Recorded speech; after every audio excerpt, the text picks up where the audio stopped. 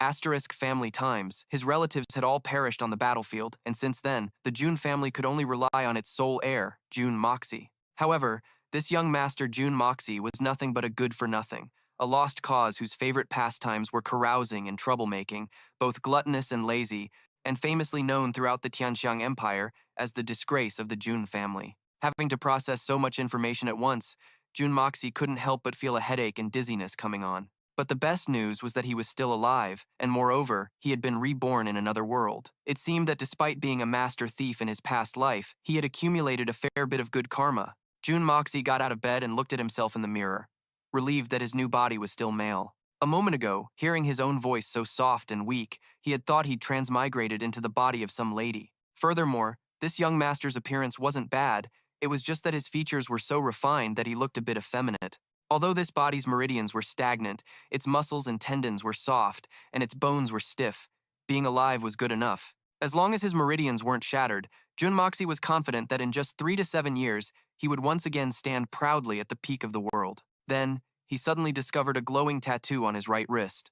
Jun Moxie immediately guessed that this was the object that had brought him here, the very national treasure he had risked his life to steal in his previous life. Fortunately, it was still in his possession. If it had fallen into someone else's hands, then the life Jun Moxie had sacrificed for it would have been a complete waste. Just as he was thinking this, a servant came to announce that the old master summoned Jun Moxie for a talk. The old master they referred to was Jun Jiantian, the grandfather of this body. The current Jun Moxie, at 16 years old, was the youngest grandson of the Jun family in the Tianxiang Empire, a complete dandy who spent his days in debauchery, utterly worthless. It made sense why Jun Moxie would transmigrate into this body. His name in his past life was Jun Xie. Wasn't that a fated clash with the name Jun Moxie? Perhaps changing Jun Moxie's life was his destiny. Jun Moxie arrived at the study, where Jun Jiantian was already waiting. The old master, despite his advanced age, still had an incredibly commanding presence. The old man came from a poor background, and in his youth, he was a general who dominated the world, striking fear into the hearts of all nations.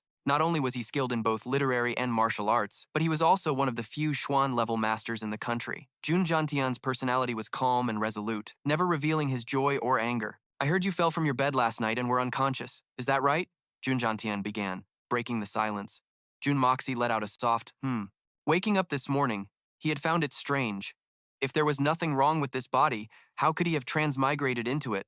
Hearing Jun Jiantian's question, he finally realized that the original young master had died from falling off his bed. How utterly embarrassing. "What are you ming about?" Jun Jiantian's voice was sharp, sounding incredibly furious. "You insolent brat. You don't even know that someone tried to assassinate you. If this old man hadn't taken precautions beforehand, you would be meeting your maker by now." Hearing this, Jun Moxie couldn't help but frown. So that's how it was. There was someone pulling the strings to make a fatal move. But even if this old man had been on guard, it would have been useless, because his grandson had truly gone to see King Yama. Seeing Jun Moxie remain silent, Jun Jiantian was a bit confused, feeling that this kid was somewhat different today. Normally, if he heard someone wanted to harm him, he would have already flown into a rage. Yet today, he appeared so calm, even a bit cold. Jun Jiantian let out a sigh, temporarily setting aside the poisoning issue because there was another problem. It was the matter of the annulled engagement between Jun Moxie and Princess Ling Meng. After hearing this, he simply lowered his head and replied that he already knew. This surprised Jun Jiantian even more. In just a few days, how could Jun Moxie's personality have changed so drastically? Wasn't he the one who had clung to the princess for dear life before? Despite his many questions, the old man had nothing more to say to his grandson and told him to go back to his room and rest. He then instructed his subordinates to dispatch several more masters to stand guard and protect the young master day and night, allowing no more mistakes. Although Jun Moxie was a despicable playboy, he was still the only beloved grandson Jun Jiantian had left, so he naturally wouldn't let anyone lay a finger on him. After the short conversation with his grandfather, Jun Moxie could only sigh and then mutter, "What a pity. In this kind of family, I'm just a useless bastard who only knows how to eat like a pig and sleep like a pig, a good-for-nothing second-generation scion." Wrong. You're not a second-generation scion. I am. You're merely a third-generation scion. A voice suddenly rang out from behind. Jun Moxie turned his head and recognized the person as his third uncle, Jun Wuyi, who, as mentioned, was once a renowned general but was injured 10 years ago, leaving his lower body paralyzed and confined to a wheelchair. "Third uncle," Jun Moxie greeted politely. "It's rare to hear you call me third uncle. You seem very different today. Moxie, are you interested in being a second-generation scion?" Jun Wuyi replied, his expression somewhat gloomy. "Third uncle, you must be joking. You are the real second-generation scion. At most, I'm just a third-generation scion. Being a peaceful and happy third-generation scion is already quite satisfying, Jun Moxie calmly replied. Just like his father, Jun Wuyi immediately sensed something was off. Jun Moxie's tone today was completely different from usual. Although his words were still teasing, they completely lacked the arrogance and stubbornness of before. Just as he was thinking this, he heard Jun Moxie continue. But if third uncle is willing to be the great tree that supports me, then I might still have a chance to be a second-generation scion, right? He even intentionally emphasized the words great tree, which instantly caused Jun Wuyi's anger to erupt. Moxie, you know full well that my legs are. Are you intentionally mocking me right now? Jun Moxie was adapting to his new body very quickly. Based on the original owner's memories, he knew that this third uncle was a cripple, destined to spend the rest of his life in a wheelchair, yet he always harbored a deep-seated blood feud. The very first thing Jun Moxie said to him was to bring up that grudge. Third uncle, after all these years, haven't you thought about getting revenge? If I had the ability to make you stand again, would you seek revenge? These words from Jun Xie had a powerful effect on Jun Wuyi, agitating him so much that he nearly lunged out of his wheelchair, gripping the boy's shoulders tightly, squeezing them hard as he asked repeatedly, do you really have a way to heal these legs of mine? The chances aren't high, but it's well worth a try, Jun Xie replied calmly. Jun Wuyi noticed beads of sweat forming on the boy's forehead and realized he had been too agitated and had gripped him too tightly. He then asked, doesn't it hurt? Why didn't you cry out? It hurts, but would crying out make it hurt any less? Jun Xie's calm demeanor and nonchalant words were completely different from his previous self, so much so that Jun Wuyi immediately realized his nephew seemed different. At the same time, he began to harbor hope that Jun Xie truly had the ability to heal his injuries. With his third uncle's consent, Jun Xie began to lay out his treatment plan, the key of which was acupressure. He requested that Jun Wuyi find a servant with a strong martial arts foundation to perform a full-body massage along his meridians every day, followed by a hot bath every evening for a full shichen, without interruption. To be absolutely sure, Jun Xie also took it upon himself to oversee the preparations. All right, Xie, third uncle will trust you. Even if it fails, I will accept it, he replied with a sigh. After so many years, he wanted to cling to even the slimmest sliver of hope. Finding this odd, Jun Xie asked in return, third uncle, in all these years, have you never once tried to seek treatment?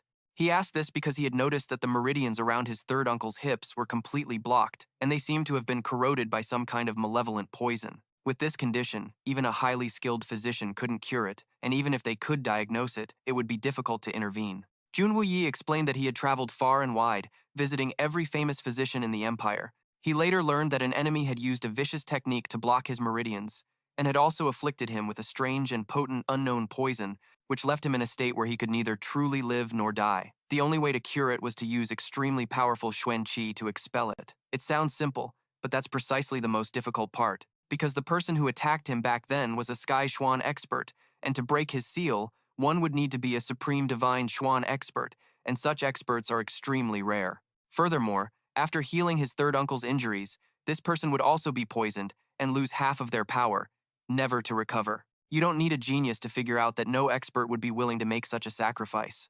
Cultivating to the supreme divine Xuan level is as difficult as ascending to the heavens, so who would willingly lose half of their life's cultivation for someone else? Truly vicious, Jun Xie clicked his tongue and replied, letting you know there's a hope for a cure is no different from telling you it's hopeless. That person must really hate you. Is he an old enemy of the Jun family? Jun Wuyi became even more puzzled, because Jun Xie was acting very strangely today. Not only did he offer a plan to save his legs, but he also grew curious about matters he had never paid attention to before. Jun Moxie, fearing he'd be exposed, had to spout some nonsense to prevent his third uncle from becoming suspicious. Third uncle's illness. I've actually been thinking about it day and night. I just happened to figure out a method today. Honestly, I hope third uncle can get back on his feet soon. That way, I can go back to being a useless young master hiding in your shadow. These words sounded very much like the original owner of the body, so his third uncle no longer suspected anything. But taking this opportunity, Jun Moxie continued to ask, third uncle, you've been injured for so many years and haven't mentioned cultivation. You must have reached the Earth Xuan realm, right? I just entered that realm this year and haven't stabilized it yet, his third uncle replied. But the perceptive Jun Moxie noticed a great deal of humility in his words. His cultivation level was likely even higher than Earth Xuan. Furthermore, on this continent, people cultivate based on a foundation called Xuan Qi. Xuan Qi is divided into many levels, the lowest being the 9th grade, followed by Silver grade, Gold grade, Jade grade, Earth Xuan, Sky Xuan, and finally, Supreme Divine Xuan. When cultivating to the 3rd grade, Xuan Qi manifests as light red, pink, and deep red. Progressing to the 6th grade, the color is purple, which is also divided into 3 stages like the ones before. And from the 7th to the 9th grade, the color will be black. If you go out there and misjudge the color, you might provoke a powerful expert and get into big trouble. The third uncle explained all at once, and June Moxie absorbed a massive amount of information. After all, the original owner of this body was just a useless young master, with hardly any valuable information in his memories. But the current June Moxie was different. He wanted to become strong, no matter which world he was in. So right now, the first thing he needed was to find a powerful expert to teach him how to use the power of this world and to act as a backer for his comeback. After finishing his discussion with his third uncle, June Moxie slowly took his leave, not forgetting to leave behind a promise that he would definitely cure his legs. Jun Wuyi watched the determined back of his nephew, still not understanding why he had changed into a completely new person overnight. However, he didn't care what the reason was. After all, the current June Moxie was the one who gave him faith that hope had been rekindled for the June family. The conversation between the two was overheard by a family servant named Lao Pang. Afterwards, Lao Pang went and told Jun Zhantian about it. When Jun Zhantian heard that his debauched young master had locked himself in the library pavilion after leaving the third master's courtyard, he was extremely surprised and asked again, "Lao Pang, are you saying that brat went to the library pavilion? What for? He isn't planning to burn the place down, is he?" The young master is reading, very quietly. "It was because he hadn't left that I felt at ease to come back and report to you, old master," Lao Pang replied. Jun Zhantian fell into deep thought, wondering if Jun Moxie had suddenly seen the light, if the prodigal son had finally returned.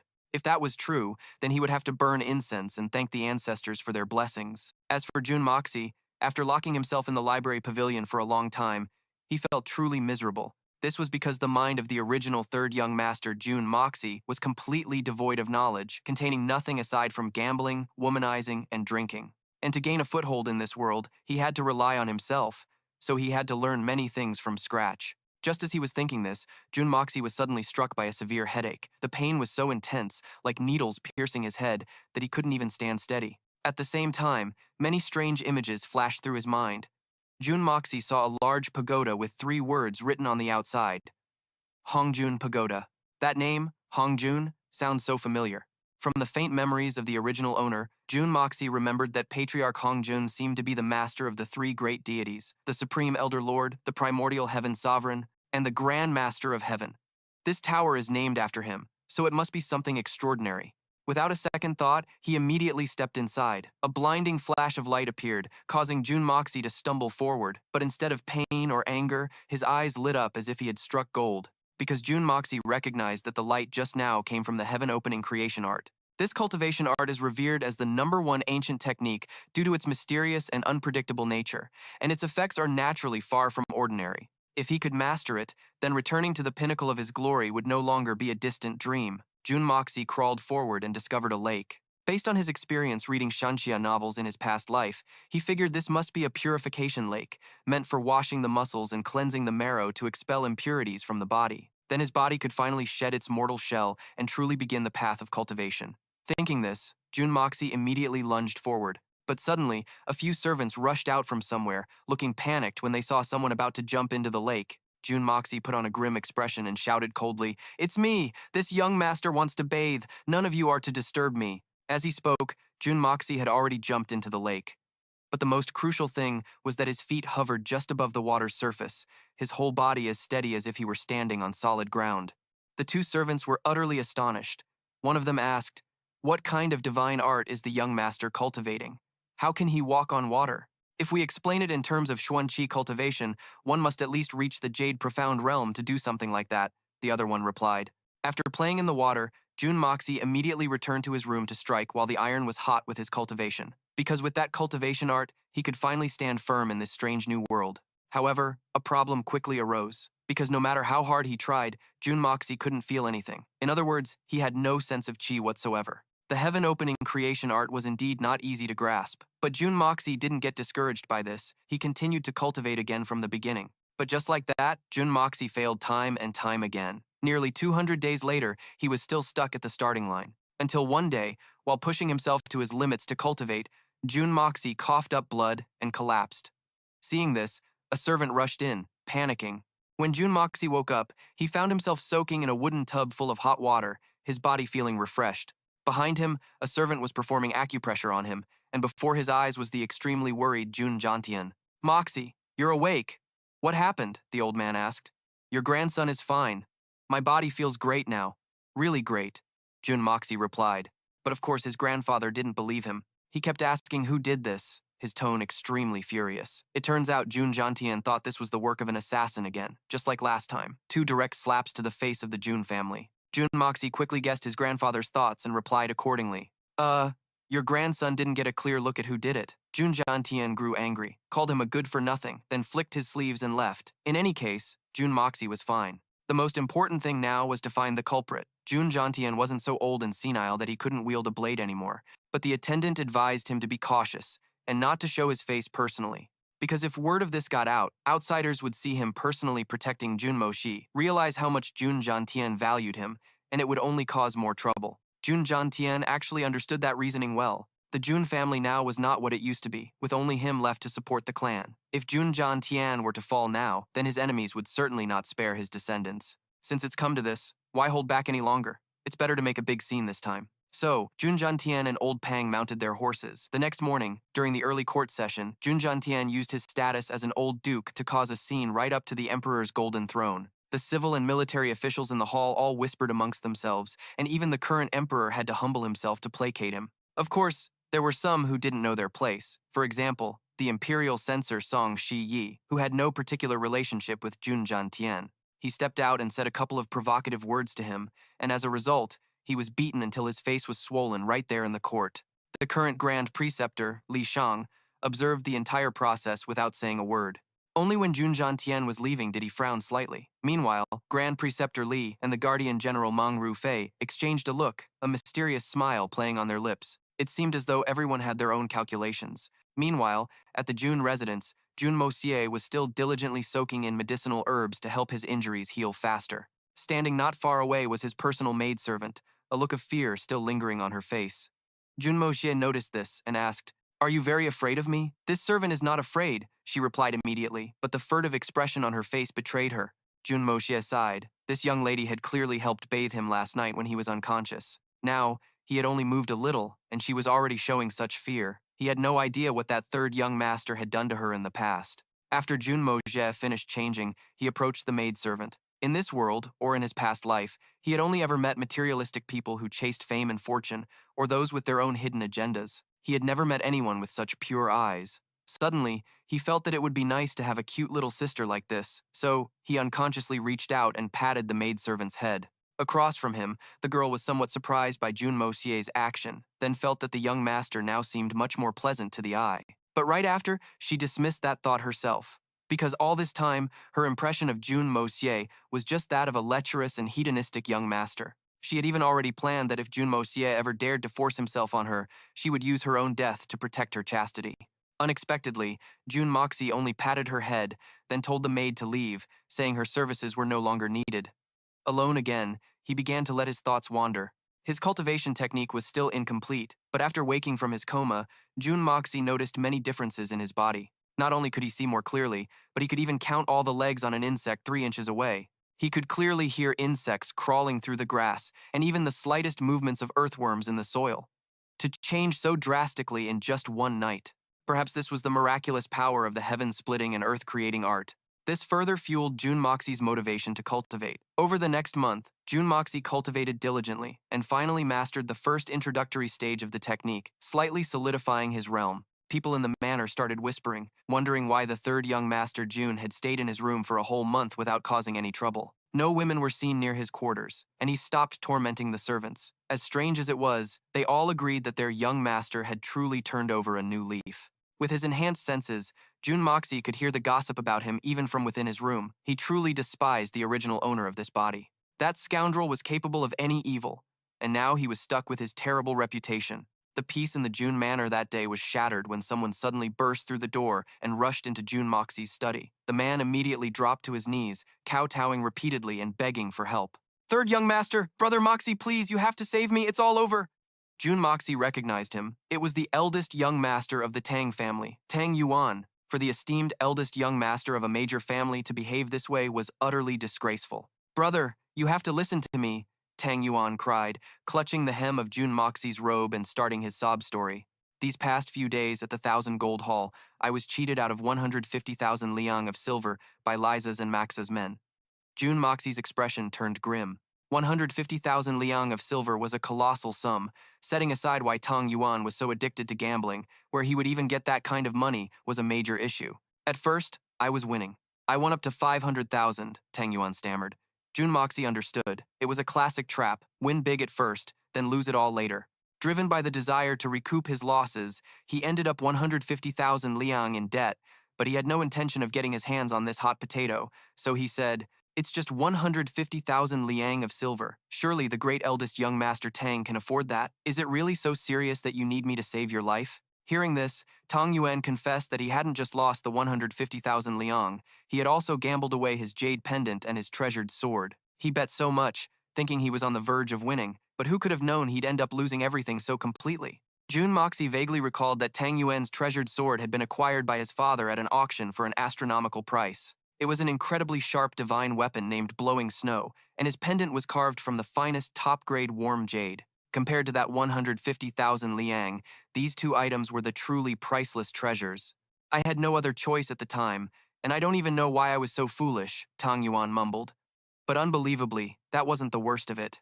He then confessed that he had also bet his own wife for 1 million liang. Upon hearing this, June Moxie completely lost it. Tang Yuan was nothing but a pig, the dignified daughter of the Minister of Justice, and the son-in-law of the Minister of Revenue, yet you dared to gamble her away? And for a mere 1 million taels, no less. Tang Yuan cried his eyes out, desperately clinging to June Moxie's thigh and wailing about his misfortune. He said those people demanded he bring 1,500,000 talas of silver within 3 watches to redeem his wife, precious sword, and jade pendant. Otherwise, they would announce this shameful affair to the entire world. "Young Master Ji, you have to save me," Tang Yuan begged. "How am I supposed to save you now? Where would I get that much money?" June Moxie replied through gritted teeth. "Help you? A gambling addict like you? I try to stay as far away from your kind as possible. Why would I waste money saving you?" Not to mention he didn't have the money, and even if he did, he wouldn't lend it.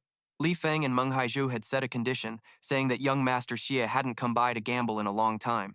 "As long as I bring you there a few times, they'll return my IOU, Tang Yuan said through his tears. June Moxie paused for a few seconds. So that's how it was. It seemed the matter wasn't so simple. They had deliberately set this trap just to lure him there. But the more it was like this, the more June Moxie wanted to see what those people were ultimately after. He called for his maid, Care, to bring his cloak, and then went with Tang Yuan for a trip to the casino. The two rode their horses to the casino.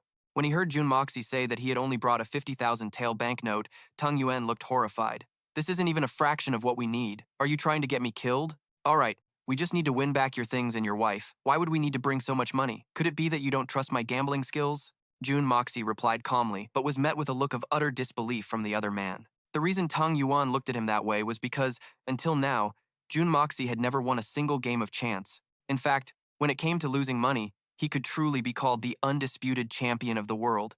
Tang Yuan, watch the road.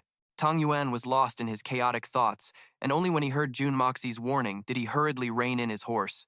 Just now, he had almost crashed into a young lady. Despite such a frightening experience, the other party showed no sign of panic on her face. In fact, she even looked a little arrogant. "Are you blind? If our young miss gets hurt, do you think you could afford to compensate?" June Moxie sighed, as he recognized this girl was likely the famously arrogant eldest young miss, Dugu Xiaoyi, of the Tianxiang Empire. Running into her here was just their terrible luck. Seeing June Moxie staring intently at her, Dugu Xiaoyi put her hands on her hips and asked aggressively, "Hey, you little brat! What are you looking at, huh?"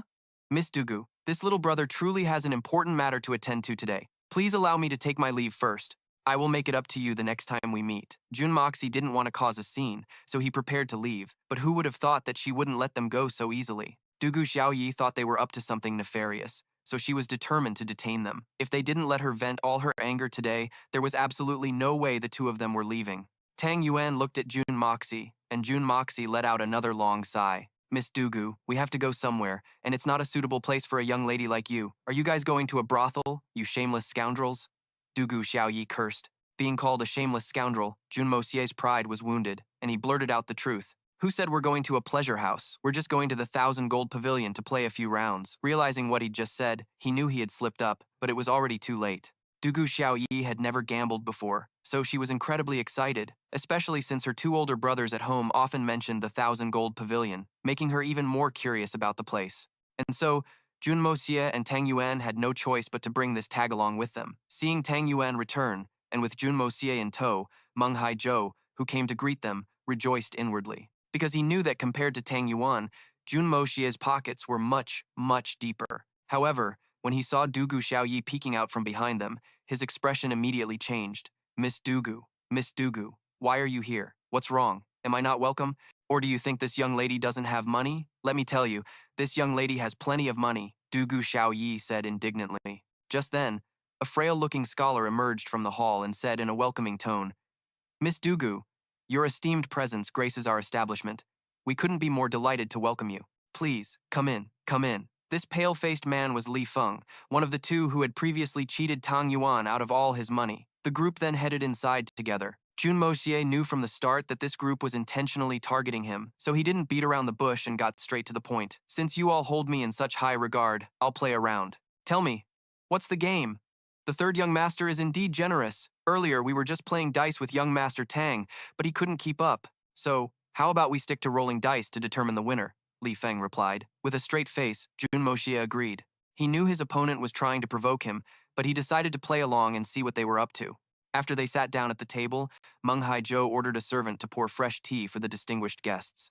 Junmo Xie picked up the teacup and took a small sip. The tea's flavor wasn't bad, but upon tasting it, he felt something was off. It seemed to contain a very potent illusion herb. Moreover, the room was already filled with a fragrance, likely a mixed illusion herb blend. No wonder Tang Yuan's mind became muddled, causing him to lose so badly. He put the teacup down and said in an arrogant tone, You dare serve this low-grade tea to guests?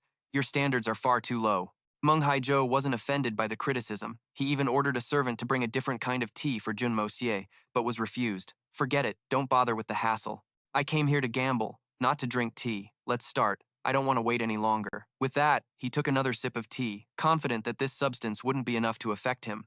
As the game began, Junmo Xie proposed a bet of 10,000 per round, claiming he didn't have much time. Seeing him act so generously, Meng Haizhou was overjoyed. Young Master Jun is truly generous.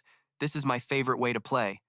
Everyone relies on luck, winner takes all, nice and fair. So, let's keep it simple. How about a game of big or small? What do you think, young Master Jun? Our MC nodded in agreement, then turned to Dugu Xiaoyi and said, Miss Dugu, as a lady, you of course cannot play with us.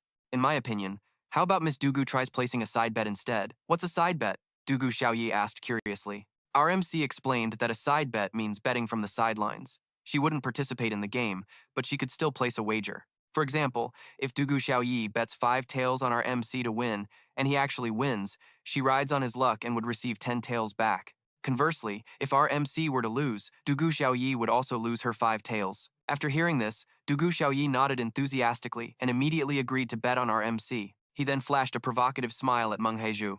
With a beauty betting on me, my luck is soaring. I'm sure to win this round. Meng Haizhou also sneered inwardly, thinking to himself that our MC would be crying tears of blood soon enough. The game began, with each person lost in their own thoughts. Our MC realized that not only had they put a knockout drug in the tea and burned intoxicating incense in the room, but even the dice had been tampered with by these two scoundrels. They must have been injected with mercury, causing their movements to be unpredictable, and only someone familiar with the sound could guess the score. However, the luck of Li Feng and Meng Haizhou had truly run out, because our MC was no longer the same person he used to be. With his experience as the #1 assassin in his previous life, he was already all too familiar with these cheating tricks. So, while the two scoundrels were still basking in the feeling of victory, their faces turned pale when they saw the dice didn't land according to their plan at all. Our MC's 3 dice rolled a total of 17 points, just 1 point higher than the others, winning by a hair's breadth. Tang Yuan was overjoyed, while Li Feng and Meng Haizhou were red-eyed with rage. Our MC, however, showed no exaggerated expression, merely saying that he won this round thanks to the good luck he received from Dugu Xiaoyi. In the second round, our MC maintained that irritatingly calm demeanor. He was the one rolling the dice, while Li Feng and Meng Haizhou bet on big. But when the dice cup was opened, the 3 dice totaled only 4 points, which was small. Our MC won again. Li Feng was completely baffled. He was sure he had just heard at least one of the 3 dice showing a 6, making the probability of getting big much higher. But when they were revealed, not a single one landed on 6. Was there a problem with the dice? Or did he really mishear it? Miss Dugu, congratulations on your winnings. Thank you for your luck. As long as I win big, I'll share 1,000 taels with you. Our MC said this, and Dugu Xiaoyi, overjoyed, continued to bet on him. Tang Yuan, watching them talk and laugh happily from the side, was a bit pensive. Didn't this Miss Dugu used to despise our MC? Yet now the two of them could be so close. The power of money is truly great. As for those two scoundrels, they were starting to get anxious. Although they verbally congratulated our MC on his successful start, they were actually fuming on the inside. However, they were certain that he was still dazed and that they had already tampered with the dice, so Jun Moxie winning the last 2 rounds was just a coincidence. Who would have thought, for the next 5 consecutive rounds, Jun Moxie kept winning. Dugu Xiaoyi was so happy, she couldn't stop smiling, helping him count the money on the side. Meanwhile, Tang Yuan was utterly astonished, because previously, Jun Moxie was known for his terrible luck, losing every game he played, yet today he hadn't lost a single round. You. Li Feng and Meng Haizhou were so furious they stuttered, accusing Jun Moxie of cheating, but he immediately shot back. If you're out of money, then get lost. If you can't afford to play, then don't. Which one of your eyes saw me cheat, huh? Miss Dugu here is an expert herself, and she's sitting right beside me. You tell me, how could I possibly have cheated? How shameless. When you win, you laugh your heads off. But the moment you lose, you accuse people of cheating. You guys will really say anything, won't you? Dugu Xiaoyi agreed. It turned out that, even though no one told her, she had seen from the start that Tang Yuan was losing, which is why she ran to find Jun Moxie. She also knew that the famous playboy, third young master Jun, could never stay away from such matters, and that the real goal of Li Feng and his cronies was to fleece the Jun family of all their wealth. Meanwhile, at the Grand Tutor's pavilion, a servant from the 1,000 Gold Pavilion ran over breathlessly to report that Jun Moxie had arrived, but he had brought the young miss of the Dugu family along. The person he was reporting to was Li Yuran, another member of the Li family who, at a single glance, was clearly no good doer. Dugu Xiaoyi? Why is she at the 1,000 Gold Pavilion? Li Yuran asked. The servant shook his head, saying he wasn't sure, only that they had coincidentally met on the street. Jun Moxie was even hassled by Dugu Xiaoyi and forced to bring her to the 1,000 Gold Pavilion, so it's unlikely he planned this, Li Yuran muttered to himself after hearing the report. Jun Moxie, consider yourself lucky. After speaking, he ordered his subordinate to go back and inform Li Feng and Meng Haizhou to temporarily call off today's plan, telling them to make their escape first, and they would plot against Jun Moxie again later. Beside him, a man named Haoran also chimed in, making Li Yuran start to wonder if Jun Moxie had brought Dugu Xiaoyi there on purpose. But how could he have known that the current Jun Moxie was a transmigrator from the modern era? That's why he didn't think he was the type to be so cunning. Meanwhile, back at the 1,000 Gold Pavilion, Jun Moxie had already won every last coin from those two scoundrels. Dugu Xiaoyi was even more overjoyed to see this, and the two began to divide their winnings. Jun Moxie, you won today entirely thanks to this young lady's good luck. So, I'll be taking a larger share, hope you don't mind, said Dugu Xiaoyi. If it weren't for Miss Dugu's amazing luck, how could I have possibly swept the floor with them? Take as much as you want, Jun Moxie said generously, before turning to taunt the two scoundrels again. Do you have any silver left to play? If not, we're heading home for a nap. Li Feng and Meng Haizhou's faces turned as pale as a sheet. Their plan to lure Jun Moxie here today had been set from the beginning and was supposed to go smoothly, but in the end, it had come to this. Both of them could already imagine how terrifying Li Yuran's furious expression would be. Therefore, they gritted their teeth and put up their personal belongings to continue gambling, refusing to let Jun Moxie walk away. Meng Haizhou took out 2 jade pendants, but Jun Moye showed a disdainful expression without holding back. Do you think I collect scrap? Bringing this worthless junk out to bet against me? I'd rather have gone home earlier to sleep. Being pressured like this, Meng Haizhou had no choice but to take out the jade pendant and sword that Tang Yuan had lost in the previous bet. Even Dugu Xiaoyi knew these 2 items had extraordinary origins, but Jun Moye still showed no desire for them whatsoever. Tang Yuan is Tang Yuan, and I am me. What do his things have to do with my bet? If I win, it will become my prize. Young Master Meng, do you think the logic I just presented is correct? Meng Haizhou was so angry he gritted his teeth, and although he didn't want to give up these 2 treasures, he had to bite the bullet and take them out, even adding the Ruyi jade scepter gifted to his family by the emperor. The treasured sword his uncle cherished most, plus the luminous pearl that Grand Preceptor Li gifted to Li Feng, all were priceless treasures meant to raise the stakes. However, they demanded that Jun Moye not bet with money this time. Finally, those 2 bastards couldn't hide their true intentions any longer. Seeing that they had revealed their true purpose, Jun Moye also laid his cards on the table. Speak. What is it you want me to bet? It's very simple. If I lose, everything here will belong to young Master Jun. But if I win, the 3rd young master must agree to one condition. How about it? Furthermore, This is a condition the third young master can certainly fulfill, so there's no need to be so tense. Jun Moye knew this would be an extremely dangerous condition, but he continued to act the part of a brainless, hedonistic playboy and agreed immediately after hearing Meng Haiju's proposal. This time, both sides would bet on a dice roll, still playing high-low, but with no house. Whoever rolled the higher score would be the winner. Jun Moye generously agreed, even taunting his opponent for being a defeated general who still dared to challenge him. Meng Haizhou went first and rolled the dice. Looking at him, Dugu Xiaoyi felt something was off and whispered a question. Do you think he summoned the spirits of his ancestors to help him? I find his aura strange, dark and sinister. It feels like something is very wrong. At this moment, the 3 dice in Meng Haiju's hand landed on the table. Everyone around, including Li Feng, Tang Yuan, and Dugu Xiaoyi, swallowed nervously. Only Jun Moye remained completely calm.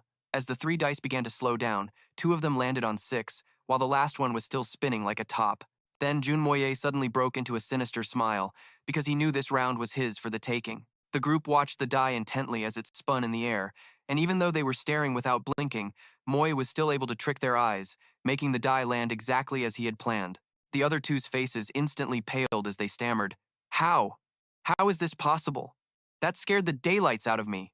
Tang Yuan, standing beside them, immediately started celebrating. Third young master, your luck is truly second to none. The god of wealth must be on your side. Hearing this, Moy smiled and replied sarcastically, So, Brother Meng, you prepared all of this just for this difficult maneuver. I'm truly impressed. Haiju, still unconvinced, shouted, Stop your nonsense. You haven't won yet. What if you roll a lower score? Moy, completely unfazed, picked up the dice and declared confidently, Then allow me to demonstrate an unparalleled gambling technique and open your eyes. After a while, the 3 of them finally left, with Tang Yuan and Xiao Yi hugging 2 large bags of money. He exclaimed excitedly, We've hit the jackpot, third young master. This time, brother, I'm completely in awe of you. Oh, right, brother. Shouldn't you return the pendant sword and jade pendant to me? I immediately questioned him. Tang Yuan, why the hesitation? Tang Yuan only then realized that those items were won by the third young master, and the third young master never said he would return them. He hurriedly pleaded, Third young master, you know if I go back with nothing, the old patriarch will not spare me. I nonchalantly replied, That's your problem, but considering our brotherhood, I suppose I could sell them to you. A joyful Tang Yuan rushed to hug me, exclaiming what a good brother I was, but I immediately pushed him away. Hey fatty, watch your weight. Just then, Xiao Yi also walked over and said, Jun Mo Ye, today was fun. This young lady will forgive you, but next time you go out, you must invite me. All right, whatever Miss Dugu says, goes. As soon as I finished speaking, Tang Yuan cut in. Brother, let's discuss the price. I ran a hand through my hair in exasperation. Young Master Tang, you really are something else. You even gambled away your wife. I corrected him with a serious tone. Tang Yuan, it's fine to gamble, but don't take it too far. Do you have any idea how strange today was? You lost both the pendant sword and the jade pendant, and you even gambled away your fiancé. Are you that foolish? This concerns the reputation of 2 great families. Don't you feel that something is wrong here? He naively replied, It's because I fell for their trap. I immediately took out a teacup and continued speaking. From the incense to this teacup, it was all part of the trap they set. Tang Yuan's eyes widened in shock. Brother, how did you get this? Then, I suddenly reached out my hand, a sinister smile on my face, and said, I'm going home now. To tell your old man every detail of what happened. The one who strikes first gains the upper hand, and you are the victim here. The proof is in this cup. I'm sure your old patriarch won't blame you too harshly. Tang Yuan nodded blankly. All right, I'll listen to you, brother. So, third young master, about my pendant sword. I cut him off again. What's the rush? Leave it with me for now. Later, you'll go to them with a banknote to buy it back, and they won't be able to produce the item. Do you get my meaning? Tang Yuan finally relented, praising me profusely. Damn, that's a brilliant move. I'll listen to you, brother. I'll listen to you. I'm going to see the old patriarch right now. After saying this, he immediately mounted his horse and headed home. Watching his retreating figure, I thought to myself, you want to settle scores with me? Fine, I'll settle the score with all of you first. The scene shifts back to the Li family's grand courtyard, where the master was dealing with the 2 men from earlier. Things have come to this. There's no use saying more. Just drop it. This time, we'll consider Jun Mo Ye lucky. As for you 2, you will each receive 40 strikes of family discipline. You will also forfeit half a year's salary. Starting tomorrow, you know what you must do. Is that clear? The 2 men didn't dare to resist in the slightest. The one named Hai Zhou could only think to himself, although it's 40 strikes of family discipline. Even if it doesn't kill us, our flesh will be torn and bones shattered. He is already being merciful. The master then gave another sinister order. Men, investigate Jun Mo-ye more thoroughly. Find out how he won the money and why the knockout drug had no effect. Also, find out if Dugu Xiaoyi's appearance was a coincidence. 2 shadow guards appeared, received their orders, and then vanished. Just then, a servant rushed in, breathlessly reporting, "Young Master! Marquise Tang is leading Young Master Tang and 100 men this way. They are marching towards the Li residence, full of fury." Meanwhile, I had also returned home with my spoils of war. I handed the items to Care and then left. Hearing the news, Jean Tien became furious. He stormed in, bursting through the door. "Mo Ye, you scoundrel! You snuck out to gamble again." But as soon as he stepped inside, the blinding sight of gold and money immediately stopped him in his tracks. "Where did all this come from?" Care immediately replied, "Old master, these treasures are from the young master's winnings at the gambling den." Jean Tien asked doubtfully, "Winnings? He brought them back from winning? He actually won money?" Care firmly insisted. "Yes, I heard he won it all from the Heavenly Capital Pavilion. After coming back, the young master told me to tidy up, and then he went to the library to read a book." After hearing Care's account, Jean Tien was no longer angry and instead fell into deep thought. After taking a few steps, he spoke up and asked, "Old Biao, what do you think?" The old man quickly replied, "This old servant does not know, but the young master always acts with great consideration." Jean Tien stopped, glanced at old Biao and asked, "If he's interested in studying, what do you think about sending him to the Wenqing Academy?" Old Biao replied with a frown, "Those old fogies at the Wenqing Academy are utterly corrupt. If the young master were to go, I'm afraid he would run into trouble." Hearing this, Jean Tien sighed in frustration. "Oh, old Biao, tell me, how should I pave a good path for Mo Xie?" Old Biao quickly added, "There is one way. It would protect the young master, and it wouldn't cause you any trouble later on, old master." Jean Tien asked in surprise. "You have a way?" Without beating around the bush, old Biao immediately laid out a plan. "Buy the young master a young, level 8, Xuan beast, and then we'll use every means at our disposal to force its growth." After hearing this, Jean Tien could only clutch his head in helplessness. "Are you dreaming? A level 8 Xuan beast is incredibly rare. Raising a young beast to maturity takes an incredibly long time. How could you even suggest that?" Old Biao, just now realizing the issue, replied, "It won't work," Jean Tien said dejectedly. "Forget it. Let's go see what Mo Xie is up to." The scene then shifts back to the Li residence. Yuran was discussing matters with his subordinate. "I didn't expect Tang Yuan to be this cunning. It seems our plan needs some adjustments." The subordinate quickly replied, "Yes, sir." Yuran then asked, "Among the arrivals, is there anyone we need to keep an eye on?" The subordinate answered immediately, "There are 3 of them." Having grasped the situation, Yuran then issued a command.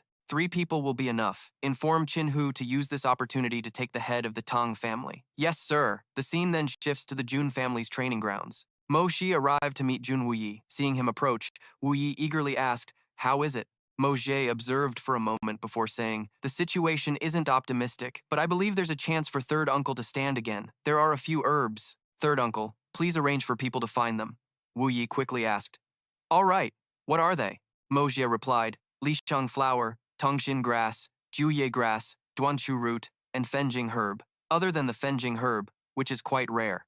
The other herbs are very easy to find." After finishing, Mo Xie added a reminder, "Be careful not to let outsiders know you're buying these. Even after you've gathered all the herbs, you must let me inspect them carefully," Jun Wuyi earnestly expressed. "There are many people who don't want me to recover. Mo Xi, with you here for the Jun family, I can finally rest assured.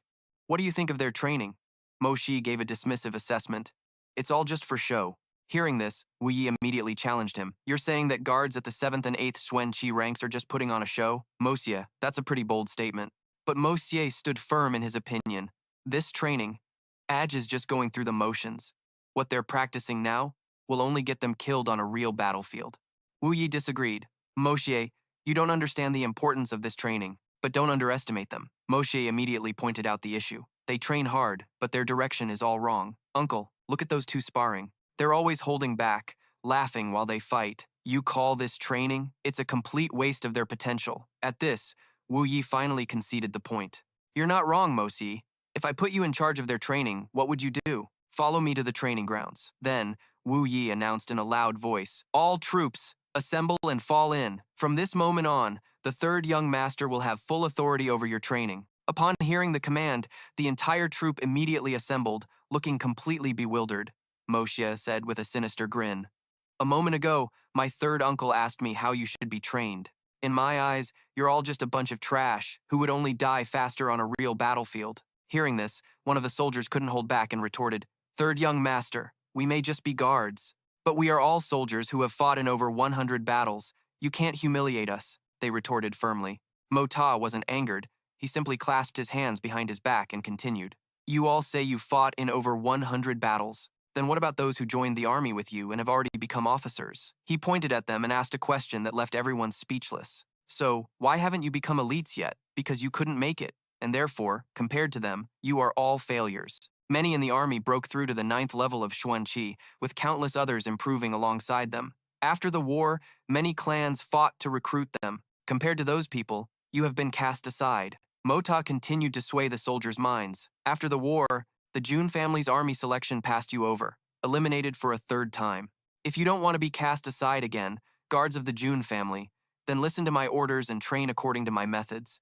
If you don't want to remain as lowly guards, then step forward. It was as if everyone was awakened by Mota's words, and they all stepped forward, their spirits blazing. He had already warned them, my training is anything but gentle, and there's a high chance you'll end up crippled, or even dead. Very well. In my training, there is only survival or death, Mota declared loudly. During this training, you are only to obey my commands. Disobey an order, and you will be executed. Those who are slow will be executed. Those who dare to voice dissent, executed. Disobeying orders, executed. While he was declaring the new rules, John Tien had also arrived. The old man couldn't help but be surprised, thinking Mota might just make the Jun family glorious again. No, not might. He definitely will. After understanding his son's intentions, he immediately gave an order to his old steward.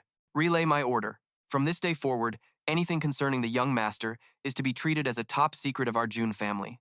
At this point, Mota had brought the entire army to heel. Standing above them, he declared, the first order is this: disobeyers will be killed without mercy. Even Mota himself didn't know that the army whose training began today would one day become a legion of godslayers, sweeping across the lands and leaving devastation in their wake. Duran instructed his servants, you two wait outside, I'm going in to talk with the man. He stepped inside and sat opposite Tang Wanli. The atmosphere was terrifyingly silent. Suddenly, the teacup in the old man's hand shattered. He glared at him with hatred, sizing him up. He had intended to cause a scene, but this Li Duran fellow acted as if nothing was wrong, remaining perfectly polite and considerate. He had crushed the cup in his hand. Seeing this, Duran immediately called out, servants, quickly bring a bowl of the finest Hanyan tea for the old marquis. The moment he finished speaking, the old man flew into a rage and slammed the table, sending water splashing everywhere. Enough. I didn't come here today to drink tea. Bring those two beasts from the Li family out here, Duran still replied gently. Old Marquis, your timing is quite coincidental. They made a mistake and are currently being punished. Hearing this, the old man paused. Then he asked, so, what mistake did they make? Actually, it concerns the matter of young Master Tang. Those two are currently receiving their punishment at the disciplinary hall. After a moment, Duran finally managed to shift Wanli's focus. What do you mean? You're saying it was orchestrated by the Meng family? He affirmed. That's exactly right. Meng Hai of the Meng family has long had his eyes on young Master Tang's fiancée. That's why the three of them resorted to such a scheme. Hearing this, the old man held his forehead in frustration and quickly stood up. I understand now. Thank you for your hospitality today. I'll take my leave. Let's go. We're heading to the Meng family to settle this score. My apologies for the poor reception, Senior. Let's skip past the old marquee. The scene shifts to the Song family's tavern, where our MC has arrived, braving the wind and rain. He quickly took off his hat and ordered, shopkeeper, 1 bowl of food, 1 jug of fine wine. His cup was quickly filled. As he sipped, he thought that even if he was the strongest assassin in the world in his past life, in this other world, he was just a lonely soul. Coincidentally, Hoai Nong was also here for a drink. Seeing our MC, he remarked, young brother, you have an impressive tolerance for liquor. It's storming heavily outside, and to meet like this is fate. Why not drink together? Our MC didn't say much. He then took his wine and sat with Hoai Nong. A chance encounter in a small tavern amidst the melancholy autumn rain. It truly is fate. Why not? Please. The two raised their cups. In that case, it would be rude of me to refuse. As they drank and chatted, Hoai Nong asked curiously, a young man of such refined bearing is a rare sight in the capital. May I ask which prestigious family you come from, young brother? Faced with this question, our MC calmly gave a disingenuous reply. I am but a rootless wanderer in this world, with no name to speak of. As for my worldly origins, you need not ask. Or could it be that in your eyes, brother, only the scions of noble houses can possess a dignified air? Hearing the criticism in the boy's words, Hoai Nong laughed apologetically and admitted his mistake. A slip of the tongue. A slip of the tongue. I shall punish myself with a drink. Might I be so bold as to ask for your esteemed name, young brother? Our MC also raised his cup and replied calmly, once we finish drinking, we'll go our separate ways. What use is there in remembering or forgetting a name? Hoai Nong was once again rendered speechless by his words. Young brother, you are so young, yet your words are full of profound wisdom. I have been rude. What you say is quite right. It is I who am too worldly. I'll drink another cup as punishment. Seeing him about to drink again, our MC reached out to stop him. Brother, you keep punishing yourself. You're not trying to outdrink me, are you? He looked at his cup and then mused aloud. This wine, though obscure, is quite good. Let's just consider it an excuse to drink more. Hearing him praise the wine, our MC retorted, Fine wine? Let me tell you, I suspect you've simply never tasted truly fine wine, brother. Hoai Nong remained calm and replied, This tavern of Old Third Song may not be large, but it's quite famous in the capital. To be able to sit here leisurely and drink this wine on a rainy day like this is my good fortune. Our MC remained dismissive, quoting a saying, When drinking with a soulmate, 1,000 cups are still too few. When the conversation doesn't click, half a sentence is too many. The wine is bad, the company is dull. What's the point in drinking like this? I'm leaving. With that said, he immediately stood up and left the tavern. The moment our MC departed, a guard appeared behind Hoai Nong. Your Highness, should we follow him? He shook his head. No need. That boy is arrogant, but he has real substance. Interesting. In this entire capital, besides Huang Heng, no one dares to talk to me like that. This kid. He gives me a strange feeling. Outside, the rain continued to fall relentlessly. The only figure on the entire street was our MC's solitary silhouette.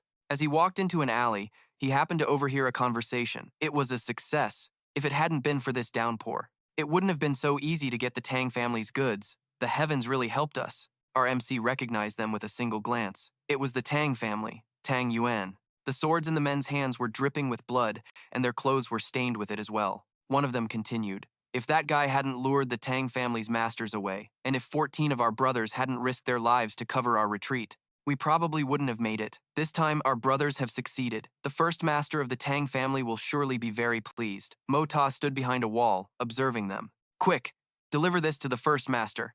But, big brother, if the Tang family investigates, that guide will probably have a hard time escaping death. Hearing this, Mo Ta grew even more curious. He couldn't help but wonder, what did they take from the Tang family to suffer such great losses and still be so pleased?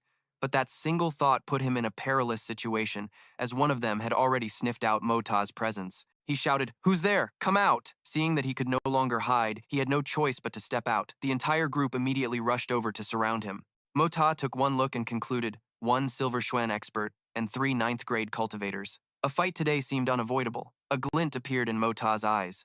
The key to breaking this deadlock was in his Xuan artifacts. He carefully took out 4 Xuan artifacts and hurled them toward the group. Dazzling Xuan artifacts in this world were like a target on one's back. He used a golden coin dart for cover and a flying dagger as a deadly weapon. The Xuan artifacts flew at a dizzying speed, making the men shudder. One stammered, Gold-killing Xuan artifacts. An Earth Xuan expert. Before they could even react, Mo Ta charged forward with his dagger, using the blurring curtain of rain to launch a surprise attack. One by one, they were hit by his strikes in the blink of an eye. He's toying with us! He's clearly an Earth Xuan! But after launching his attack, Mo Ta retreated to catch his breath. In a battle like this, any hesitation in advancing or retreating could cost him his life.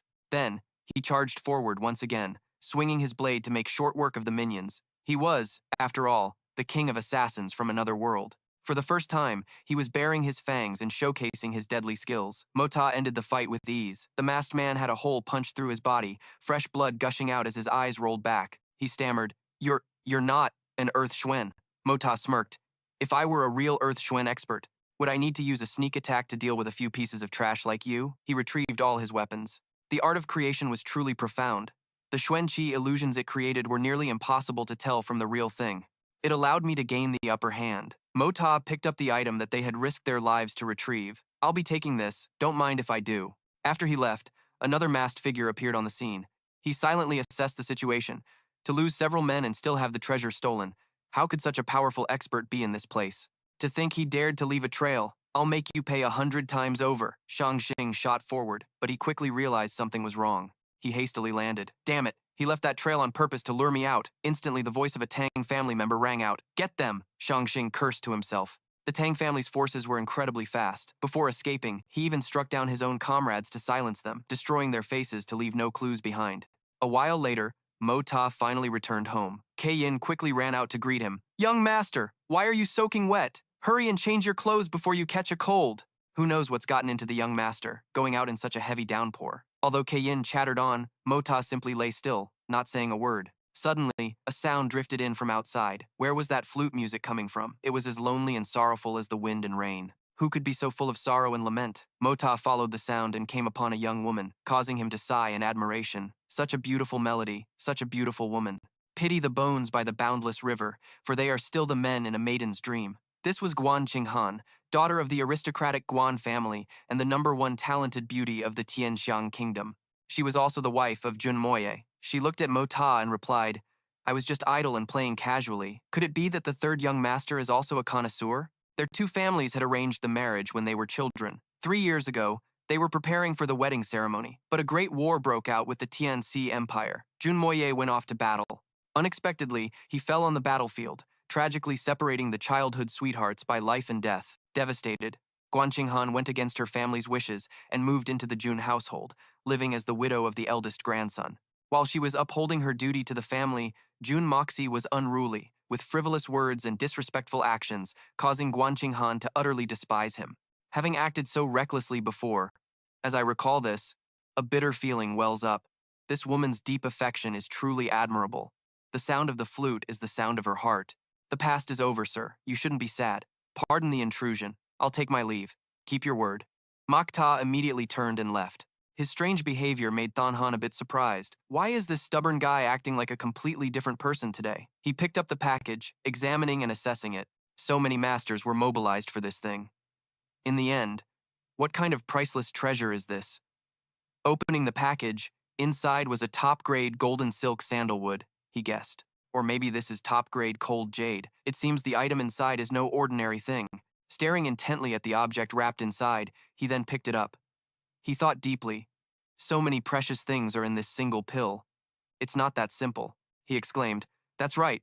Could it be a Xuandan? But it's not that simple. A Xuandan is only found in the body of a level 3 or higher, mystic beast, and it shouldn't be this precious. It must be something more. With that said, he caressed the object inside and thought deeply, what should I do now? If I return it to the Tang family, then my background will be hard to explain clearly. The more I think, the more complicated it gets. If I don't return it, what's the use of me keeping it? I still can't determine its effect, but difficult matters should be dealt with later. He used the box as a pillow and went to sleep. Forget it. I'll keep it for now. I've heard the scent of golden silk sandalwood is very helpful for sleep. At the Meng family estate, Wan Li was beating a subordinate black and blue while interrogating him. Speak! Who is the mastermind behind this? The subordinate, his face swollen, begged for mercy. Spare me! Another subordinate came in to report. Master. He turned his head and yelled, What? The servant replied, There's trouble at home. The Xuandan. Your Xuandan has been stolen. The subordinate, who was just beaten severely, also had a grave expression. They succeeded. The word struck him like a clap of thunder. He was stunned. What did you say? He immediately grabbed his collar and demanded, Brat, what are you laughing at? If you don't hand over the sword and jade pendant within 3 days, I will report this to the emperor. Then he hurriedly left. Returning to the present, at a canyon where sand and dust swirled, voices could be heard. I can't believe the third young master, with his small frame, can keep up with our intense training. I heard the third young master had already trained for Tu Shichen before coming here. He didn't even rest after warming up and practicing his forms. Mak Ta ran over and shouted, No talking during training time. 8 more laps. Are you all following me on an empty stomach? Is it time for a break yet? A soldier spoke up. We can barely complete this level of intensity. Another soldier, supporting a comrade who had fainted from exhaustion, added, Let's make a bet. Let's see if the third young master shows up this afternoon. Another soldier, panting heavily, replied, No need to bet. He definitely won't. Ignoring their words, he continued to train persistently. It's a training method from his past life, one he hasn't practiced in a long time. Without touching the long nails on either side, his fingers, at an extremely fast speed, struck the hidden bells behind them. This training method mainly hones finger dexterity. It looks simple and easy, but it's actually full of sharp thorns. Just the slightest mistake, and you'll be pierced by the thorns. He held his hands forward and said with a smile, Let's begin. The announcement rang out. Assemble. 2 soldiers were talking to each other. Look, it's almost time. I told you the third young master wouldn't come. It's not time yet, though. But contrary to their expectations, Mak Ta appeared with his hands no longer intact. Everyone was stunned. No way. He commanded in a clear voice.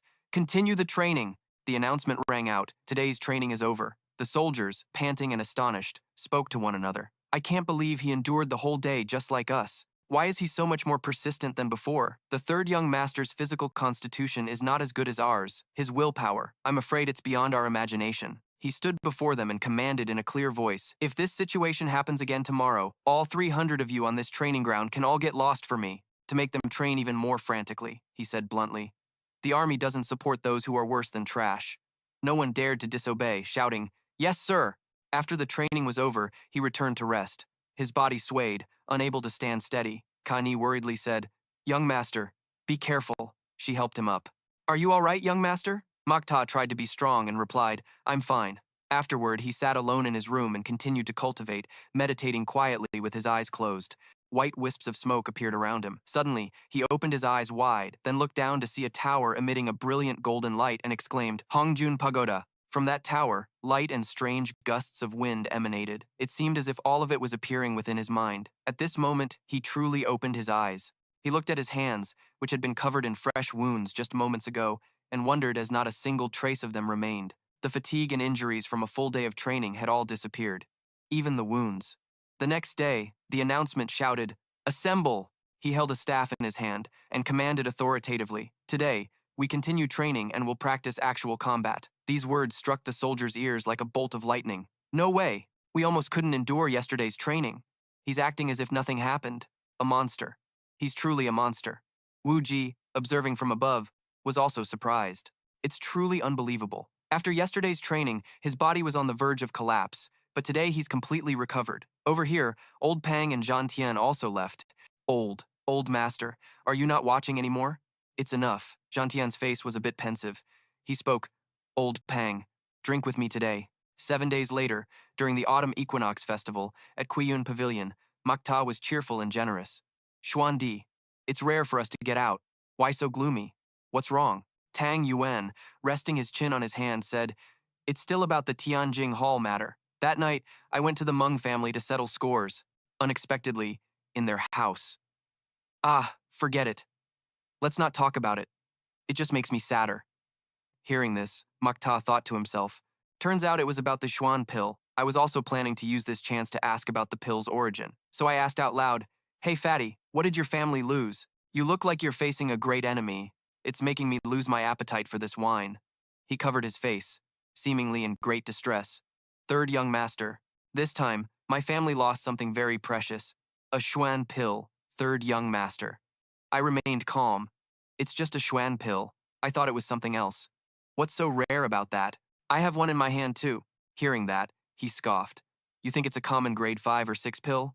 The one my family lost was a grade 9 Xuan pill, a top-tier one at that. If an Earth Xuan expert uses a grade 9 Xuan pill, it's enough to ascend from the Earth Xuan realm to the peak of the Heaven Xuan realm. The more he spoke, the more excited he got.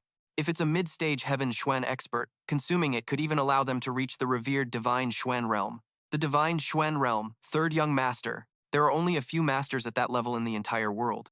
Hearing about its incredible effects, I frowned and asked back, Really? Such a powerful effect? Tang Yuan took a tissue, blew his nose, and concluded, You don't know the half of it. My life is so hard. In this world, the only one who listens to my grievances is you, third young master. Seeing this, I was a bit disgusted. Hey, fatty, remember to throw your snotty tissue far away from me. As soon as he threw the tissue, trouble started. A loud shout echoed, Which bastard threw that? Get out here! Qin Bao, with a beauty in his arms, furiously roared. Which bastard threw that snotty tissue around? Get out here for this old master. I'll make sure to exterminate his entire clan. I glanced over and called out, Fatty Tang, your aim is really something. I'm impressed.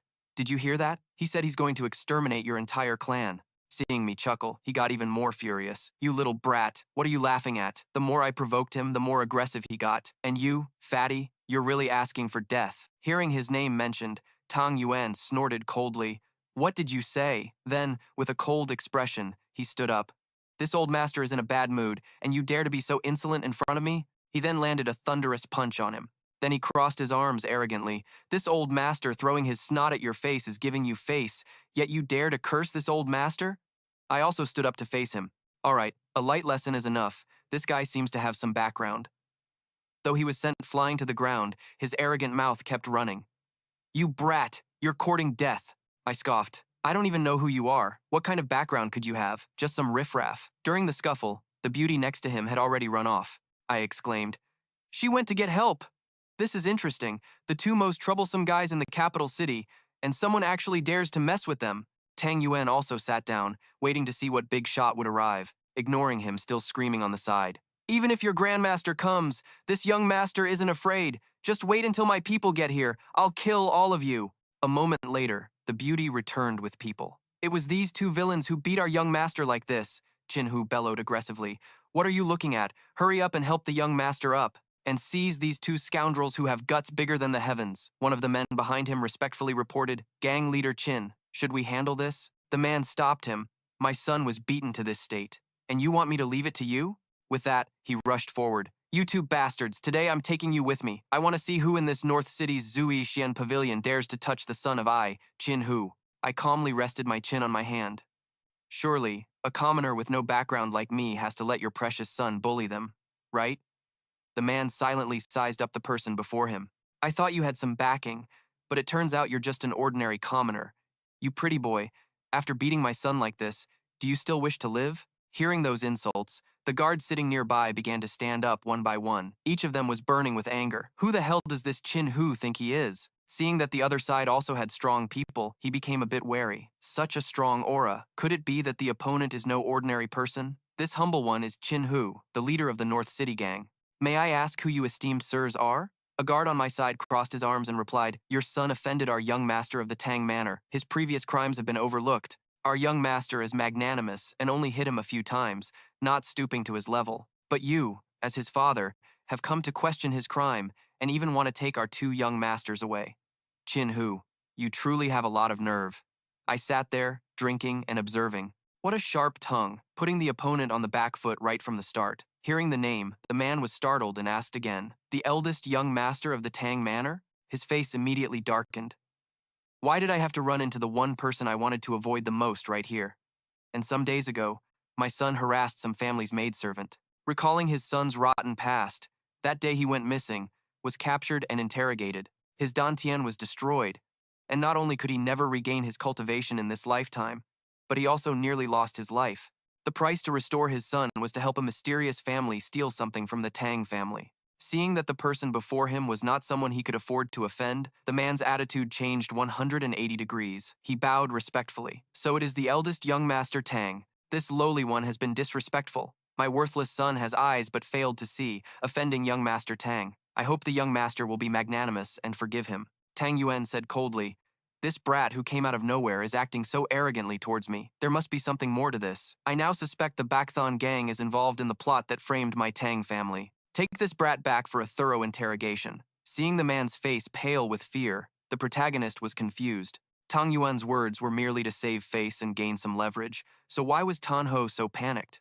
Besides, he's a gang leader, after all. He looks like he has a guilty conscience. Could it be? Seeing this, Tan Ho immediately knelt and apologized. "My worthless son was disrespectful. It is right for the young master to teach him a lesson. I, Tan Ho, will offer compensation that will satisfy you." Tang Yuan glared, his tone challenging. "I want to see just how your Bakthon gang plans to compensate me."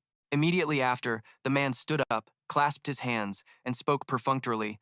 "Thank you for your mercy, young master. You are magnanimous. I, Tan Ho, will pay a visit another day. Thank you for young Master Tang's great kindness." Tang Yuan rested a hand on his belly and said, "This matter isn't up to me. However, your son's insults towards young Master Jun were not light. As long as he doesn't press charges, you two are free to go." Hearing this, Tan Ho's face stiffened. He thought to himself, "Young Master Jun, how did my son manage to offend the infamous demon young master Jun Mo Tan of the Tianxiang Kingdom?" Mo Tan, sitting nearby, also felt that something was fishy. He had wanted to deal with that arrogant Tan Ho for a long time. It wouldn't be fun if he didn't kill him. The Bakthon gang. It wasn't just a matter of not fun. "Tan Ho, this young master originally intended to teach you a lesson," he said. "But seeing your respectful attitude, I'll let this matter slide. However, I've heard that your Bakthon gang has many gambling dens. This young master wants to see your sincerity." Hearing this, the man laughed, his face still covered in sweat. "We would be honored to have young Master Jun visit our gambling dens. I guarantee we will make your visit worthwhile." After listening, the protagonist waved his hand dismissively. All right, you can go now. Tang Yuan then let out a frustrated sigh. What a buzzkill. Meanwhile, Tan Ho turned and dragged Tan Bao away, muttering, You stinking brat, I'll deal with you properly when we get back. This time, his son could only cry out, Dad. Tang Yuan then changed the subject. Young Master Jun, tonight is the capital's scholar banquet at Luo Yue Lake.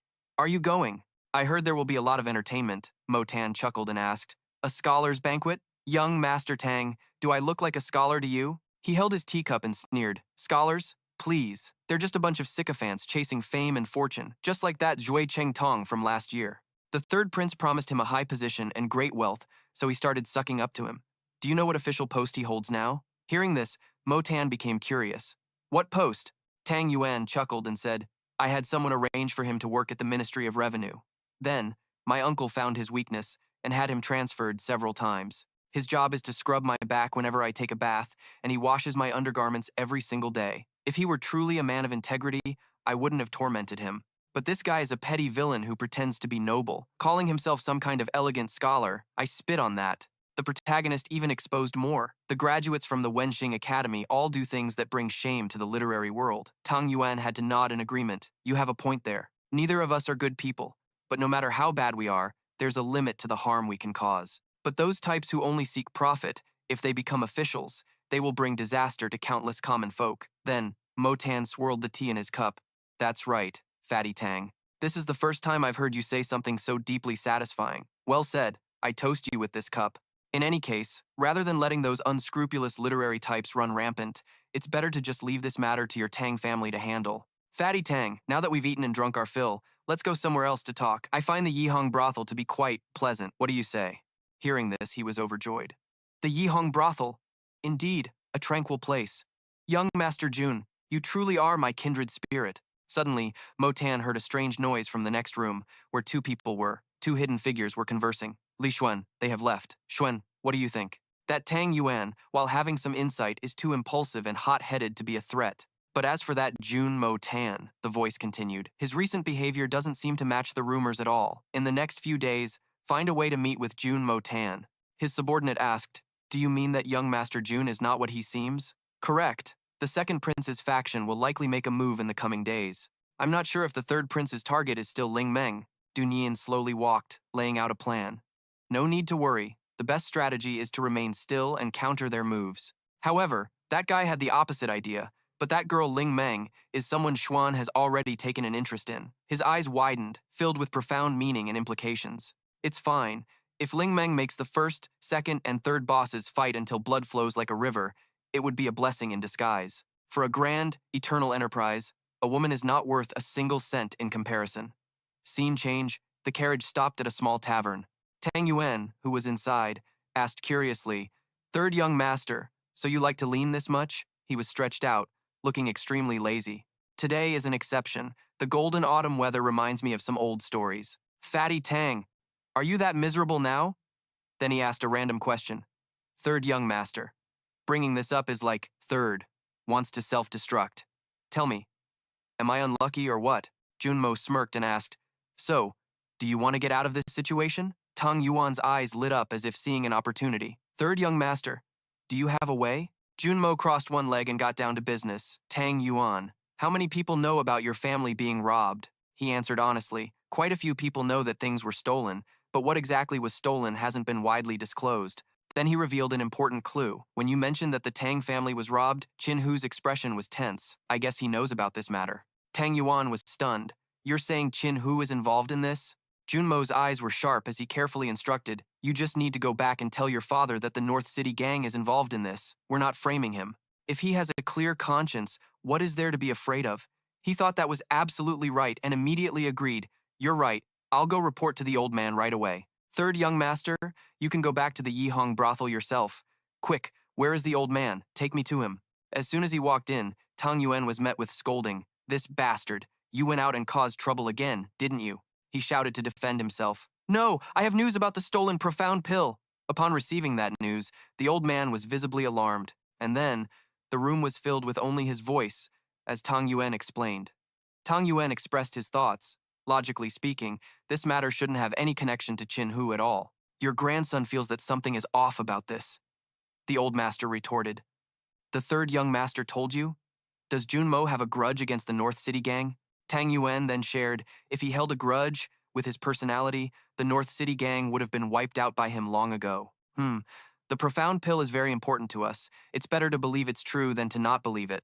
After that, he slammed his hand on the table and gave an order. That's right, it's better to believe it's true than not. Pass on my order. Gather all the Xuan practitioners in the mansion. Tonight, we will launch a surprise attack on them. At another location, the Divine Weapon Pavilion, Junmo stood in front of it, wondering to himself, this is the family crest of the Dugu clan. Divine Weapon Pavilion. Can I find what I need here? As soon as he stepped inside, the shopkeeper rushed over to greet him. This young master, may I ask what kind of weapon you are looking to buy? I'm not looking to buy an existing weapon, he replied politely. I just want to ask, do you have any cold iron here? The man knew right away upon hearing it. This young master is clearly an expert, someone in the know. But our humble shop is temporarily out of cold iron.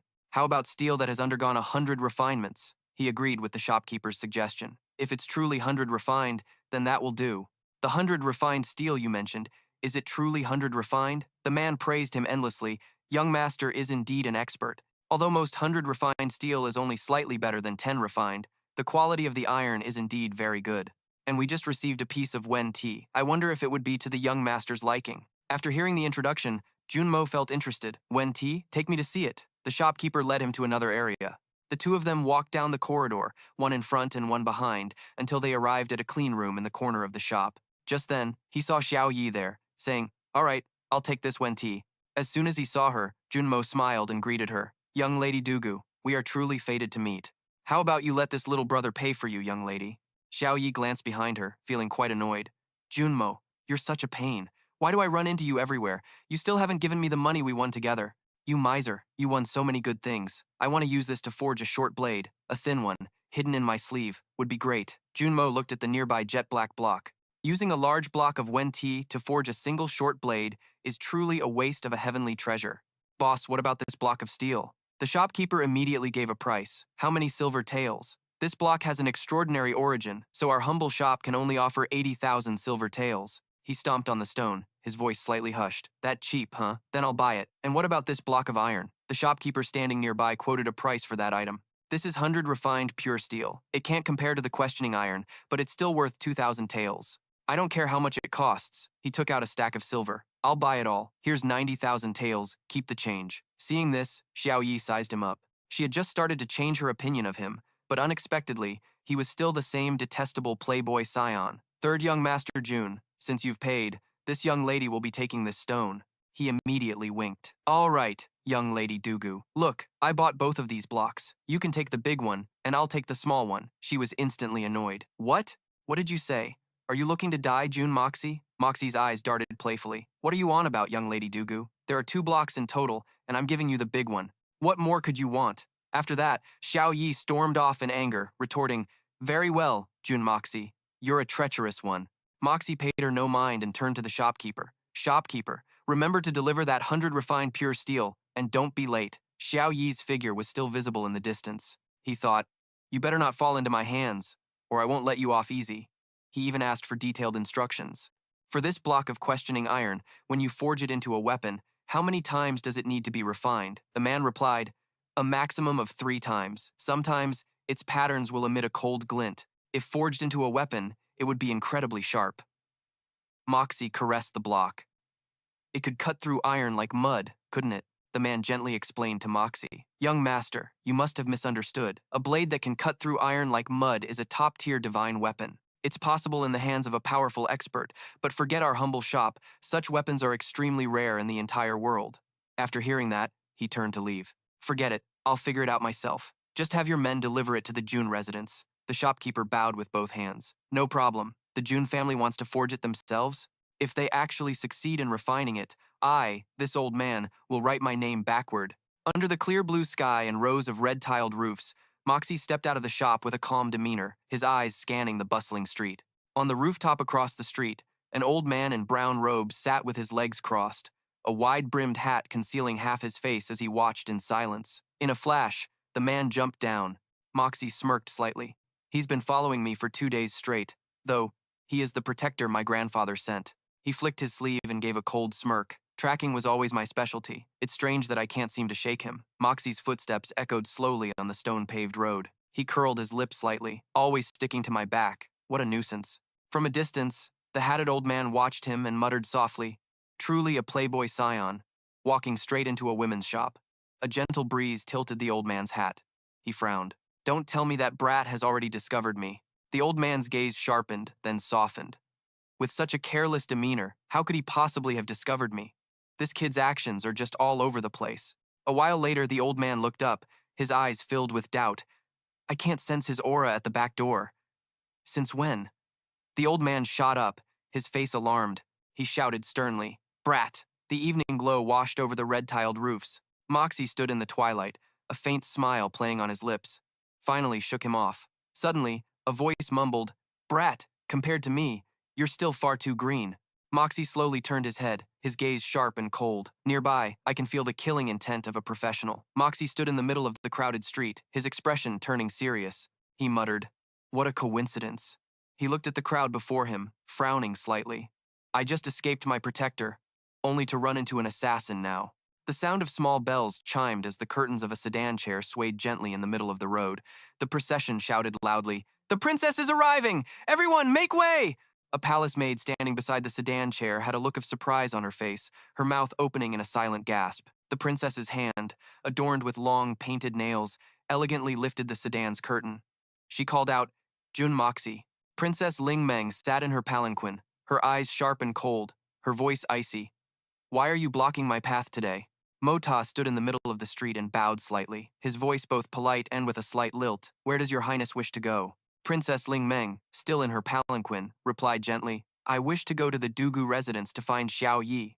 "Third young master Jun, please step aside." Mota bowed slightly, his lips curving into a polite smile. Then, "Jun Mota will not disturb you any longer. Please proceed, your highness." The princess glanced outside as Mota's voice, soft yet distant, continued, "Travel safely." Mota stood still in the middle of the street, his gaze lowering. He thought, for a dignified princess to be out and about, why are there so few guards, and not even a single high-level expert? Princess Ling Meng slightly lowered her head, her eyes half closed, thinking of Mota. She mused, "Jun Mota seems to have changed. He's different from before. Was he trying to warn me about something?" Mota's hand tightened on his sword hilt. A glint flashed in the silent moment as he opened his eyes, his gaze as cold as steel, whispering, "Swords are drawn. They're here." The sound of wind whistled past, killing intent flooding the air. A group of people simultaneously rushed to attack the palanquin. Mota tilted his head to watch. His eyes glinted, truly a disaster falling from the sky. The guards shouted, "Protect the princess." The clang of steel echoed. A purple glint flashed in his eyes. "I'm also one of the targets." Two figures shrouded in black aura surged with sword light. Mota frowned, his voice cold. 2,000th rank Xuan practitioners to deal with me. They're really taking me seriously, huh? Two gleaming sword strikes slashed down. Mota dodged nimbly, his eyes flashing as he gritted his teeth and thought, "But if I reveal my true strength now?" His face contorted, lips pressed tightly as sweat trickled down. His inner voice was urgent. "This is the only way." With a slip of his foot, Mota stumbled and fell hard to the ground. Looking completely overwhelmed, a sharp cry rang out as he twisted to dodge the blow, but the sword still tore through his clothes. The other assailant thrust his blade forward. This time, Mota couldn't dodge, and the blade pierced through his chest, causing blood to gush uncontrollably from his mouth. Mota's eyes flew wide open, but he had already secretly activated the heaven-opening creation art to protect his internal organs. Suddenly, the man violently ripped the blade out, causing Mota immense pain. A drop of fresh, crimson blood dripped from the cold, sharp blade, a sign of the brutal event that had just transpired. A soldier lay on the ground, his face bloodied and contorted in agony, whispering weakly. Blood flowed endlessly from his mouth, while the reddish-brown palanquin was surrounded by a group of mysterious figures in black. A group of assailants in black stood close by, raising their sharp swords, preparing to slash down and break open the palanquin. The palanquin suddenly exploded into countless pieces as a blinding flash of light unexpectedly engulfed the entire area. The assailant, who was about to strike, was so stunned that he could only utter one word. "What?" Princess Ling Meng stood there, majestic and imposing. With a gleaming sword in her hand, she stood confidently. One of the men shouted, "The princess is also a silver-rank Xuan practitioner." Ling Meng quickly raised her sword. With a cold expression, she was ready for battle. Ling Meng decisively swung her sword, blocking the attack from an assailant in black. She skillfully dodged and began to counterattack. Ling Meng continued to spin, swinging her sword to create a protective circle, the sharp blades clashing with a loud clang. Princess Ling Meng cried out as an opponent closed in, forcing her to raise her sword to parry the blow. Another man in black standing not far away was utterly astonished, speaking with admiration. With just one strike, the profound energy regulating within his body was thrown into chaos. A soldier anxiously rushed forward, shouting, "Your Highness, the princess!" Lin Meng showed a hint of fear and doubt, wondering to herself, "The odds are against me this time. Am I really going to die here?" Lin Meng tried to escape the enemy's encirclement, desperately searching for an escape route, when a man in black swung his sword with immense power and yelled, "Accept your death, princess." Suddenly, a sharp sword enveloped in a blue aura of energy shot forward. The soldier exclaimed in surprise, "That blue color! It's the heaven profound realm!" Lin Meng was surprised to see a hidden aura of energy appear. She felt a wave of relief. "I'm saved." A man in black cautiously looked around, speaking with suspicion. "Which senior might this be? I wonder what instructions you have for us. Please reveal yourself."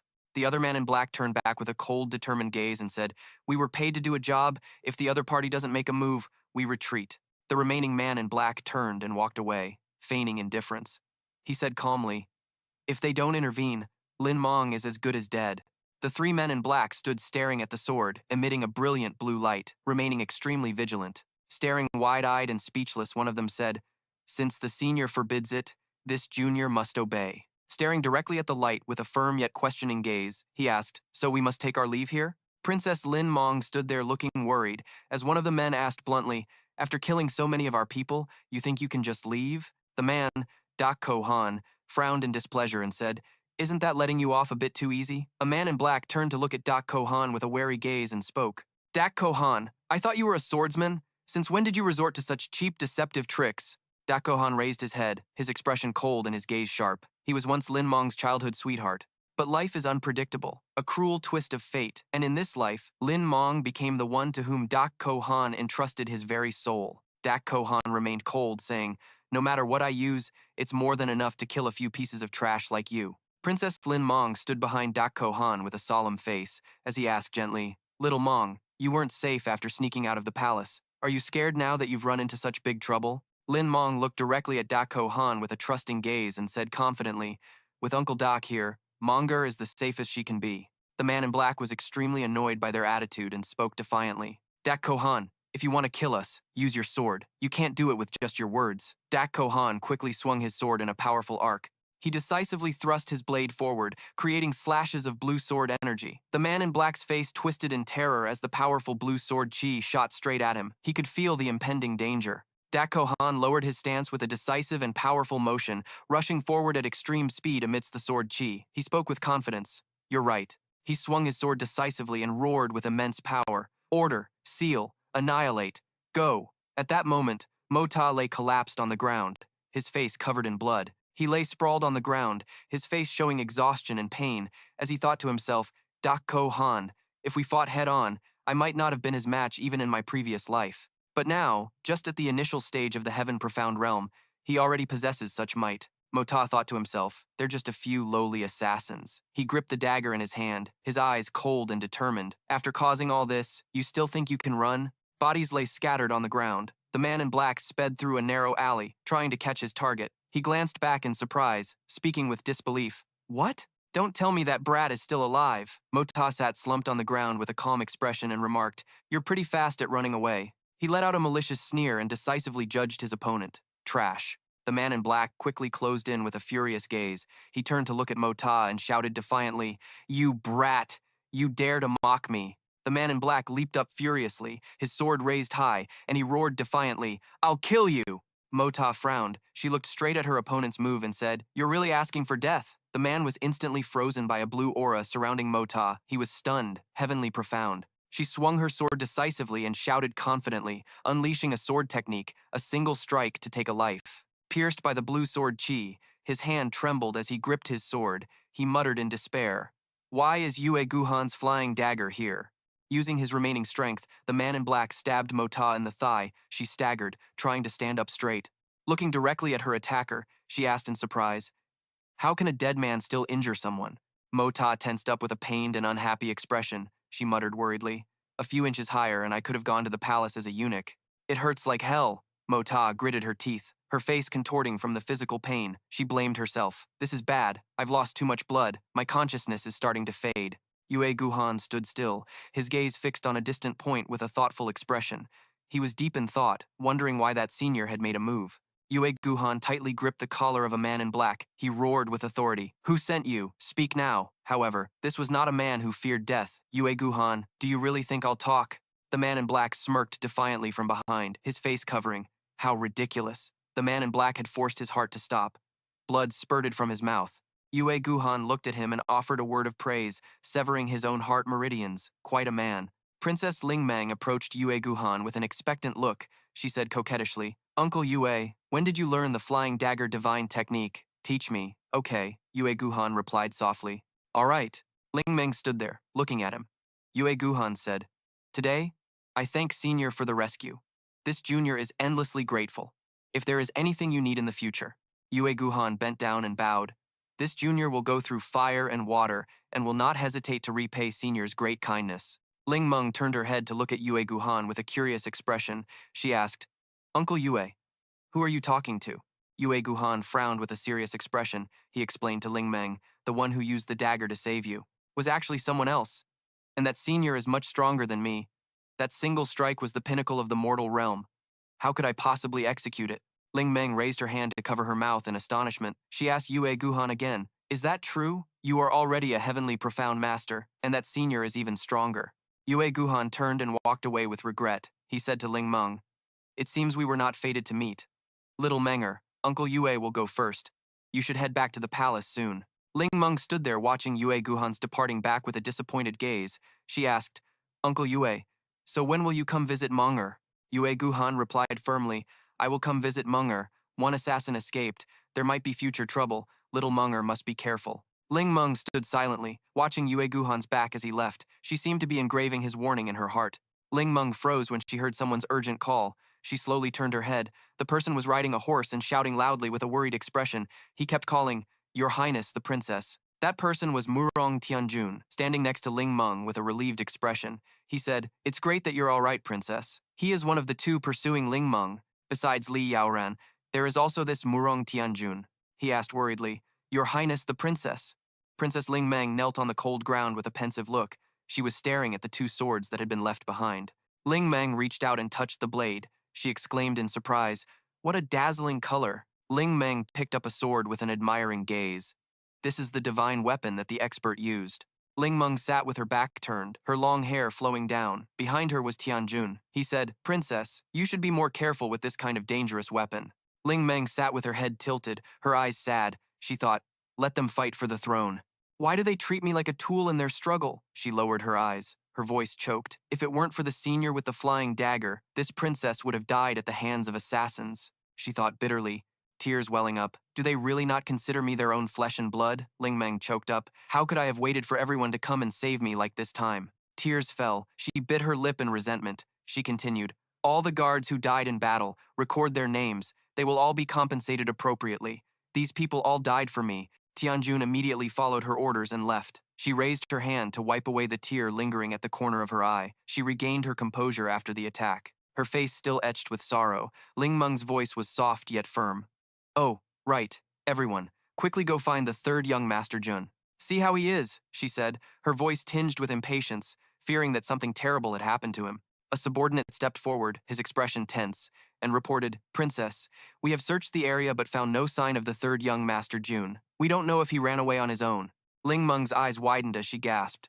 How could that be? The atmosphere grew heavier. Footsteps echoed through the building. From the distant shadows, a figure flickered in and out of view, putting Commander Sheng on alert. Who goes there?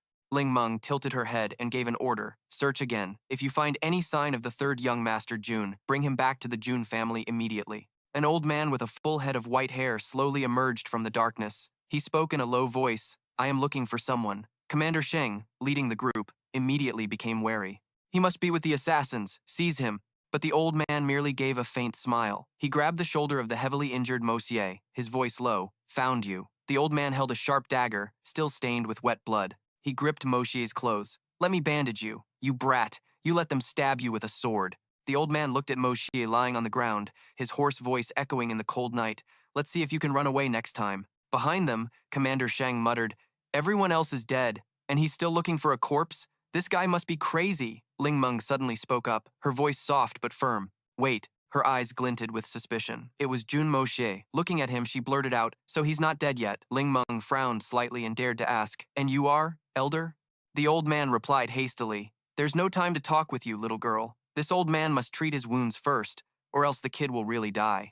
The old man in the wide-brimmed hat turned his head. He spoke in a hoarse voice. "Young Master Murong, you'd better watch your tone when speaking to this old man." Then, he took Moshe and vanished. Ling Meng looked towards Commander Tian and said plainly, "This is terrible. I just sent someone to inform Old Master Jun, and now Jun Moshe has been taken away.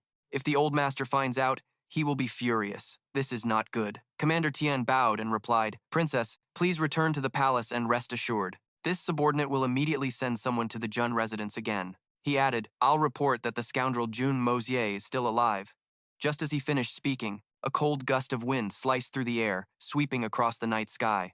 Moshe, being carried away by the old man, was still arrogant. "Hey, old-timer, you've been following me for 3 days. It's not because you saw how handsome and dashing this young master is and developed a crush on me, is it?" The old man's face wrinkled in anger. He snorted coldly. "You think this old man enjoys following a profligate son like you? I don't know how a brat like you managed to escape this old man's sight. Serves you right. How did you know I was following you for 3 days?" Mo Shi, trying to suppress the pain, retorted, "Of course, this young master was informed by someone. Hey, old man, where are you taking me? You should be taking me home." The old man's voice turned serious, his eyes flashing with a rare look of concern. "Nonsense. You're this badly injured, kid. If this old man doesn't treat you, you'll be on your last breath by the time you get home." In a dim room, the old man observed Mo Shi and thought to himself, "This kid was stabbed in his vitals a few times and still isn't dead. Not even a single bone is broken. Truly unbelievable luck." He looked at Mo Xie, still breathing weakly on the bed, his eyes gradually filling with suspicion. "Kid, didn't you hire those assassins yourself? Why did they go so easy on you?"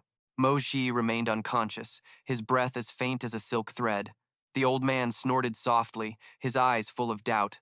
"Or perhaps you staged a hero saves the beauty scenario to win her affection." Mo Xi lay there, covered in blood, his breathing weak, but he still had enough strength to argue. "Old man, you're really overthinking things. This young master almost died." "How could I stage a hero saves the beauty act?" The old man glared, his voice filled with anger yet hiding his worry. "You can't die, and you can't be crippled. If you die, I don't know how I'll explain it to your old man." Elsewhere, in the faint light of early morning, a trembling voice rang out. "What did you say? How is my grandson?" His eyes were frantic. This was Jun Zhantian. In the gloomy main hall, Zhantian's face was grim. Beside him, a soldier, trembling all over, reported, "His whereabouts are currently unknown. The situation looks grim." The old man clenched his fists, his brow furrowed in anger. He spoke with a commanding voice. "What exactly happened?" Suddenly, Zhantian roared furiously. "Slow down! Tell me everything, in detail."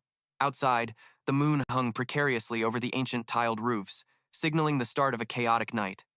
Tang Wanli stood firm in the wind. With dozens of subordinates lined up neatly before him, he announced in a resounding voice, "Today's operation, the target is the North City Gang." Van Lee stared ahead with a sharp, cold gaze and shouted, "Attention! Spare no one from the North City Gang, especially those at the hallmaster level and above." Van Lee's expression was stern and cold as he shouted, "No mercy, no exceptions, take them all out. Is that understood?" The subordinates answered in unison, their gazes firm, ready to obey his command. Van Lee waved his arm forcefully, his robe fluttering in the dark night as he commanded, "Move out." Van Lee led his army, charging through the night, his steps decisive and powerful. A youthful voice called out from behind, "Wait!" Duong Nguyen ran up frantically, his eyes filled with eagerness, shouting, "I'm going too!" Enraged, Van Lee kicked out forcefully, sending Duong Nguyen flying backward as he growled, "Get back inside!" Moonlight shone down on the quiet estate of the North City Gang, the scene appearing serene, a hand resting lightly on the arm of a chair. Tan Ho leaned back in his chair, looking relaxed, closing his eyes to enjoy the peaceful moment in the warm, dim light. A subordinate burst in, his face filled with panic, shouting, "Master, we have intruders!" Tan Ho opened his eyes, staring straight ahead, and growled, "Who is it? Seize them and bring them to me." The subordinate cried out in panic, "It's Duong Van Lee. He's leading over 100 men and has us surrounded." Tan Ho jolted upright, his eyes widening in a mix of annoyance and fear. As a group of subordinates fought in the courtyard, Van Lee watched and thought to himself, "We've surrounded the North City Gang for an hour and captured many of their men. Yet there's still no unusual activity. He crossed his arms, gazing thoughtfully at the North City Gang's compound. It seems the North City Gang isn't the one who stole the mystic elixir after all. A dense volley of arrows rained down in the dark, and soon, his soldiers were being struck. The North City Gang's archers calmly and continuously knocked their arrows, their movements swift and cold, as if they had been prepared all along. Duong Van Lee narrowed his eyes, watching the volley of arrows calmly, and thought, they attacked without even trying to negotiate. He muttered in a low voice, looks like this is going to be interesting. A subordinate bowed and reported to Van Lee, saying urgently, Lord Duong, we seem to have captured Tan Ho's son. He gave a decisive order in a low, cold voice, bring him here. Tan Bao struggled against his bonds in the soldier's hands, screaming, you bastards, you want to die. Father, save me. A soldier punched him hard in the face, causing his head to whip to the side in pain. Van Lee frowned and asked, how was he captured? A subordinate explained. He tried to escape through a secret passage, but his greed got the better of him. He came back for his money and we caught him. Blood-stained blades reflected the cold light, signaling the battle's end was near. Tan Ho stood among the corpses of his enemies, gripping his sword tightly and roaring, I, Tan Ho, will die here today if I must. He gazed into the distance with hopeful eyes, thinking, Xiao Bao must have escaped by now. Tan Ho then added, and I won't let you bastards take me alive. Tan Ho gritted his teeth and bellowed, the North City Gang would rather die than surrender. Just then, a subordinate cried out in panic that the young master had been captured, causing Tan Ho to freeze in shock. At the main gate of the North City Gang, shrouded in darkness, the air was thick with tension. Tan Ho knelt on the ground with two swords at his neck, trembling as he begged, Lord Duong, please spare my life. A low voice commanded, all of you, stand down. The victor approached with an air of absolute authority. Van Lee leaned down, his voice chillingly cold as he asked directly, speak, where is that thing? The panicked Tan Ho looked up, his voice stammering as he pleaded, how would I know where the mystic elixir is? Great Lord Duong, why are you doing this to me? Duong Van Lee leaned in closer, his eyes as cold as ice, and his voice laced with insinuation. He asked, did I say it was the mystic elixir? Cold sweat beaded on Tan Ho's forehead, his face stiffening as he realized he had slipped up. Van Lee smirked disdainfully. It's fine if you won't talk. I have ways to make you. With the two swords still at his neck, Van Lee shouted, bring that brat over here. Tan Bao was dragged in by two soldiers. Van Lee immediately said, Tan Ho, I hear this is your only son. Forget about the North City Gang. As long as you tell me everything you know, I guarantee both you and your son will be safe. Unable to bear this humiliation, he screamed, Father, save me! Van Lee grabbed Tan Bao by the hair and said, but if you insist on staying silent, Chin Hu, sweating profusely, spoke up, you've won. Please, old master, guarantee my safety. Wan Li offered a word of praise. As expected of a gang leader, you know how to read the situation. Very good. Chin Hu was in no state to respond to the praise. Surely, old master, you understand. In this matter, I, Chin, was forced into it. Otherwise, even with the courage of a god, I wouldn't dare come to the Tang Manor and cause trouble. He agreed. I think so too. Who ordered you? A hazy figure appeared in Chin Hu's mind. I don't know his background either. I only know that person has heaven-defying abilities. He even knows the location of your manor, old master, and where your treasures are hidden. He knows everything. I think he's someone from the capital city. A sharp-eyed knight suddenly shouted, enemy attack. Unable to defend themselves, they cried for help. Old master, save us. But were immediately cut down. A group of men in black appeared, and one of them shouted, he's with Wan Li! Let me kill that bastard, Chin Hu! The remaining men were shocked by the enemy's strength. Earth-profound experts. Take Chin Hu and go first. The black-clad man glared. My apologies. Marquise Tang. They fought fiercely. Damn it, there's another one. Realizing something, Wan Li shouted loudly, stop him! Jian Hong appeared and calmly said, today, I will not harm the Imperial soldiers. The man in the white robe emanated spiritual energy. Don't be a mantis trying to stop a chariot. Immediately after, his body moved with lightning speed, becoming a blur. This technique, he's an ancient sky-profound master. Just like that, the 4 hall masters of the North City Gang died all at once. The man named Bao, with no one left to protect him, could only beg for his life. Before he could utter his last words, he was cut down by Jian Hong's sword. A taunting voice rang out, well, so you're the one who saved Chin Hu. His face turned pale as he shouted, Xiao Bao! Wan Li, fending off an enemy, roared, how dare you scoundrels! Jian Hong attacked, his voice taunting, let me take on the old marquis. With that, the two clashed fiercely. Wan Li thought to himself, this is bad. He's striking the bull through the mountain. The two were evenly matched, their attacks growing more and more ferocious. Who would have thought? A stray wave of Jian Hong's spiritual energy pierced through Qin Hu, causing him to cry out weakly, Marquis Tang, this person is. Immediately after, he coughed up blood and stopped breathing. His goal achieved, Jian Hong began to retreat. Qin Hu's heart meridian has been severed. Retreat. Wan Li refused to let them leave and roared. Stop right there! Jian Hong's eyes narrowed slightly. Marquis Tang, my apologies for today's offense. It was unavoidable. We shall meet again. After saying his piece, he and his accomplices vanished. Once they were gone, Wan Li gently supported Qin Hu's body. He's gone. The final clue is lost. Unreconciled, he slammed his fist on the ground. Suddenly, from a distance, the rapid beat of a drum echoed. A cavalryman asked, "What is that sound?" After listening for a moment, Wan Li realized, it's the general summoning drum. The drum beat continued to resound urgently everywhere. A burly man was pounding on the massive drum as waves of wolves materialized around him. Someone's voice broke through the haze of sleep. Master, master, a servant anxiously consoled him. Please do not grieve so much. It will affect your health. Wan Li, his eyes still closed, spoke in a low voice. Mo Ta died protecting the princess. The assassination target was the princess. He got caught up in the battle while trying to deliver a message, and that's how he was killed. Every time he thought of this, he couldn't help but become emotional. My Jun family has achieved countless glorious victories for the empire. My 2 sons died for the country. My youngest son was crippled for life, and my 2 grandsons are fighting on a distant battlefield. Now, my only remaining flesh and blood has died protecting a royal princess. Wan Li looked at his robe and the sword beside it, then clenched his fist tightly around its hilt. He mused that the Quan family's decline was already set in stone, so what did it matter if it came a little sooner today? The entire Quan family has been loyal and martyred, yet it has come to the point of our line being extinguished, and in that case, what is there left for me to cling to? Heading towards that great drum, he wondered why he shouldn't let those who opposed the Quan family die along with them. He stood on a high platform. Has everyone arrived? The soldiers shouted in unison. Your subordinates have arrived. We await the orders of the old marshal. After the arrangements were made, they, along with 10,000 cavalrymen, advanced. Generals, hear my command. Shen Zhou Nan, I order your troops to guard the west gate.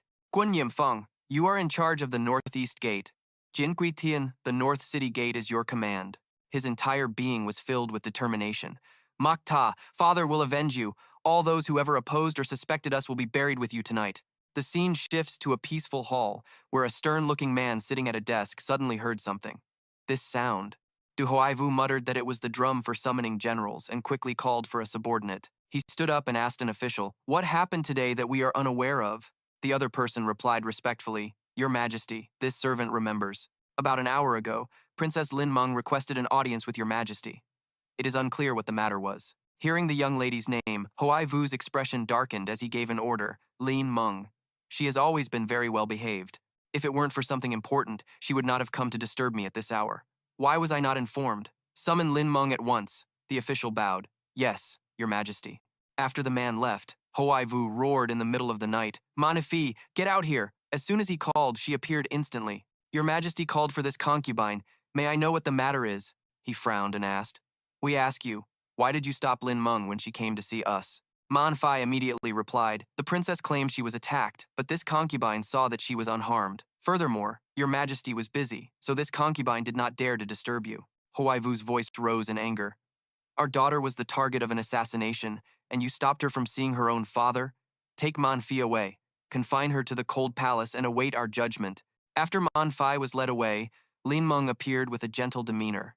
Father Emperor. He softened his voice to comfort her. Don't worry. Tell your father Emperor what happened today. After listening to her story, Hoaivu seemed to understand the situation. So, according to Munger, Quan Makta warned you before the assassination attempt? She bowed politely and replied, yes. Your daughter cannot be certain, but Quan Makta's motives seem unsuspicious. Hoaivu asked another question. Quan Makta is not dead and was rescued by someone. So why did Quan Qianthin go mad and beat the drum to summon the generals? Lin Meng seemed to hesitate. Father Emperor? As a father, he understood his daughter's hesitation. Munger, did you remember something? When asked, Lin Meng quickly replied, Father Emperor, when I discovered that Quan Makta's body was missing, your daughter had someone deliver a message to old Duke Quan's household. After Quan Makta was rescued, Mo Dung Thien Quan also sent someone to report that he was not dead. Hearing this new information, Hoaivu warily knitted his brows. It's clear that Mo Dung Thien Quan either didn't deliver the message, or the message he delivered was that he was dead. After calming down, he said, "All right, this no longer concerns you. Go and get some rest." Lin Meng bowed. "Father Emperor, you should also rest early." Only Huai Vu and a hidden shadow remained in the room. Untu, go out and see. Do not act unless necessary. Inform Quan Chen Tin that his grandson is not dead. He can cause a scene, but tell him not to go too far. The paper was quickly taken by the figure. Watching the figure disappear into the night, Huai Vu fell into thought again. Fine. I'll let the old man be reckless this one time.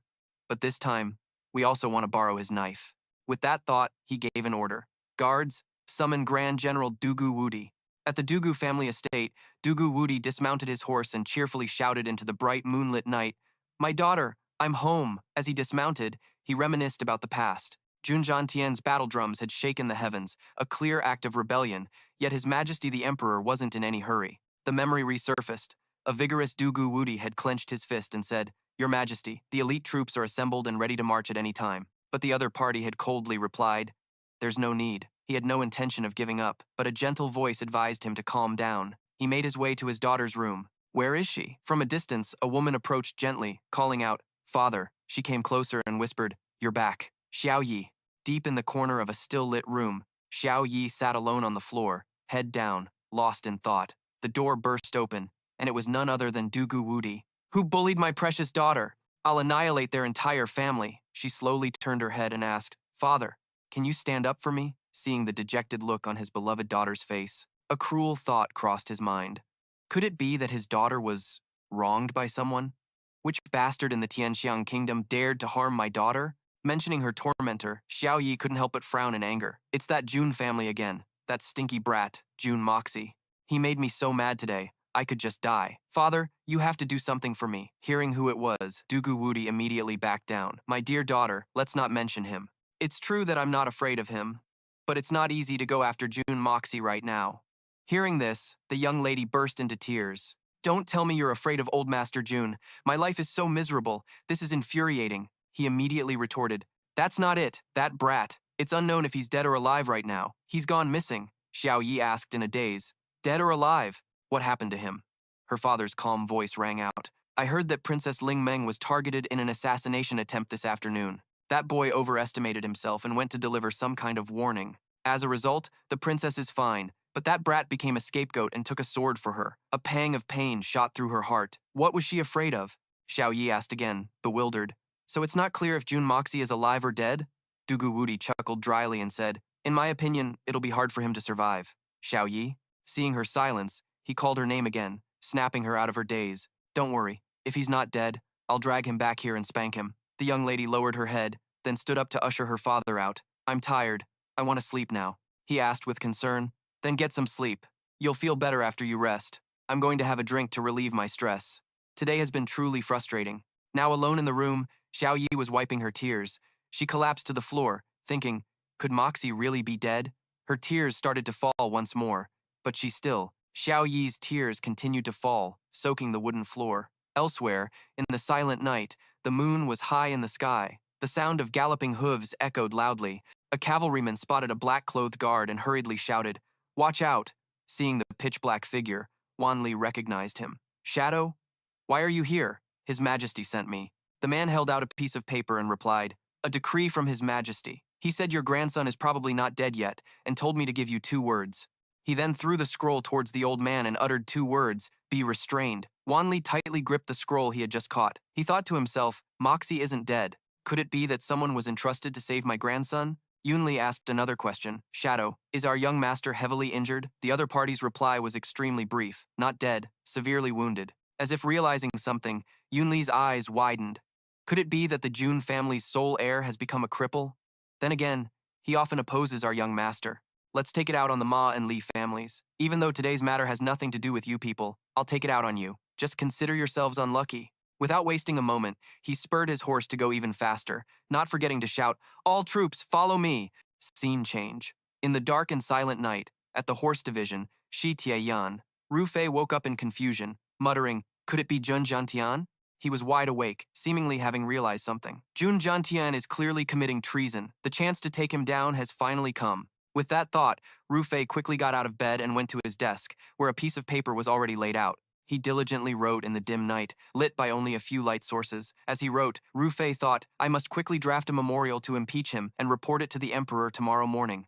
Suddenly, the door burst open. Light from outside streamed in, revealing a large figure, along with a frantic shout, Seize the assassin! Surrender now! Ru Fei was equally panicked. Assassin? What are you talking about? Before he could finish his words, a blade slashed across his neck, causing him to fall in an instant. Ru Fei lay there in a pool of red liquid, while the assassin left without anyone knowing. Scene changed to the south gate. The buzz of gossip was still in the air here. I see Jun Jiantian has really left. The whispers of the men continued to echo in the night. I heard that many high-ranking and powerful officials had their entire families burned down by him under the guise of assassins. Those two were the Ministry of Rights official, Qian Wangguan, and Nuo Yun from the Second Prince's faction. One of them suddenly urged, Stop talking! Hurry up! We'll figure it out after tonight. The other replied, The city gate is right ahead. Seeing only the quiet night ahead, they were overjoyed. No one's here. This is great. But just then, a single torch with a flickering flame appeared, along with a question, Who goes there? The Ministry of Rights official, Qian Wangguan, and Nuo Yun were now surrounded. A soldier spoke up. During this period of catching assassins, anyone leaving the city without authorization will be killed without mercy. Hearing this, one of the two immediately panicked and tried to explain, No, I am the Ministry of Rights official, Qian Wangguan. Before he could finish, he was eliminated by the soldiers. Scene changed back to the Li family's secret chamber. The assassins were still holed up inside. With all this killing going on outside, how long do we have to sit here? Hearing this, Jian Hong volunteered, Zhuo Ran, let me go out and see. He continued to reason, Our own home is under attack. Why are you still holding back? At most, they're no stronger than the Jade Profound cultivation level. Any one of us could go out and that would be enough. However, he was only met with Zhuo Ran's refusal. He seemed very determined. Absolutely not. Even if the Li family is burned to the ground, as long as you are alive, the Li family will live on. And if our identities are exposed, the Li family's future will become even more difficult. Zhuo Ran explained further. Besides, the rumor about the profound Dan at the Li family's residence will spread like wildfire. At that point, our grand plan will be ruined. But Jian Hong was still hesitant. But Zhuo Ran cut him off. This time, not only will I not stop them, I'll even gift them a few people to kill. Saying this, he revealed a dangerously sinister smile. What old Master Jun is doing is treason. Even if the court ministers can tolerate it, can the royal family? Suddenly, a firework exploded in the night sky. Seeing this, Zhuo Ran realized, the time has come. One of the assassins volunteered. Let me go first, little junior brother. If you have time, come visit. Master is still worried about you. Zhuo Ran immediately reassured him. Senior brother, rest assured, I will return. Scene changed back to the Li residence. Jiantian led a whole army and ordered them to surround the Li family's grand courtyard. He shouted with great authority, All members of the Li family, come out for this old master. Grand Preceptor Li, leisurely riding a horse of the Li family, spoke with a tone full of sarcasm. Old Master Jun, to think you'd come personally. He gave a meaningful smile. My residence is greatly honored. That was Grand Preceptor Li Shang. Jiantian's face was clearly scowling, but he still tried to remain calm. Grand Preceptor Li, you'd better manage your family well. Princess Lingmeng was attacked, and the army is here to capture the assassin. If anyone responsible gets hurt, we won't be held accountable. Search! Li Shang saw things were going south and immediately tried to stop them. Wait! He frowned, his voice tense. Old Duke Jun. Although you are the commander of the 4 million strong Jun's army, a duke of the empire with immense power and status, Li Shang continued irritably. The 4 grand preceptors are also first-rank officials of the court. Unless you have a personal decree from His Majesty. Who dares to act so brazenly in my home? Jiantian retorted. Is the grand preceptor implying that a high-ranking, first-rank official's residence is a den for hiding assassins? With that, he roared the order. Search for me. Anyone who obstructs the search shall be killed without mercy. Yu Ran, who had appeared from behind at some point, called out, Old Duke Jun, please wait. He bowed respectfully and continued, Could you listen to a word from this junior? However, no one saw that as he bowed. Yu Ran's eyes glinted with sinister thoughts. Yu Ran said gently, Old Duke Jun, if you are searching under imperial orders, the Li family naturally wouldn't dare to resist. He continued speaking nonchalantly, completely unaware of the disaster about to befall him. But if you don't have His Majesty's decree, and in the end, you can't find the assassin.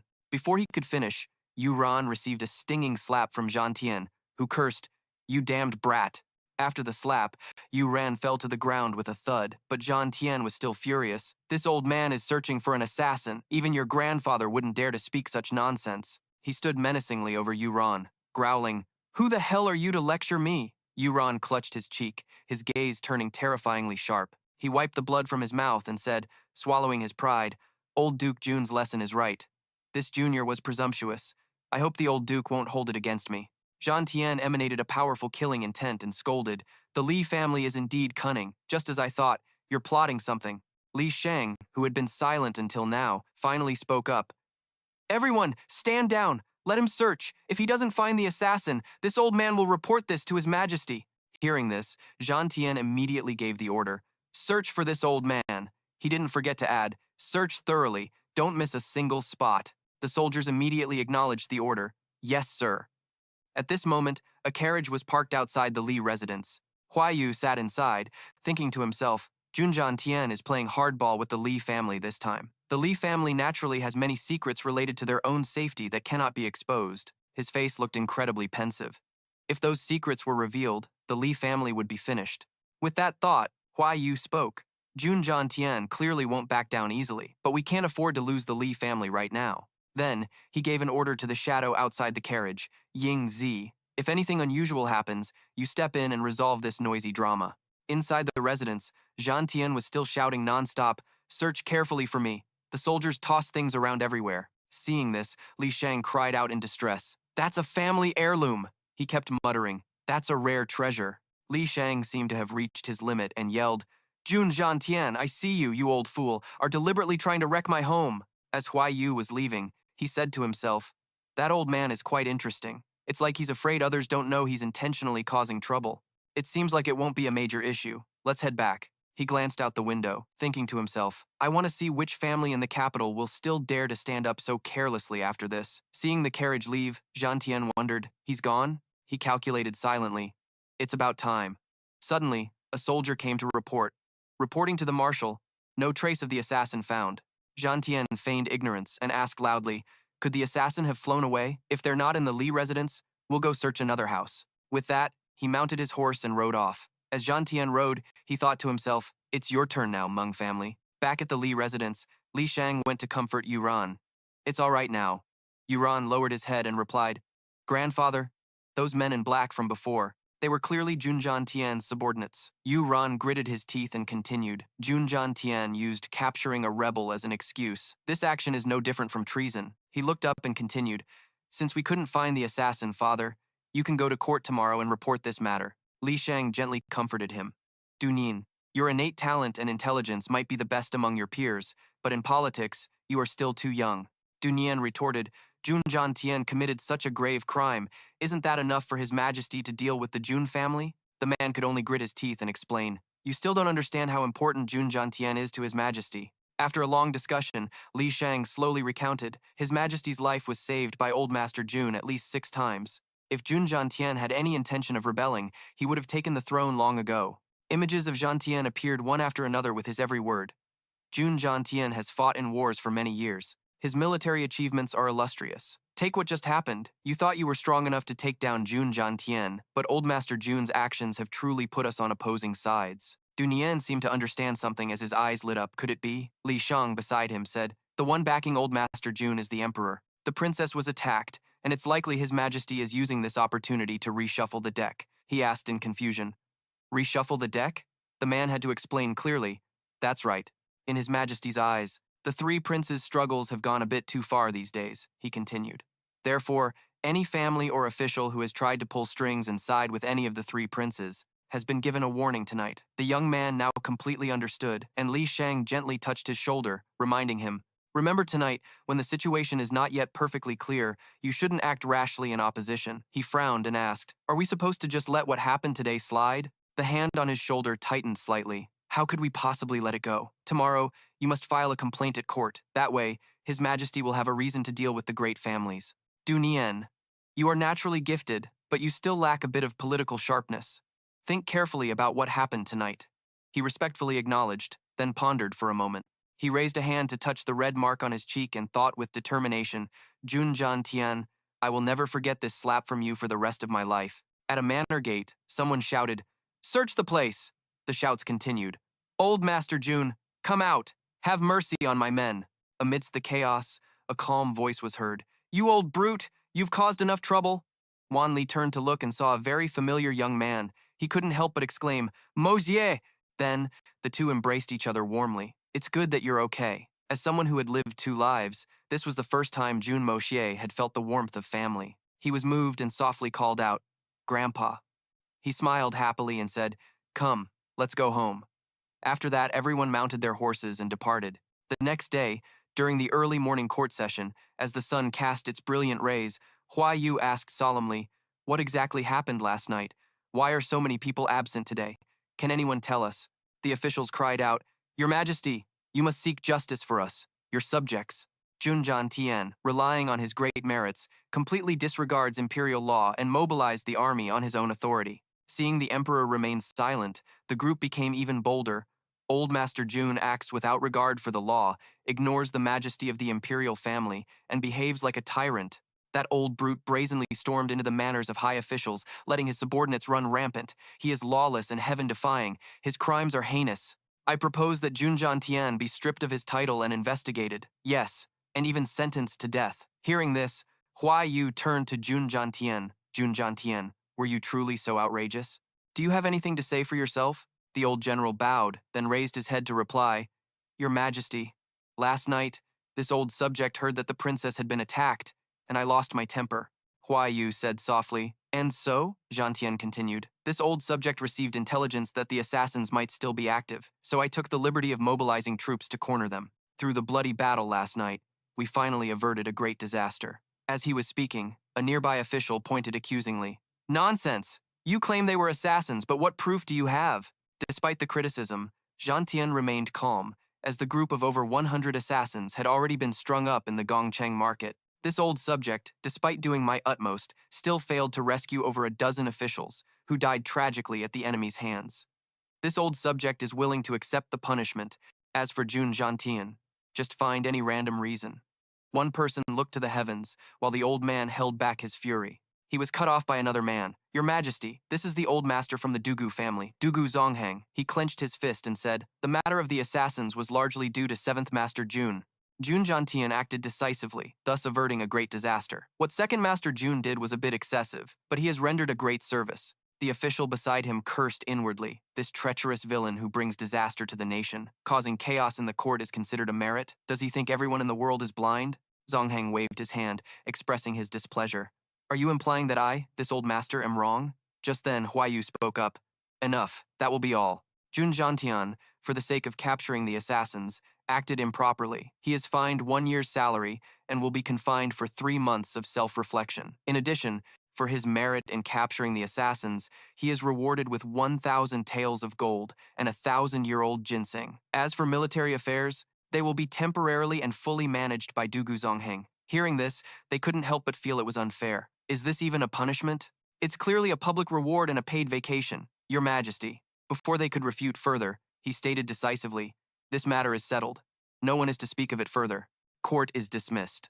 After waiting for those people to leave, an official asked Wanli, Old Jun, Congratulations. Is your grandson well? The old man turned away, ignoring him.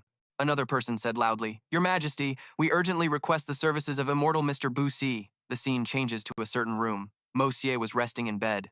With his wounds cleansed by spiritual energy, he was already much better. Recovering too quickly would arouse suspicion. I'll take this chance to rest and absorb more spiritual energy from the Hongjun Pagoda.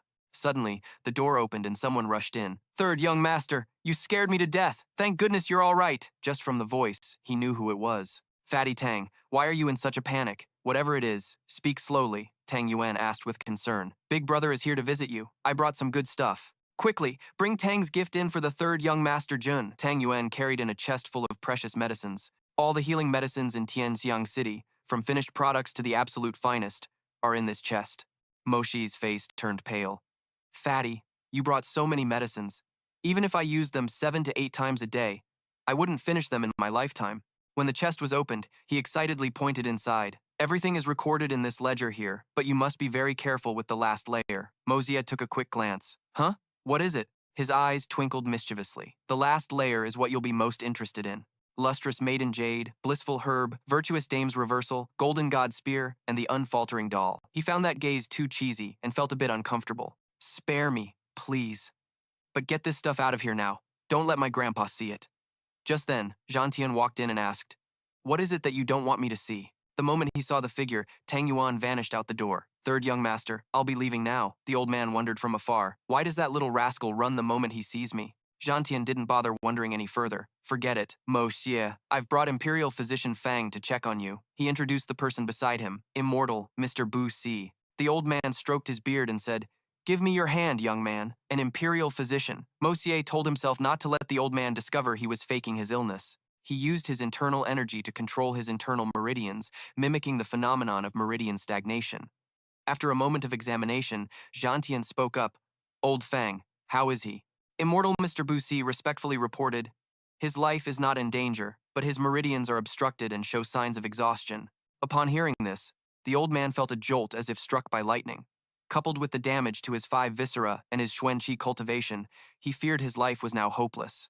Outside, Duong Nguyen was eavesdropping, catching every single word.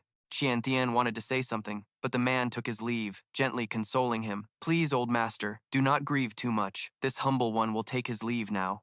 After hearing this, Mok Ta could only chuckle softly, thinking, so this is all the immortal doctor amounts to. He crossed his arms behind his head, feeling satisfied. The art of world creation was truly miraculous, capable of deceiving anyone. Seeing this, Qian Tian sternly asked, "Brat, what are you laughing at?" Mok Ta sat up slightly, and the old man smacked him. "Look at you! What am I supposed to say to you?" He respectfully knelt down. "Grandpa, please don't worry. Just now, I used a trick to deceive Dr. Fuang during his diagnosis, and I hope you can ensure that no outsiders are eavesdropping." Qian Tian was still a bit confused.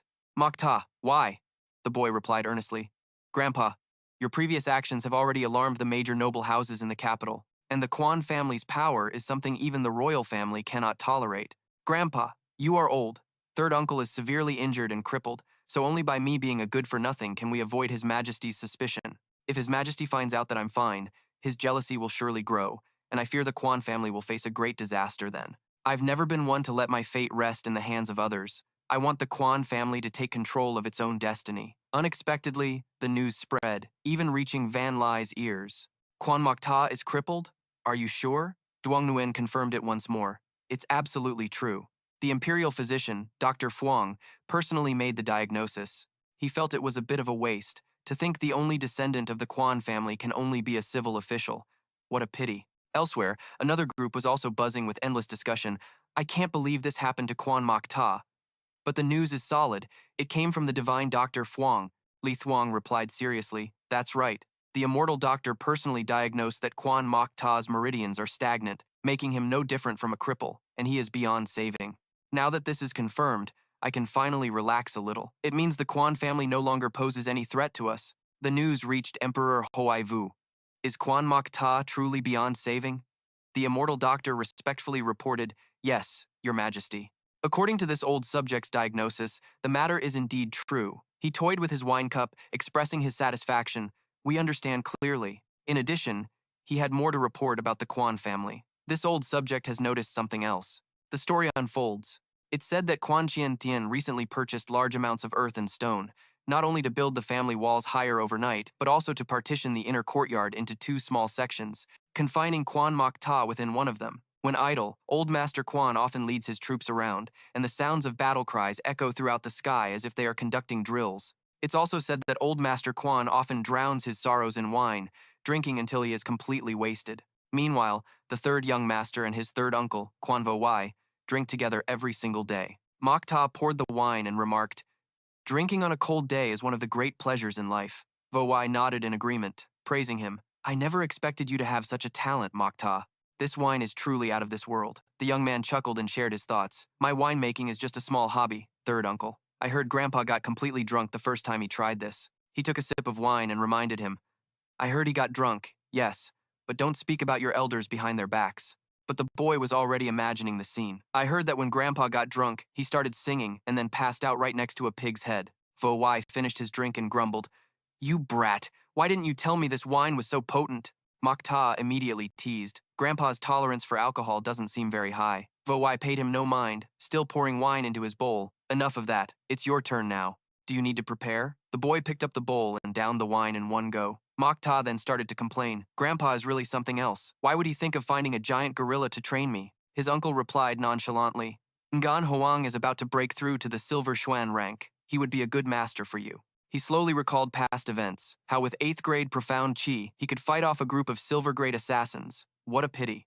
Who knows what this young Master Jun did to offend her in a past life? She'd beat him black and blue every time they met. Back then, I, Mo Xie, was beaten until my face was swollen, that shameless wench. Putting that aside, Mo Xie asked with concern, By the way, third uncle, how is the search for the medicinal ingredients you ordered? Wu Yi could only shake his head helplessly, saying there was no news about the Fanjing herb and the Jumie grass was quite rare. A few days ago, he heard that the Golden Fragrance Trading House had 3 plants, but they had already been bought. This made him feel that something wasn't right. Bought by someone? That medicine is only used for stagnant meridians.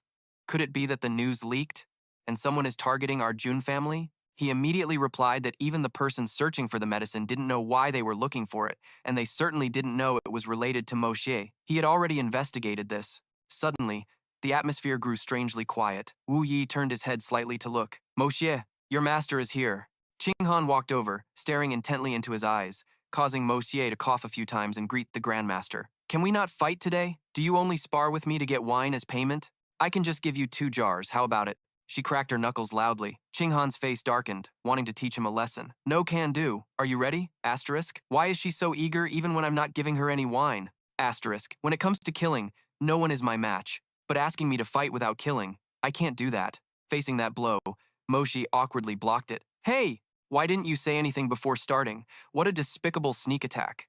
Qing Han's face was stern. Cut the crap. I'll take you down quickly and go have my wine. Turns out, Guan Qing Han really loves her wine. He grabbed her wrist, blocking the attack more skillfully than before. Hey, why are you being so unreasonable? Qing Han noticed his every move. She raised her voice in annoyance. You keep dodging back and forth. Are you going to fight or not? Moshi leaped back slightly, a thought flashing through his mind. Asterisk. If I don't dodge, am I supposed to just stand here and take a beating? Asterisk. Before long, Qing Han caught Moshi. Got you, she exclaimed triumphantly. You're full of openings.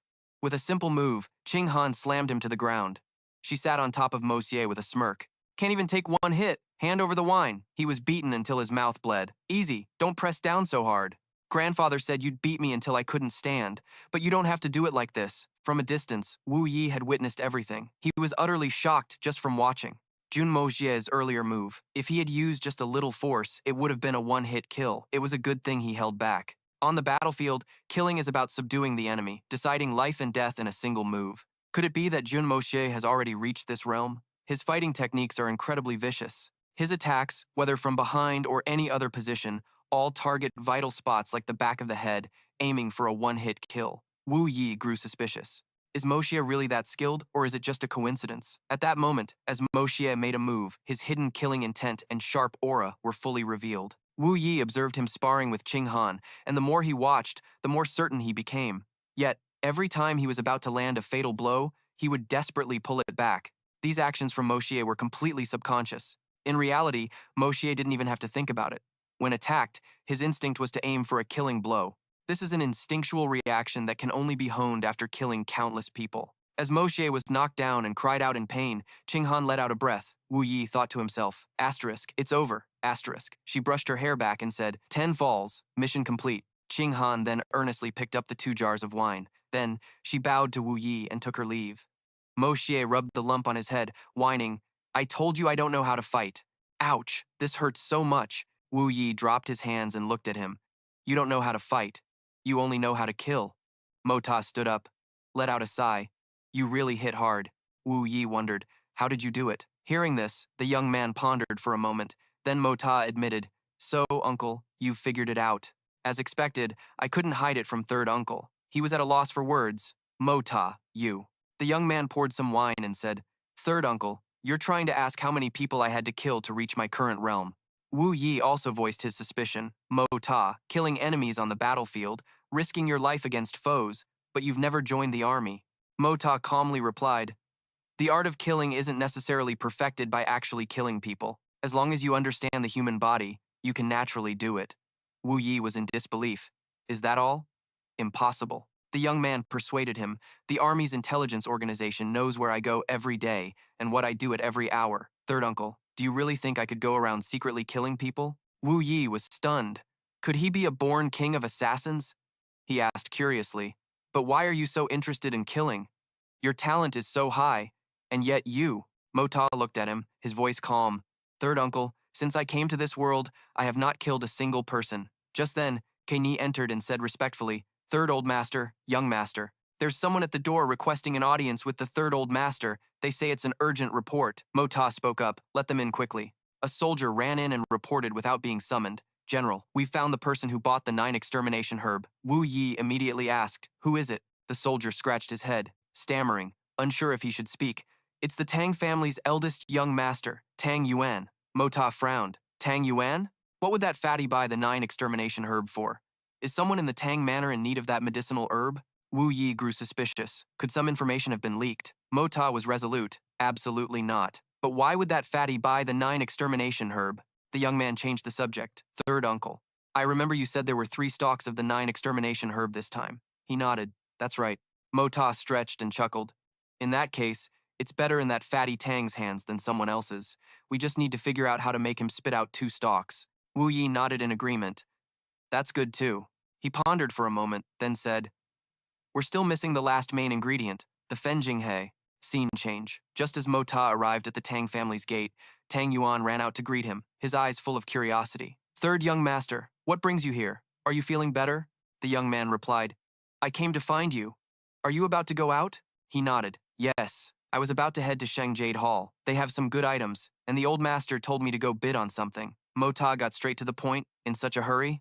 You're the one who bought the 3 stalks of 9 extermination herb from the 3 Capitals Fragrance Medicine House, aren't you? Hand them over to me. Tang Yuan was surprised. Since when were you interested in this stuff? 9 extermination herb, 7 extermination herb. What's that? I have no idea. The young man knitted his brows, his voice displeased. Tang Yuan, do you know it wasn't easy for me to get this information, and you dare speak to me like that? He tried his best to explain. I really don't know, big brother. I'm not kidding you. Then Tang Yuan remembered something and exclaimed, the fragrance medicine house, you say? Mota pressed on. So you remember now? He rubbed his chin and replied, that's my family's business. I've only gone there to buy medicine once in my entire life, and that was to buy medicine for you. 5 days ago, I took all the medicine and brought it to the Wei residence. The young man held his forehead, not expecting this. After searching for half a day, it turns out it was at his own home all along. Tang Yuan spoke up. Third young master, you just recovered. It's rare for you to be out. Why don't you come with me? I heard there's a lot of good stuff. Let's the 2 of us go buy something. Mota was about to refuse. I don't have the time. But when his eyes scanned the list and saw Fenjing Grass, Jiangxiang, and Qingxiangzi, he felt a flicker of doubt. Then, patting the guy's shoulder to accept the invitation, Mota said confidently, all right, let's go take a look. The 2 of us will buy out the whole place. After a while, the 2 arrived at the auction house. He exclaimed, Tan Bao Hall is huge. Seeing Mota standing still, Duong Nguyen urged him, Third young master, why are you spacing out? Let's go. He glanced back, thinking to himself, the people behind us are emitting killing intent, and they're all on guard. What kind of place is this Tan Bao Hall? Inside Tan Bao Hall, Mota whispered, I remember our 2 families have separate private galleries. Duong Nguyen whispered back, this time, we're heading to my family's section. It's about to start. Once they were both seated, he glanced to either side and asked, whose sections are those? Duong Nguyen burst out laughing. My dear friend, did you have a fever and lose your memory? That section is for the 2nd and 3rd princes, and the one next to it belongs to the 1st prince. Mota frowned slightly. 2 assassins just entered the prince's section. Could this be related to the assassination attempt from a few days ago? He informed Mota, 3rd young master, Li Feng and Meng Haichuan are here too, right next to us. He smiled, his voice laced with a hint of cunning. That close, huh? Fatty, if you promise me one thing today, I'll help you vent all your frustrations. How about it? Duong Nguyen immediately agreed. We're brothers, just say the word. As long as I can get rid of this frustration, I'll agree to any condition. Mota leaned in and whispered, in a little while, I need you to bid on an item for me. Don't let anyone know that I'm the one who wants it. Just help me with this, and I'll make sure to ruin those brats' day. Duong Nguyen immediately nodded. Of course, just tell me what you want, and I'll buy it for you. No need to be so formal between us. He objected. No, that won't do. Even between brothers, accounts must be kept clear. Just then, the auctioneer raised his voice. Sorry to have kept you all waiting. He clasped his hands and announced, Today's auction will now officially begin, the auctioneer continued. Our first item for auction is... While the crowd was buzzing, Mo Ta secretly used his divine sense external probe skill to observe Hai Chao and Li Feng. Duong Nguyen whispered, "Third young master, it's already the sixth item. Has the thing you want not appeared yet?" He kept his focus on those two, overhearing their next move. How strange. Fenjing grass is just a medicinal herb. Is there really a need to bid so high for it? They're making a move. Their target is the next item up for auction, the auctioneer continued. The next item is deep sea jade coral. As the curtain was raised, revealing the coral in the center, he introduced, "This jade coral is appearing for the first time at Thanbao Hall. I believe there are very few like it on the entire continent." Mo Ta quietly gave an order. "Fatty, this is what they want. As soon as the bidding starts, place a ridiculously high bid. Don't even give them a chance to counter." The auctioneer continued, "This jade coral contains the natural essence of heaven and earth. Placing it in one's home is greatly beneficial for a cultivator's training.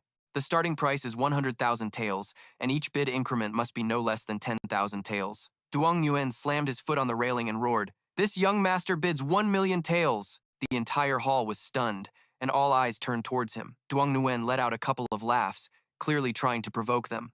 Li Feng glared over, furious. The starting price was 100,000 taels, and he immediately bid 1,000,000. With a look of disgust, Li Feng asked, "What do we do now?" "Duran ordered us to get the jade coral at any cost."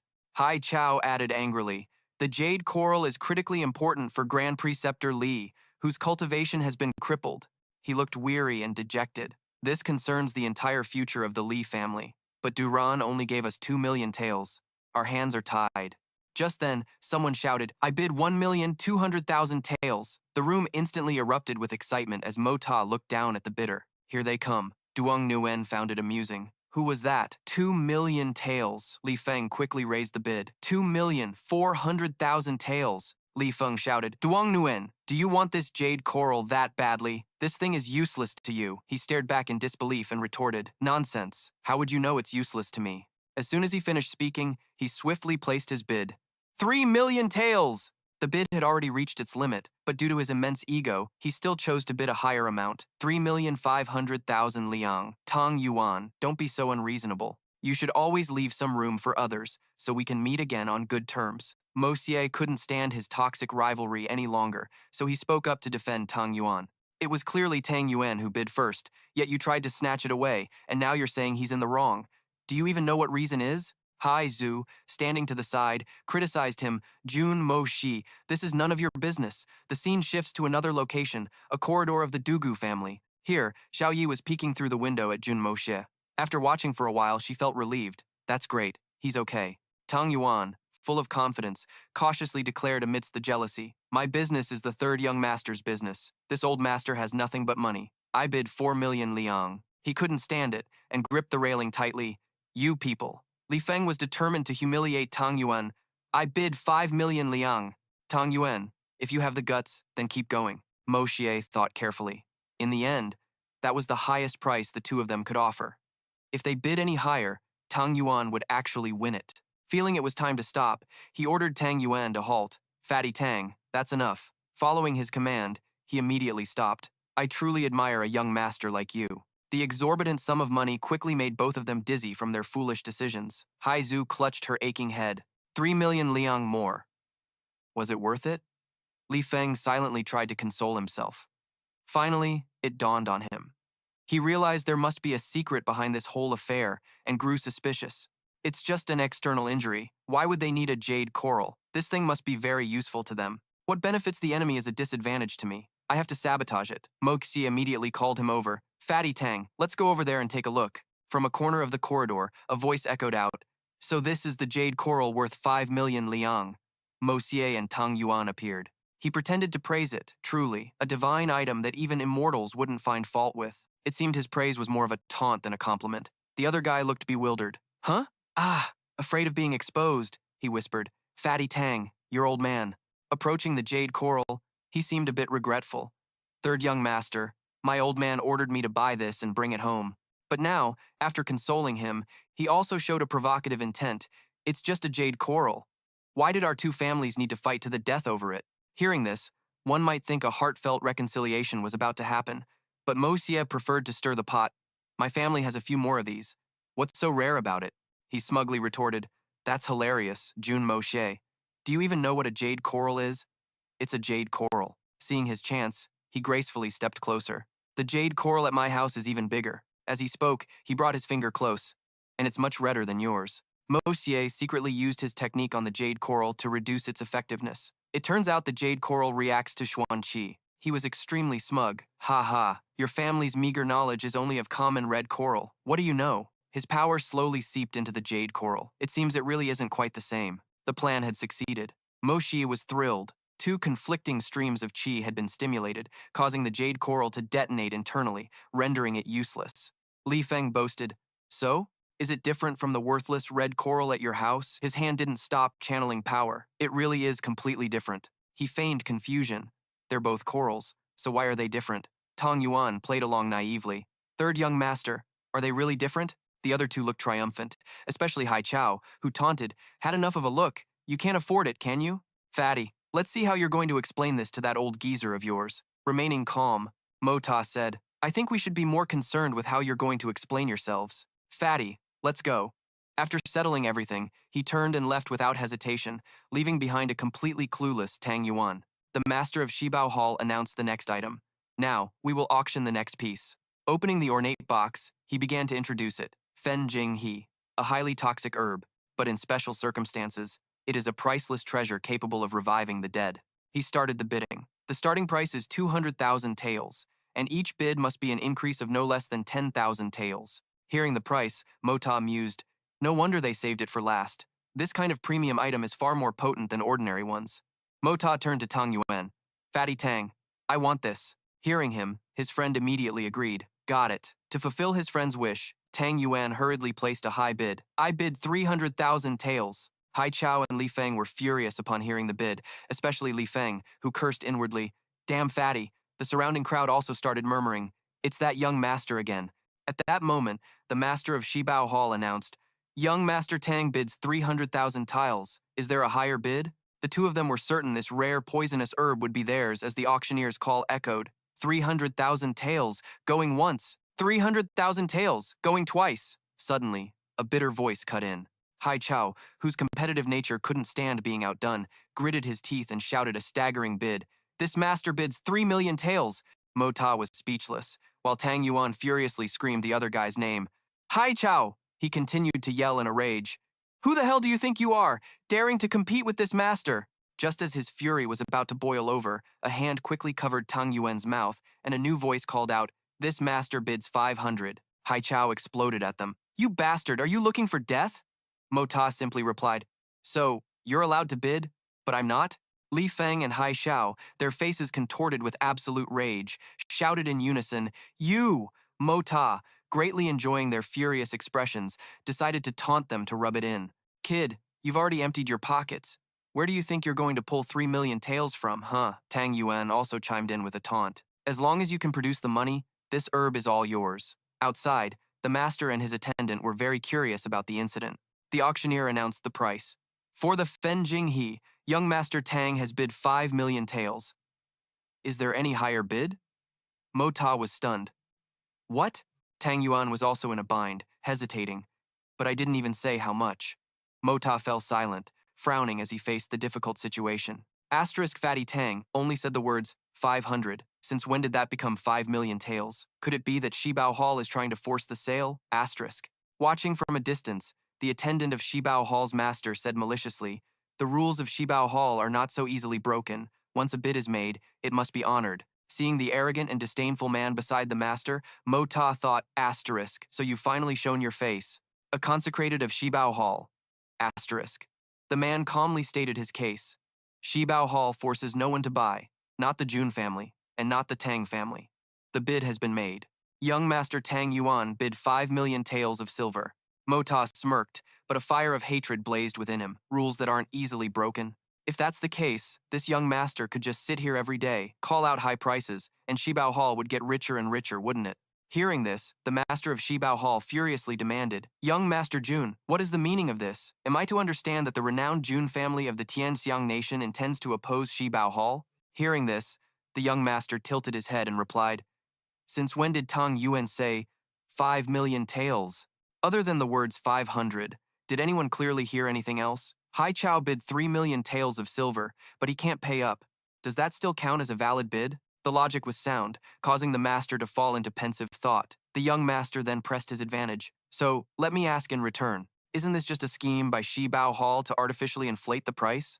The master showed no emotion, remaining calm, but thought to himself, this accusation implies Shi Bao Hall colluded to fix the price, which would ruin our reputation. However, we were indeed careless today, and this brat caught our mistake. In a corner, whispers could be heard discussing the small matter. This was indeed a mistake, and this establishment will investigate. Li Feng and Hai Zhou were standing in the hallway. Hai Zhou was so gloomy he couldn't speak a word, while the other man mocked him fiercely. Young Master Hai Zhou of the Li family, you just bid 3 million taels. Can you produce the cash for that price?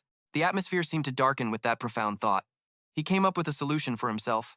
This junior was previously annoyed that Tang Yuan raised the price 3 times, so I spoke up to interfere. The guy was shocked and afraid. This junior doesn't have 3 million silver taels right now. A gloomy Xiao Han appeared. Damn it. Hai Zhou was so terrified that sweat poured down his face as he heard the man's warning. You don't have enough silver, yet you dare to bid, disrupting the auction. The man suddenly grabbed his collar while kicking him hard. Xiao Han kicked and cursed. Guards, throw this man out of Shi Bao Tang. The humiliated man fell to the ground. The Li family of Tianxiang City is no longer qualified to set foot in Shi Bao Tang. Mo Ta had witnessed the entire incident, utterly ashamed. Even if Hai Zhou was at fault, they can't just revoke the Li family's right to enter Shi Bao Tang. Could someone be pulling the strings from behind? His long silhouette exuded a chilling aura as he heard the curses. Jun Mo Ta. Although this incident was caused by Hai Zhou, you were the one who opened your mouth to humiliate our Shi Bao Tang. Standing on the upper floor, he observed everything carefully. Since when did this young master humiliate Shi Bao Tang? Hai Zhou was the one causing trouble, and this young master didn't let him off the hook. You applauded and praised him. Come on, everyone, let's give a round of applause for Shi Bao Tang, he said sarcastically. Shi Bao Tang has its pride. It has finally dealt with the matter. This young master is truly impressed. Tang Yuan chimed in. Why aren't you all clapping? Do you have an issue with Shi Bao Tang? Hearing his threatening words, everyone immediately joined in and applauded. Shi Bao Tang is truly fair, impartial and incorruptible, shameless, truly shameless. Young Master Jun Mo Ta's level of shamelessness has reached new heights. His thick-skinned act makes me feel ashamed of my own inadequacy. Faced with this forced situation, Xiao Mu and Xiao Yi reluctantly let it pass. This guy is still the same old scheming brat. The scene shifts to another room. A bitter Xiao Han holds a grudge over this debt. Jun Mo Ta, you cunning brat. I can't let him off the hook. Shui Tong calmly went about her business and advised, you were in the wrong in this matter. How can you blame that brat? But this Fen Jing He, I'm afraid it's for Jun Wu Yi. He erupted in a fit of rage. Jun Wu Yi? What do you mean? Unfazed by Xiao Han's emotions, he replied, I don't care what grudges you and Jun Wu Yi had in the past, but he is now a cripple. His life is as good as ruined. He maintained his leisurely lounging posture. You were the one who played tricks with the Fen Jing He, and you still want to deal with him? Xiao Han turned to him and snapped, What nonsense are you talking about? The man moved closer, their faces nearly touching. Although she told me to bring the Fen Jing He to Tianxiang City for auction, without a Shen Xuan master transferring their energy under the potent poison of the Fen Jing He will die very quickly. The other man quickly replied, He's just an insignificant Jun Wu Yi. Is he really worth sacrificing half of our ninth elder's cultivation power? Xuetong argued back and then cursed. You despicable villain. The atmosphere grew extremely tense. Enough. Say no more. Xuetong's silence created a silent war. Not wanting to say more, Xiao Han turned around, snorted, and walked away. At a tall, ancient-looking fortress, Mo Ta and Tang Yuan stood high above, looking at the master of Shi Bao Tang. The previous auction for the Fen Jing, he was disrupted by Hai Zhou of the Li family. His bid is invalid. We will proceed based on the previously established price. Mo Ta listened intently. The voice was different from before. It seems they are indeed two different people. I just thought they hadn't reached a consensus. The master of Shi Bao Tang began to conduct the auction again. The Fen Jing, he previously bid at 300,000 taels by young Master Tang. Going once, going twice.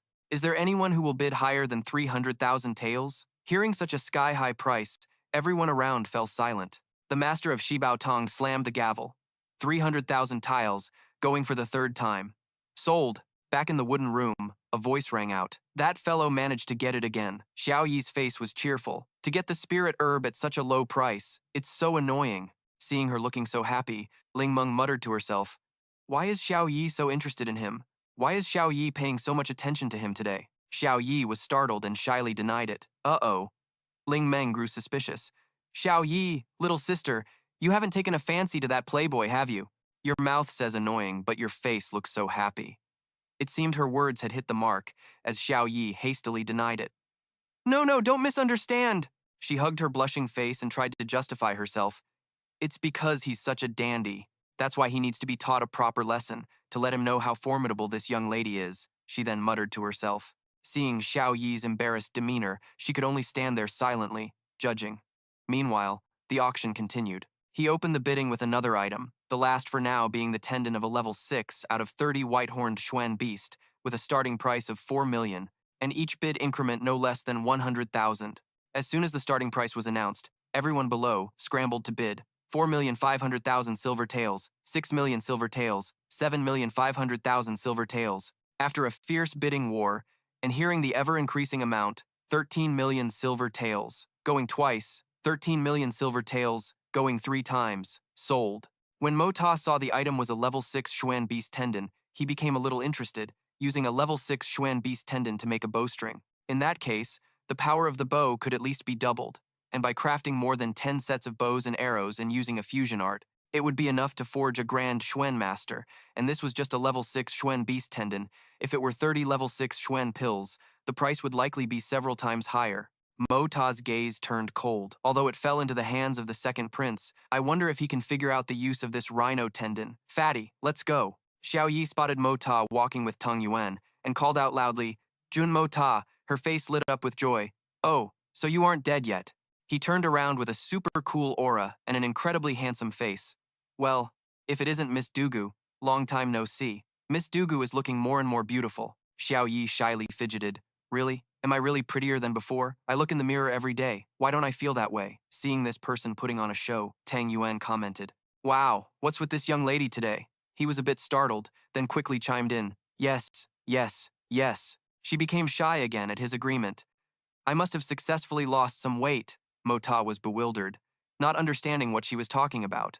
Xiao Yi pouted a little. Jun Mota, what did you just say? You actually dared to take liberties with me. As they were talking excitedly, a pair of white-furred paws emerged from inside her clothes. Utterly surprised, Xiao Yi cried out, only to find that it was Little Bai Bai. It behaved itself in Xiao Yi's hands as she doted on it. Be good, Little Bai Bai. Don't cause trouble. Big Sis will give you some delicious food later. Tang Yuan was surprised. A Xuan beast. Oh my god. It's an iron-winged leopard cub. She held its paw, waving it as if to say hello. Little Bai Bai also cried out, Mrao, Mrao. Seeing this, Xiao Yi said, Little Bai Bai seems to like you a lot. He just realized that its name was Little Bai Bai. What an adorable little fellow. Mota felt a bit awkward, not knowing how to react. But I don't like it. Xiao Yi offered a solution. Little Bai Bai likes you so much, just hold it for a bit, and I'll forgive you for taking liberties with me earlier. Little Bai Bai excitedly jumped out of her arms, much to Xiao Yi's embarrassment. It flew halfway to Mota before becoming dejected upon hearing his criticism. Too bad. This little toy is still too small. If it were twice as big, it would barely be enough for one pot. Forget it. Fatty, let's go. Xiao Yi froze on the spot, completely speechless. Only the cries of Little Bai Bai could be heard. Mro, Mro. There was truly nothing that could stop it anymore. It flew straight and landed precisely on Mota's head, then excitedly kept crying, Mro, Mro, making him feel helpless. He held it in his hands and remarked with a sigh. An iron-winged leopard, with its natural-born speed, a master at concealing its aura. No wonder I didn't have a shred of vigilance when it jumped over just now. She found it very strange. Although it doesn't reject you, Little Bai Bai enjoyed being in Mota's hands as she continued. But this is the first time I've seen it so close to someone else. It's very clingy with you. This is a peak level 7 Xuan beast. Once it acknowledges a master, it never changes for its entire life. Why is it even easier to fool than a regular puppy? Little Bai Bai kept clinging to Mota, so Xiao Yi ran over to get it off him. Mota, give it back. I'm its mother. Little Bai Bai didn't want to leave and dug its claws tightly into his clothes. Mrao, Mrao. She could only gently console it. There, Little Bai Bai, come back here. Big Sis will give you yummy food. He felt annoyed and uncomfortable. How would I know? Just get it off me. Losing all patience, the hot-tempered Xiao Yi said, Come over here. But it kept clinging desperately to Mota's robe, meowing pitifully as his clothes were torn, much to his annoyance. As bad luck would have it, the hem of his robe was ripped by the scratches, which disgusted Mota. Hey! Xiao Bai Bai seemed to feel guilty for its overly excited actions and let out a soft meow, as Mo Ta turned and walked away expressionlessly. Fatty A, it's getting late. Let's go. Tang Yuan agreed. Okay. Both Xiao Yi and Xiao Bai Bai looked embarrassed. She grumbled quietly. Always blaming others. How can he be so unreasonable? Who does he think he is? My father or my mother? Xiao Yi stroked its head, and it let out a few soft meows. Seeing it acting so cute, she forgave it. All right. In a few days at most, I'll take you to go play with him, okay? As she said that, where is Princess Ling Meng? As Mota was walking with Tang Yuan, someone suddenly called out, Jun Mota. Gu Han stood with his arms crossed, relaying Ling Meng's message. The princess is looking for you and has something to discuss. Please follow me this way. Seeing that someone had come for him, Mota told Tang Yuan to leave first. Oh, fatty, you can head back first. As she lifted the curtain and stepped down, he teased playfully. Princess Ling Meng graces me with her presence. Truly, it's a small world. For us to meet again, it must be fate. His tone infuriated her. She looked at him with a serious expression as he stepped forward. Jun Mota, this princess wishes to warn you about something, he replied nonchalantly. Your Highness, please speak. I am all ears. He sensed the surroundings were no longer safe. That killing intent belongs to Gu Han. No, it's those assassins from the treasure pavilion. Why are they here too? Don't tell me they plan to assassinate a princess in broad daylight. As she walked, she spoke, trying to intimidate him. Young Master Mota, Miss Dugu is my best sister. However, he wasn't focused on her words, as he sensed the danger fading. The killing intent is gone. It seems Gu Han saw them and held back. Ling Meng stammered. I hope that, from now on, you and Xiao Yi don't have too much contact. Do you understand what I mean? Her beating around the bush only confused Mo Ta more about her intentions. This young master doesn't quite understand. Wouldn't it be better if Your Highness the Princess spoke more clearly? She was disappointed by his words. Young Master Mo Ta, there's no point in constantly playing dumb. Mo Ta demanded she be clearer. Please, clarify first. Who exactly is clinging to whom right now? For the dignified princess of a nation to be spouting such slander. How ridiculous. His attitude was outrageous, and she seethed inwardly. Xiao Yi is absolutely not someone you are worthy of. From now on, you are not to pester her, lest you bring trouble upon yourself. The two of them were in a direct confrontation, neither willing to back down. Ling Meng warned him once again. Jun Mo Ta, if you insist on being stubborn, don't blame me for telling Great General Dugu Wudi about this. At that time, not even Old Master Jun will be able to protect you. It won't end well for anyone. Ling Meng's threat successfully enraged him. Go on, go tell him. It would be best if Dugu Zhao Yi gets grounded by her father forever, so she stops coming to bother me. The situation was extremely tense. She was startled for a moment, then conceded, Fine. Jun Mo Ta, words are wind. Don't you regret this when the time comes? They went their separate ways, but Mo Ta was still fuming. She really has nothing better to do. She's not even my wife, yet she's meddling in my business with other women. Gu Han couldn't stand it anymore and shouted Mo Ta's name. Jun Mo Ta, the princess urged him. Let's go, Uncle Jia, he reproached Mo Ta. Scum like you are truly despicable. Today, I shall teach you a lesson on behalf of Old Master Jun, and let you know that not just anyone is someone you can mess with. Mo Ta's fury reached its peak. And who the hell do you think you are? The moment you open your mouth, you claim to be acting on behalf of a great minister of the empire? How laughable. His killing intent flared up.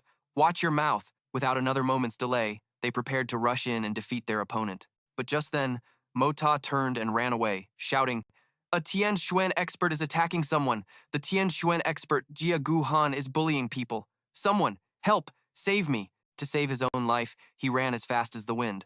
Right, it's not time to make a move yet. I can't expose myself here. He was furious at Mo Ta's cowardly actions. You! How can a person be this shameless? Unable to stand the childishness of these two, Ling Meng intervened. Uncle Jia, don't mind him anymore. Let's go. She ordered them to head to Xiao Yi's residence, but then changed course to the Dugu Manor. He walked alone on the deserted streets, then stopped in his solitude to think things through. Mo Ta's mind was sharp, yet his expression remained unchanged. The trouble is over now, but they haven't gotten far. I must quickly pursue those assassins. Looking ahead, he carefully scanned everyone.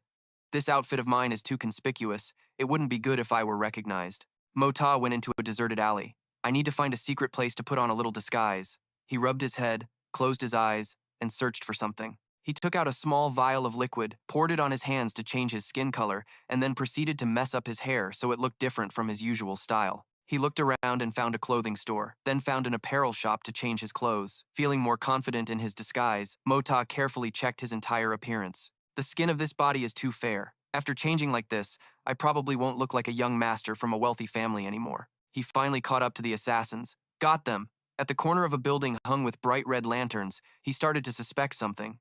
I never expected their destination would be a place like this. Mota stepped into the pleasure house, a place where beautiful, scantily clad women were welcoming guests. It was a man's paradise, the Spirit Mist Lake. In the middle of a desolate field stood a distant compound. People were still entering the Spirit Mist Lake's Yi Chang Pavilion, which he found strange. Did they also come here to seek pleasure? From afar, he saw several people acting suspiciously. He was certain something was wrong. This isn't right. Amidst a patch of wild reeds, a large, luxurious boat was docked at the shore. Just as I got here, this flower boat arrived. What a coincidence. Two people furtively boarded the boat. Afraid of losing them, Mota followed. They're on the boat. If I don't follow now, I'll definitely lose their trail. He took a detour through the reeds to stay hidden. Without a second thought, Mota decided to take a gamble. I'll risk it all this time. He quickly dived into the river.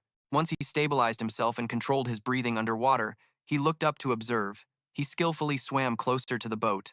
If it weren't for the great progress he'd made recently, he probably couldn't have done it so silently and effortlessly. On the gently flowing river, Mota cleverly used a reed to breathe. Infiltration successful. Now, I just have to wait. Two people quietly boarded the boat, chatting as they went. Miss Yuer, I wonder when Lord Liu will be here. Hearing this from under the water, he was surprised and began to deduce. One person, two people, three people.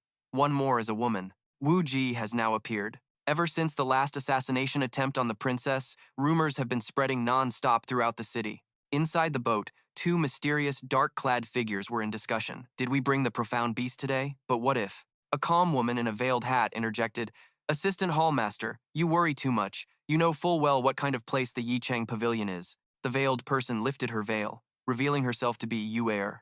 Assistant Hallmaster, it sounds like you want to back out. So, how are we supposed to explain the failure of the last mission? Does the Hallmaster intend to just let it slide? The old man couldn't accept this and refuted her. Miss Yuer, that's not right.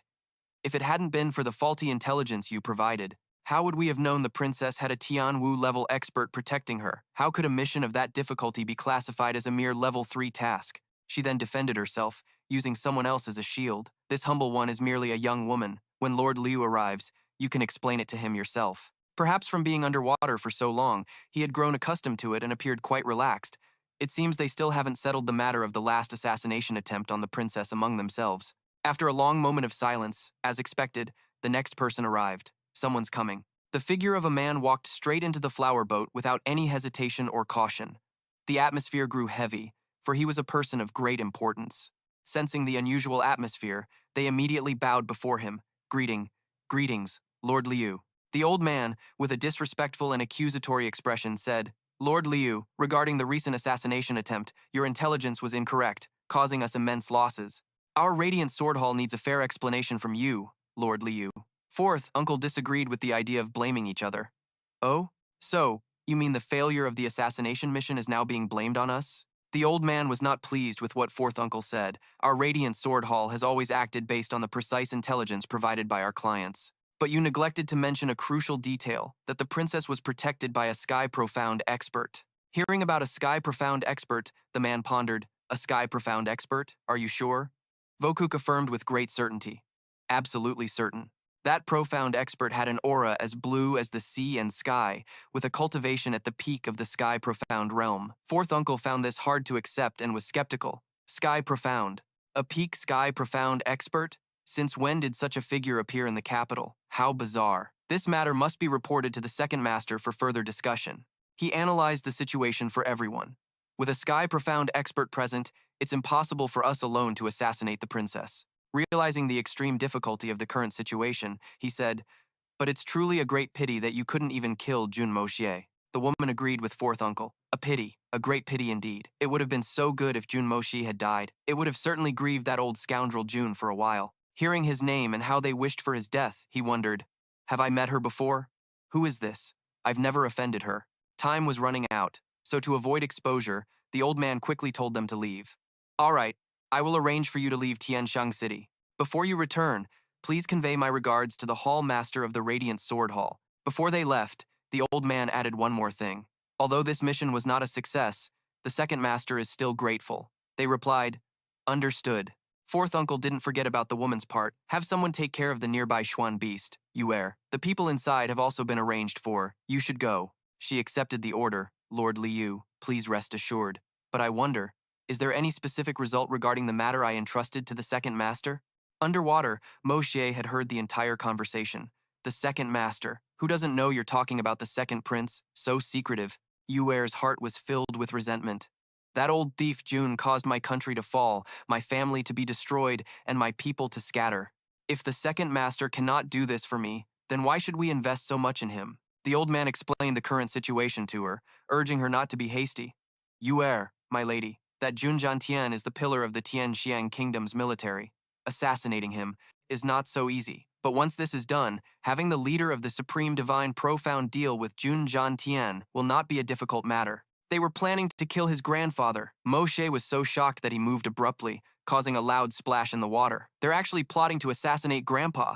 And there's a Supreme Divine Profound leader who wants to make a move. The splash alerted fourth uncle, who shouted, "Who's there?" Everyone scrambled to find the intruder.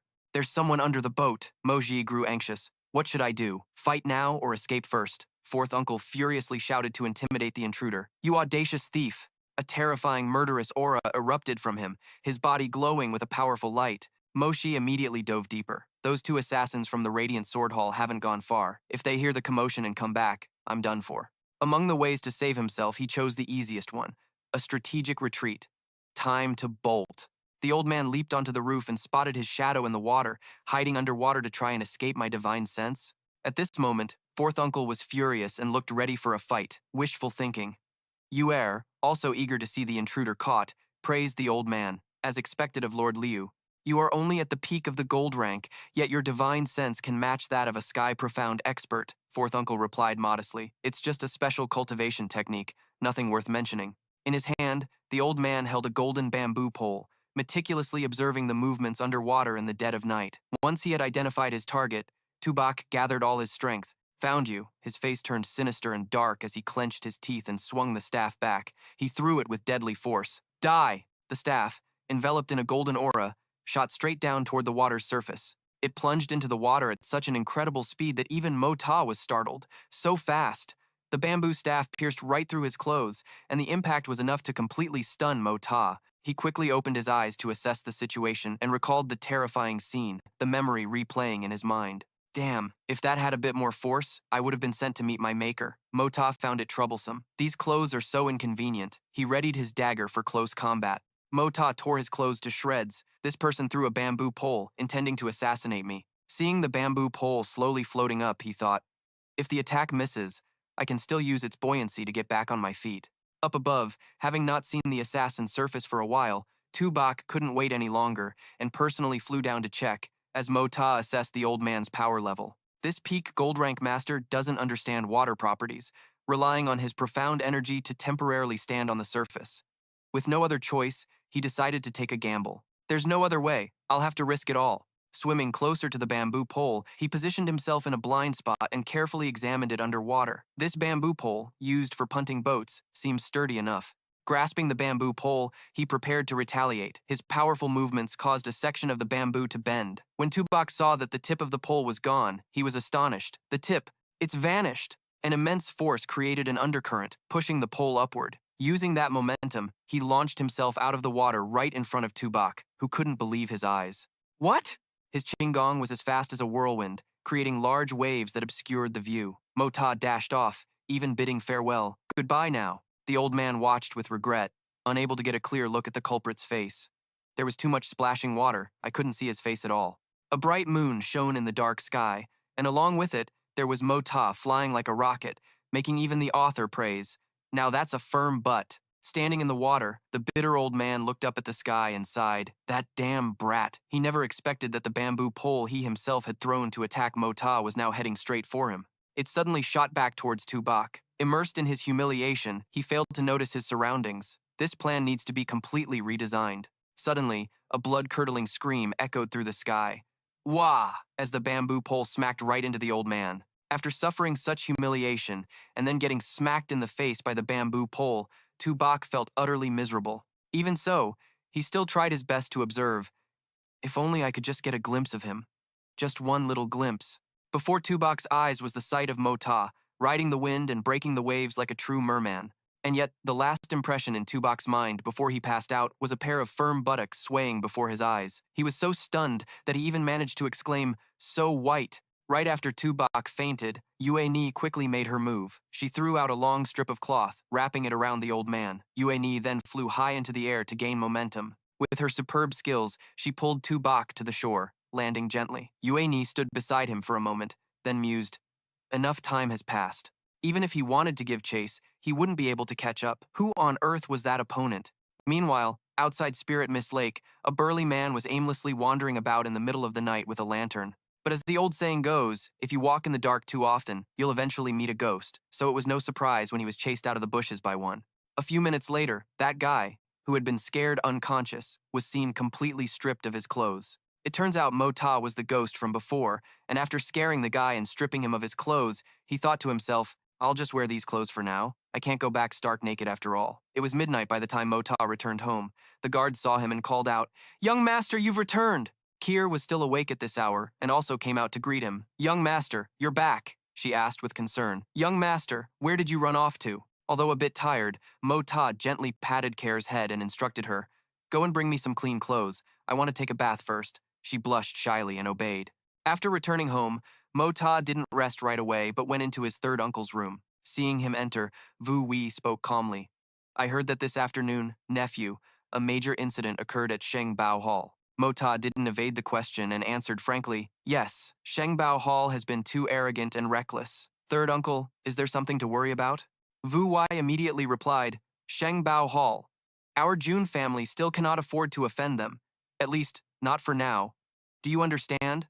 Mo Ta sat down, puzzled, and asked, "This doesn't sound like something you would say, third uncle. Could it be that Shengbao Hall is truly that formidable? Even you are afraid of them?" Fu Wei patiently explained in detail. "If it were just me, I could certainly take on Shengbao Hall, but behind us is the entire Jun family. Sometimes, the clan will be your greatest hindrance. This is the responsibility of a descendant of a great family, and also its glory." He fell silent for a moment. After pondering for a long time, Mo Ta finally understood. "I see now." After their talk, he stood up to leave, but just before he walked out of the room, Vu Yi took the initiative to invite him. "It's good that you understand. Since you've returned safely, come have a drink with me." Hearing this, Mo Ta stopped in his tracks and gently refused. "A drink? Not right now. I'm afraid that for the next 10 to 15 days, third uncle, you won't be able to drink anymore." He smiled and slowly revealed, "Because I want to congratulate you, third uncle. Those 5 types of herbs are now fully prepared." Vu Wei was startled, as if he'd just been struck by lightning. Seeing his uncle's astonished expression, Mo Ta continued, "And that meridian-piercing needle was prepared half a month ago. Third uncle, you only need another 10 days. That thing you're sitting in can be dismantled and tossed out. When that time comes, we can slowly enjoy a drink." With that said, he left immediately without lingering, leaving Vu Wei alone in the room, lost in thought. 10 years of being crippled. Finally, a chance to be reborn.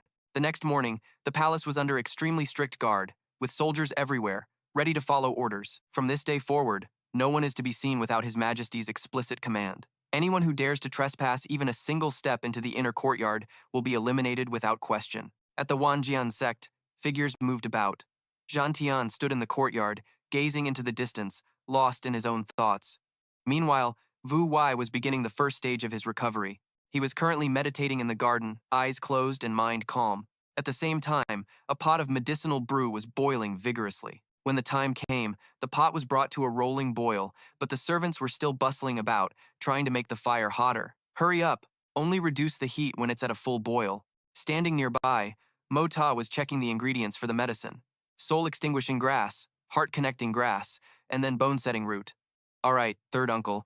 Under his control, each medicinal herb flowed smoothly into the cauldron. Hearing this, Vu Wei focused on circulating his energy with all his might. A terrifying power radiated from his body, tearing his robes to shreds. Mo Ta thought to himself, "These 5 herbs are the most venomous of grasses." A strange green mist rose from the medicinal cauldron. It then enveloped Vu Wei's body, causing him some discomfort. Seeing this, Mo Ta offered encouragement.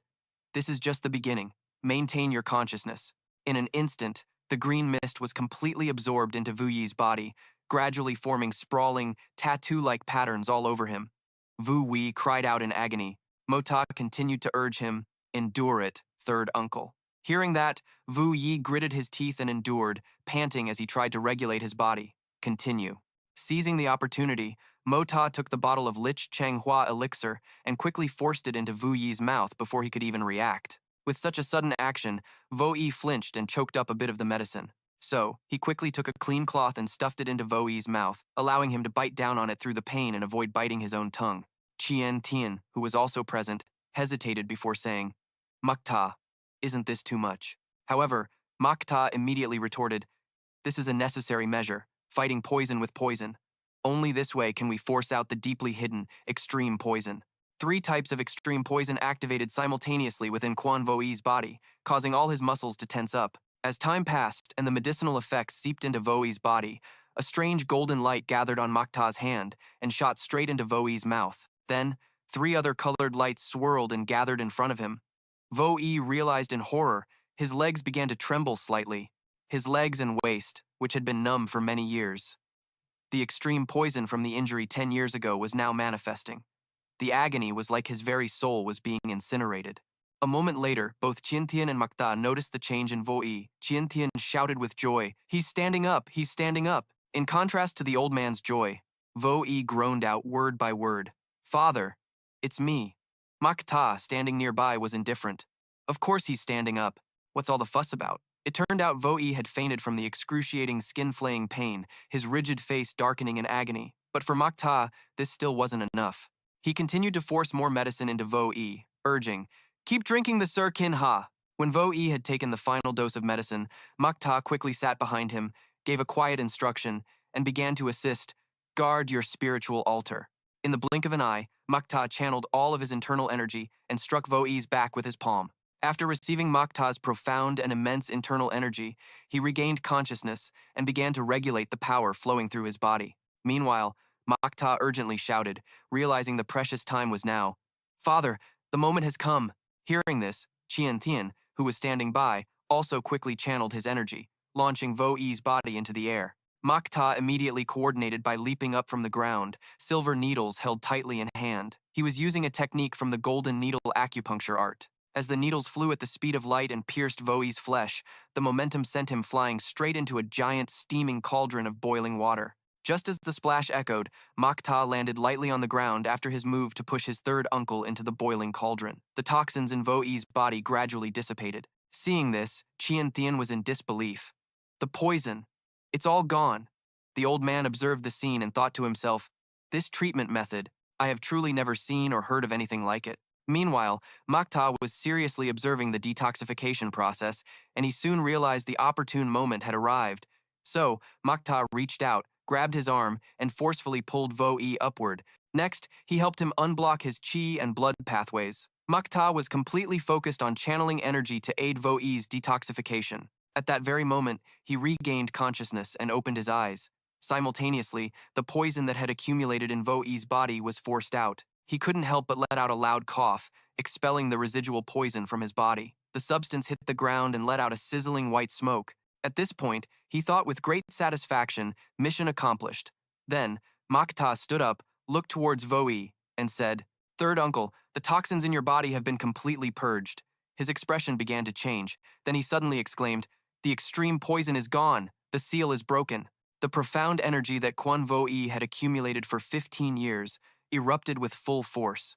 Then, Qiantian stared, stunned, at the pale blue aura in front of him. The old man couldn't believe his eyes. "Vo Yi has broken through to the Sky Profound realm," he added from the side. "And that's not all. Thanks to the effects of the Sir Kin Ha, from now on, third uncle will be immune to all poisons."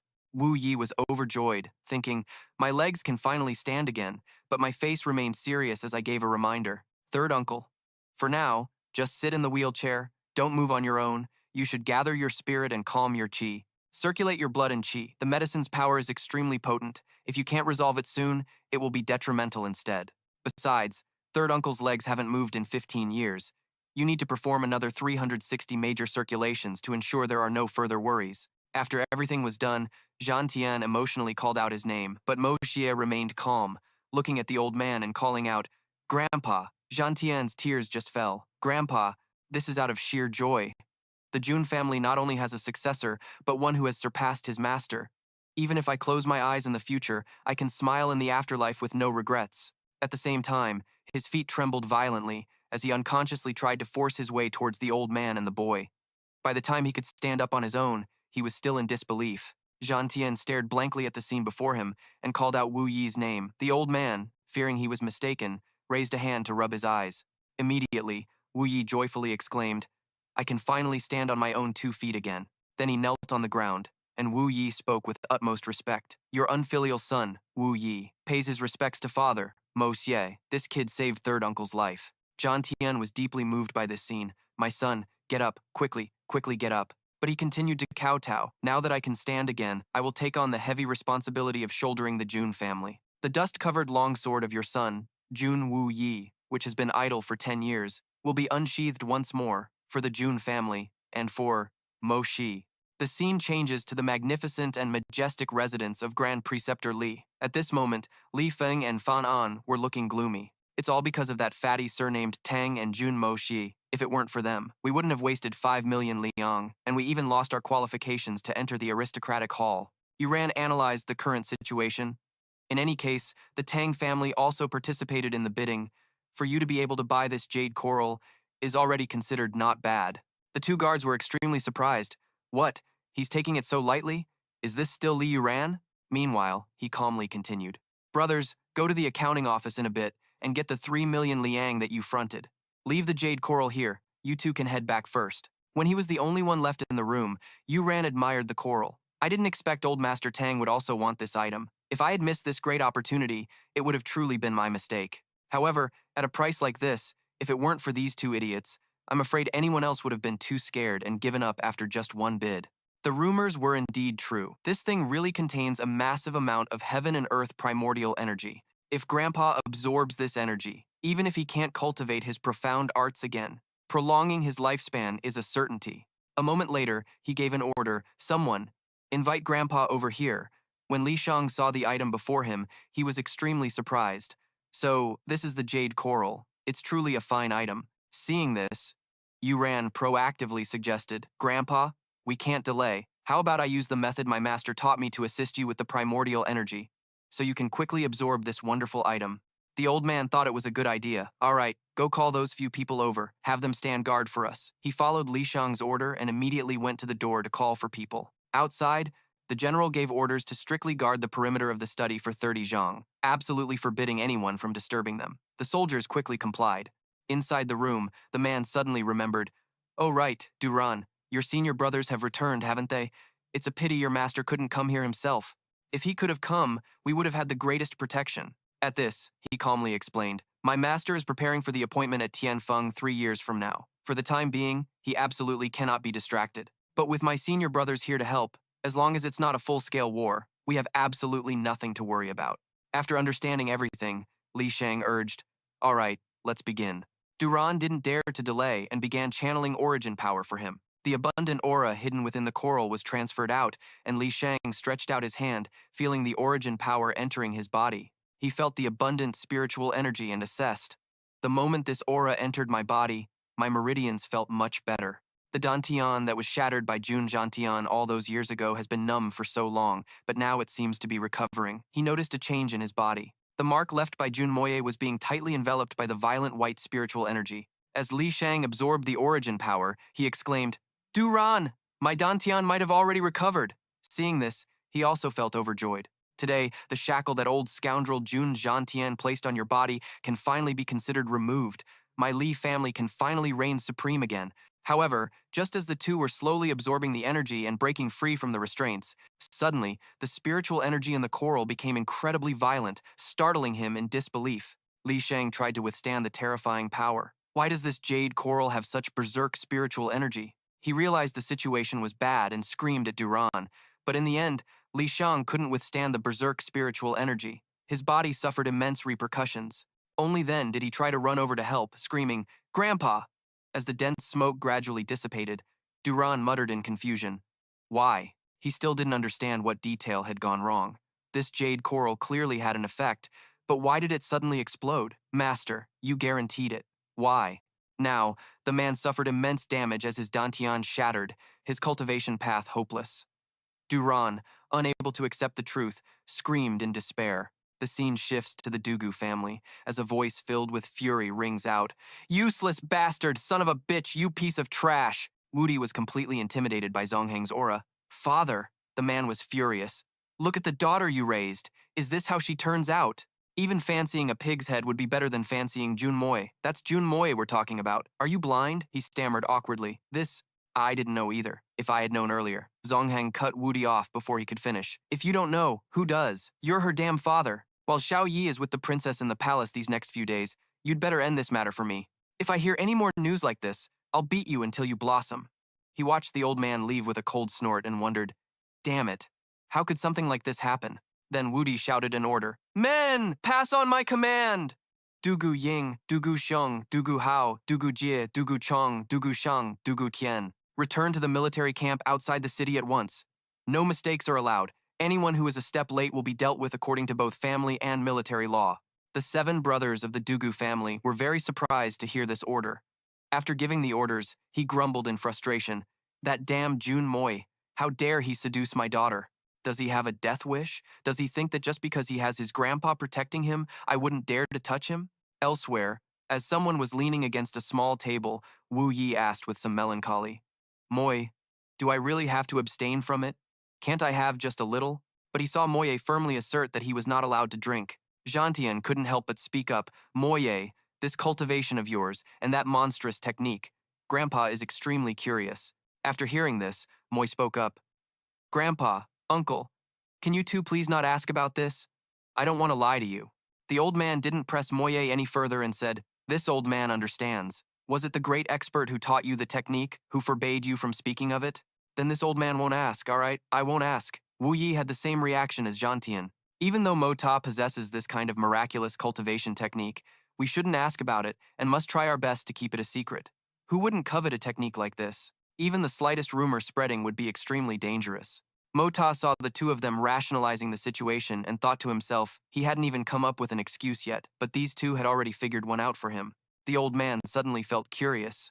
Mota, now that your third uncle has recovered, what are your plans from here on out? Tell Grandpa, I don't have any plans at the moment. What kind of plans could I possibly have? To continue being an idle, good-for-nothing young master? How great would that be? However, the matter of third uncle's complete recovery shouldn't be revealed for now. You just keep putting on a grim face. That'll be enough. After hearing this, he fell silent, while Qin immediately retorted. Nonsense. In the past, I was worried sick because of you two brats. Now, you've become capable, and Vo Wai is also cured. How can I possibly keep pretending? Then Mota was seen smiling and explaining. That's easy. In a little while, I'll go out and stir up some trouble for you, to give you a reason to look grim. How about that? For example, I could go smash Shengbao Hall, grab the 3 princes and give them a beating, or maybe go harass a few young ladies. The old man now glared at him for bringing up the past. I still haven't settled the score with you for that incident at Shengbao Hall. Let me tell you, some things transcend the mundane world. For example, Shengbao Hall. Mota suddenly grew curious. Shengbao Hall, what exactly is its origin?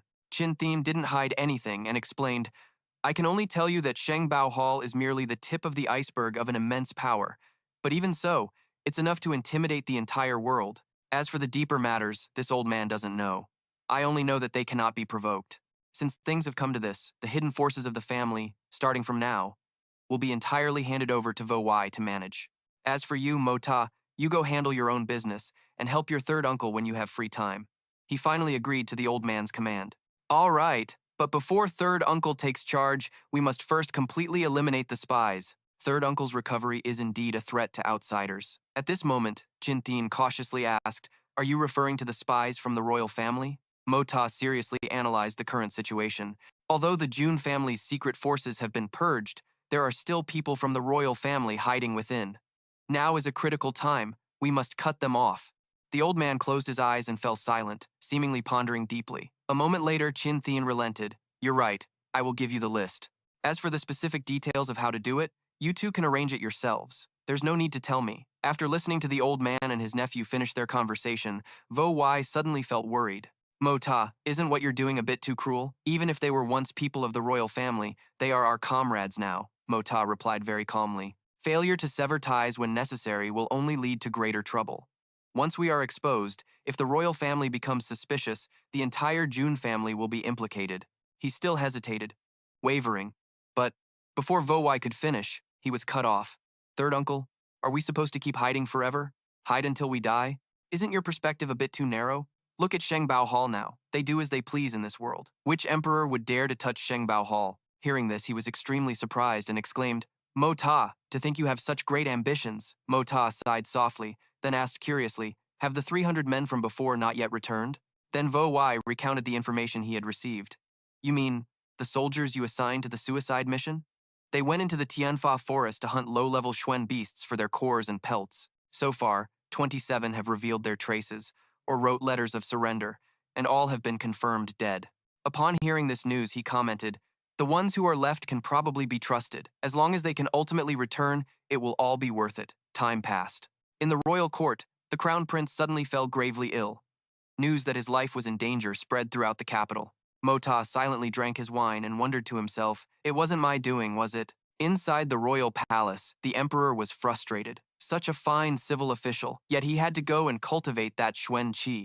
And now look, he failed to cultivate Xuen Qi and tortured his old body to the brink of death. How could a situation like this not pain us? He glared down at everyone below. Meanwhile, they all remained silent, as the relationship between civil and military officials had always been poor. Meanwhile, Van Lai was dozing off right in the Great Hall. The emperor's face darkened when he saw they weren't focused on the discussion. The relationship among the highly respected civil officials was also mediocre at best.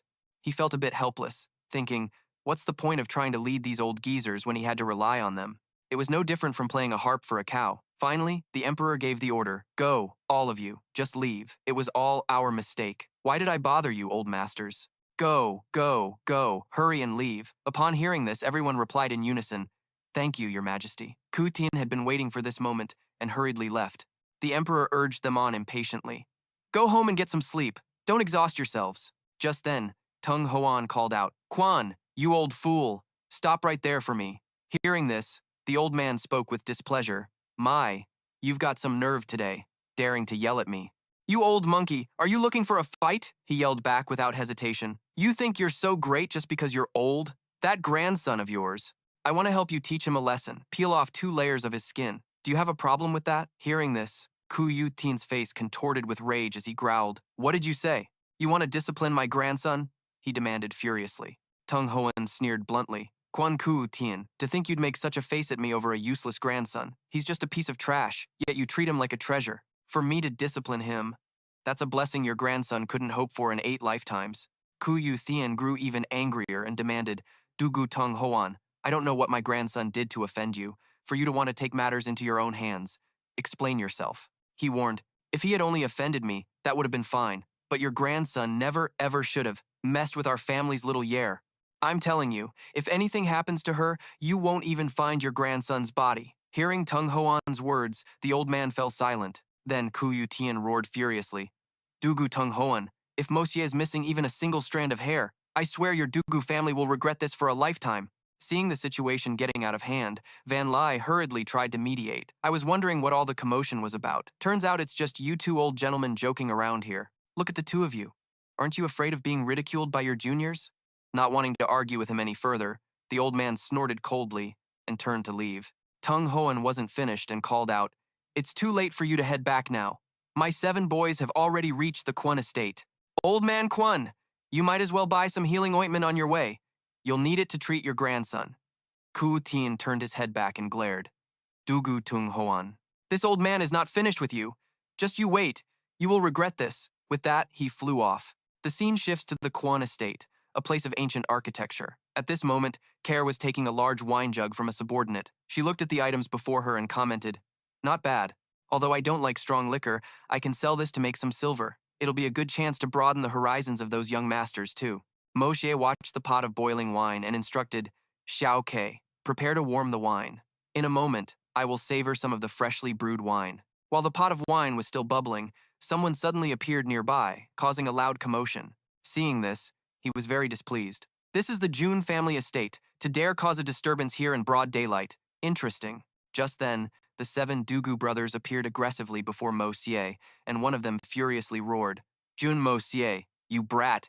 Get over here for this old man. He remained perfectly calm and instructed. Tell Uncle Kan and Da Zhuang that they don't need to come over. I'll handle this. She hastily followed Moshe's command. Next, he bowed respectfully. So it is the 7 Dugu big brothers. Forgive my disrespect. I will have someone bring up tea immediately. Dugu Hao stepped closer and growled, Jun Mo-sie, you've got some nerve, daring to look down on my little sister. Dugu Jie, standing beside him, aggressively chimed in. Let's see how this old man beats your pretty boy face into a pancake today. Another one curiously asked, Big brother, do you smell that? It's so fragrant. Suddenly, 2 of them grew restless, not knowing where this rumor and the related information came from. Looking down on your little sister, Dugu Xiaoyi. Very quickly, they couldn't help but become mesmerized by the aroma of the wine. Then, the 7 Dugu brothers spotted a pot of wine in the distance and let out a cry. They began to speculate about what was before them. No, could it be an intoxicating incense? Meanwhile, Mo-si slowly picked up the kettle and poured the wine into a cup. After pouring, he gave a light cough to attract their attention. He glanced at the group and asked, Is this what you gentlemen are looking for? Dugu Shang stared covetously at the pot of wine. Brother, look at that. Is it really fragrant wine? He quickly tried to confirm. Finally, Dugu Zong couldn't resist asking, Jun Mo-xie, what is that in your hand? Mo-xie was seen sitting there, calmly explaining, Isn't it obvious? It's wine. What else could it be? He then nonchalantly poured the cup of wine onto the ground. Seeing this, their faces instantly darkened. To waste such a top-grade wine was truly a heinous crime. Can something spilled on the ground still be drunk? It can't be wasted, can it? Mo-xie then curiously asked. Oh, right. Why are you all here? Speak up. If there's nothing, please see yourselves out. Just then, Dugu Ying of the 7 Dugu brothers explained, We are here under orders to arrest you. At that moment, the person next to him stomped on his foot. He screamed in agony, but his brothers seemed unconcerned, while Dugu Zong calmly cleared his throat. Then he said, Seriously, we are here under orders to invite young Master Mo-xie to our residence to deepen the profound relationship between the Jun and Dugu families. Meanwhile, the others were huddled together, discussing their plan. As long as we can trick him, we can deal with the matter of our little sister later. There will be other opportunities. Then Dugu Ying looked at him with an expectant gaze. Third young Master Jun, please. Hearing them, Mo-xie smiled. Old Master Dugu is truly too courteous. If that's the case, then let's go, lest we keep old Master Dugu waiting. Then, he unceremoniously threw the wine cup to the ground. Seeing this, their expressions turned even uglier. All the good wine is being wasted like this. Is it too late to lick it up now? Then, Dugu Hao spoke up with a suggestion. Young Master Jun, our 2 families share a deep bond. Since we brothers came together to invite you, shouldn't you offer this wine for us to taste? Dugu Zong agreed. Second brother makes a good point. After hearing this, Moshe immediately refused. No, I don't have much left here either. Brother, look at these jars of mine. Once they're finished, they're gone for good. Hearing this, he looked at him with a thirsty expression. At this moment, Moye was still rambling on. So that's how it is. I understand now. The 7 great heroes gave me a subtle hint.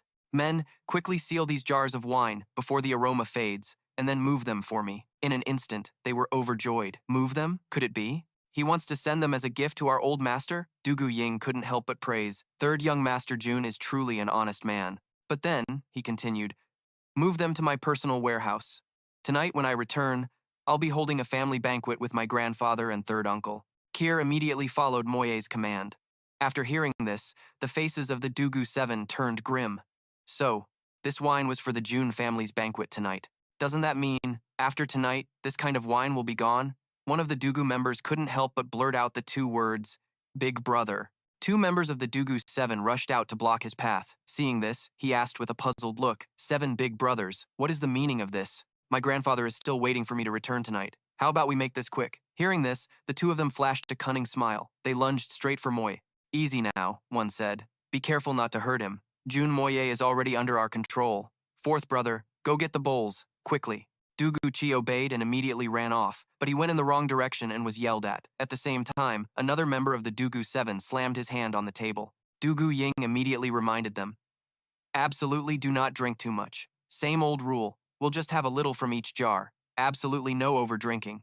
He, of course, understood that well. They couldn't help but urge each other on. Hurry up and drink a few bowls to satisfy the craving, that's all. Then we'll let Jun Moy go quickly. Just like that, the members of the Dugu 7 urged each other to hurry up as they took in the fragrant aroma of the wine in the jars. They secretly planned to ask Moye where this wine was sold and remarked, This truly is fine wine, the absolute best. The imperial wines and tribute liquors we drank before were basically just garbage. Very quickly, the wine was poured into the bowls.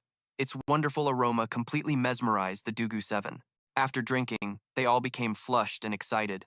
Then they started getting jealous of each other for drinking too much. Old Third was so sneaky, he's already had 3 bowls. This guy is truly shameless. The Dugu Seven dove into drinking the wine, telling themselves, "Come on, brothers, just this one time." At the same time, he spoke up to reassure someone. "Third uncle, I'm fine. You should go back and rest. Don't let them see you."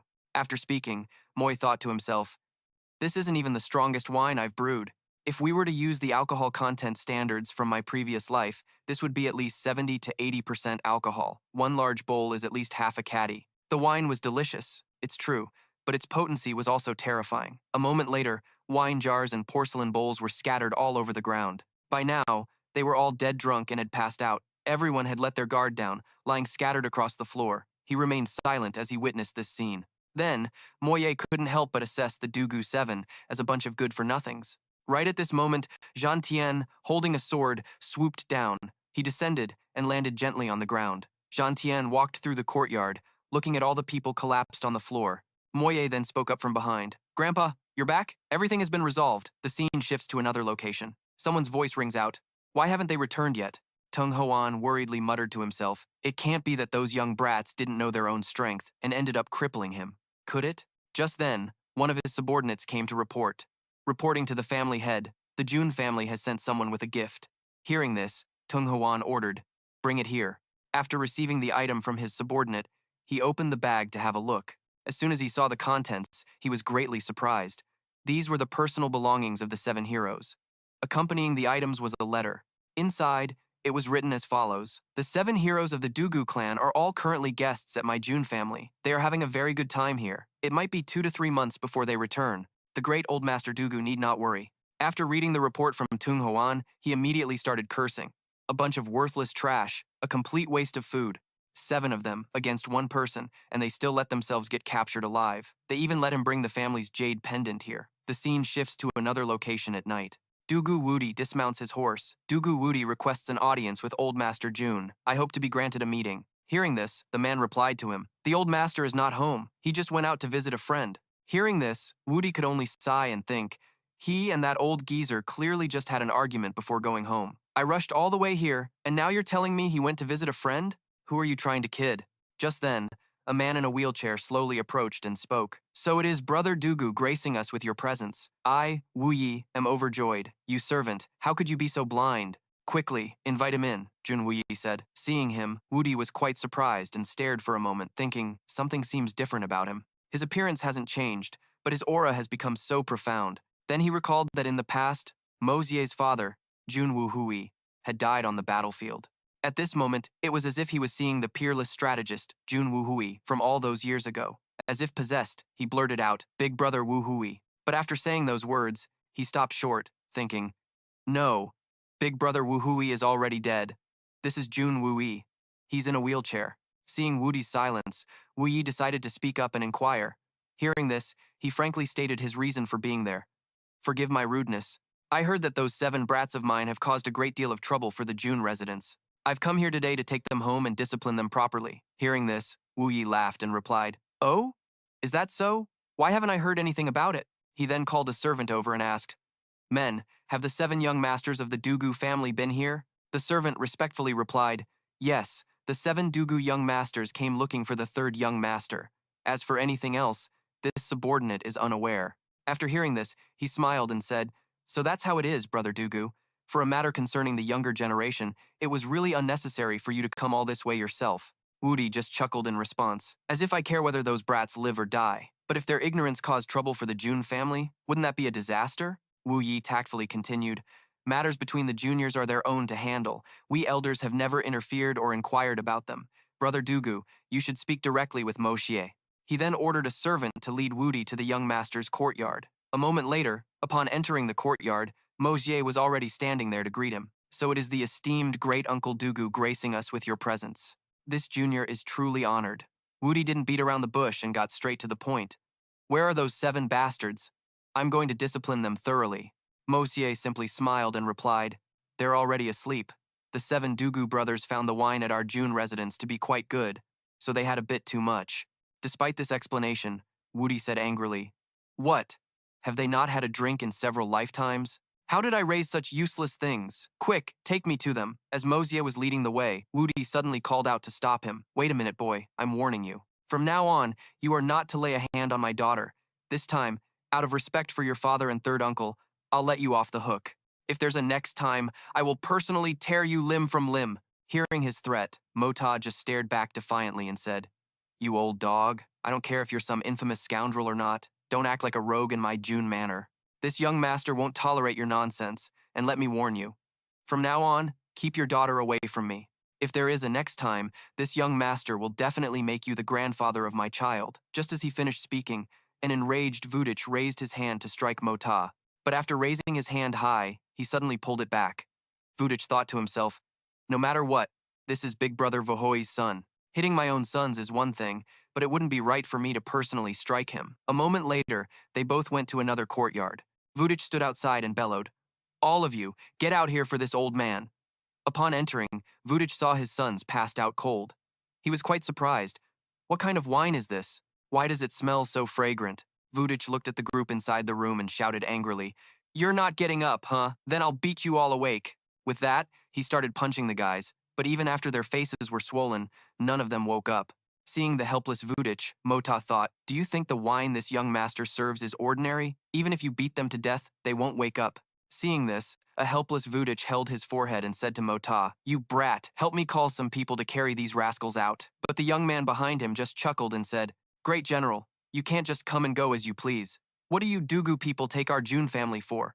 Hearing this, Vudich turned back and asked, "What more do you want?" Waiting for just that, Mota announced loudly, "The 7 young masters of the Dugu family came to the June residence, and from the main gate to here, they have damaged 2 sets of sandalwood doors worth 1,000 taels of silver." Then he took the opportunity to list a series of other fees, totaling 25 million taels of silver, before Vudich could take them away. As soon as he finished speaking, Vudich, as expected, cried out in astonishment, "How could they drink 25 million taels of silver?" Mota replied nonchalantly, "My wine is the finest, one-of-a-kind brew in the world. Besides, your precious sons drank the first press wine." Mota slowly explained what first press wine was. "This jar sells for 10,000 taels of silver." Vudich, of course, didn't believe it. "I spit on that. You think I'd believe you?" Seeing this, Mota didn't hesitate and poured out some wine, slowly saying, "This wine is unique in the entire world. Only I possess it. When I say it's 10,000 taels a cup, it's 10,000 taels a cup. If it were anyone else, I wouldn't even sell it for 10,000 taels. Please, have a taste." He placed the cup of wine in front of Vudich. He picked up the cup, muttering, "Drinking this lousy wine of yours will make me an immortal? It seems ordinary to me." With that, Vudich drank the wine. The moment it touched his lips, his eyes shot wide open in surprise.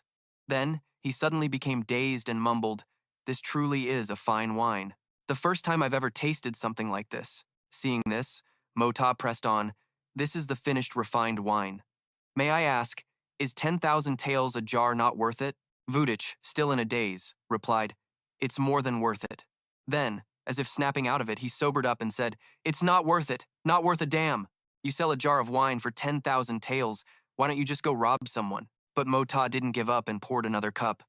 "If the great general insists on speaking against his conscience, then there's nothing I can do. This is the first press wine. Would the general like to try the first press wine that costs 10,000 taels a cup?" Vudich still didn't believe it, picking up the cup and muttering, "The wine is indeed not bad, but no matter how you put it, it can't be worth 10,000 taels a cup." With that, he downed the entire cup. Sure enough, a second later, Vudich's eyes lit up. He let out a long breath, his face flushed from the wine. "Fine wine.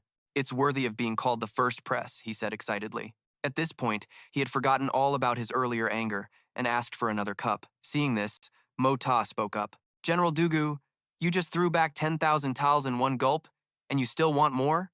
Hearing Vudich's satisfied burp, he just sighed and said, "The previous cup was a gift from me.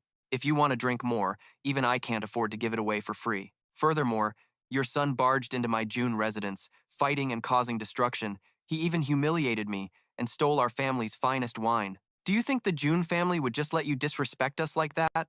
Dugu Woody's face paled and he stammered, "That's all your little brat's words, not mine." Mo Xie just smiled and replied, if you didn't say it, does that mean the great general believes we should be compensated for this? That's wonderful then.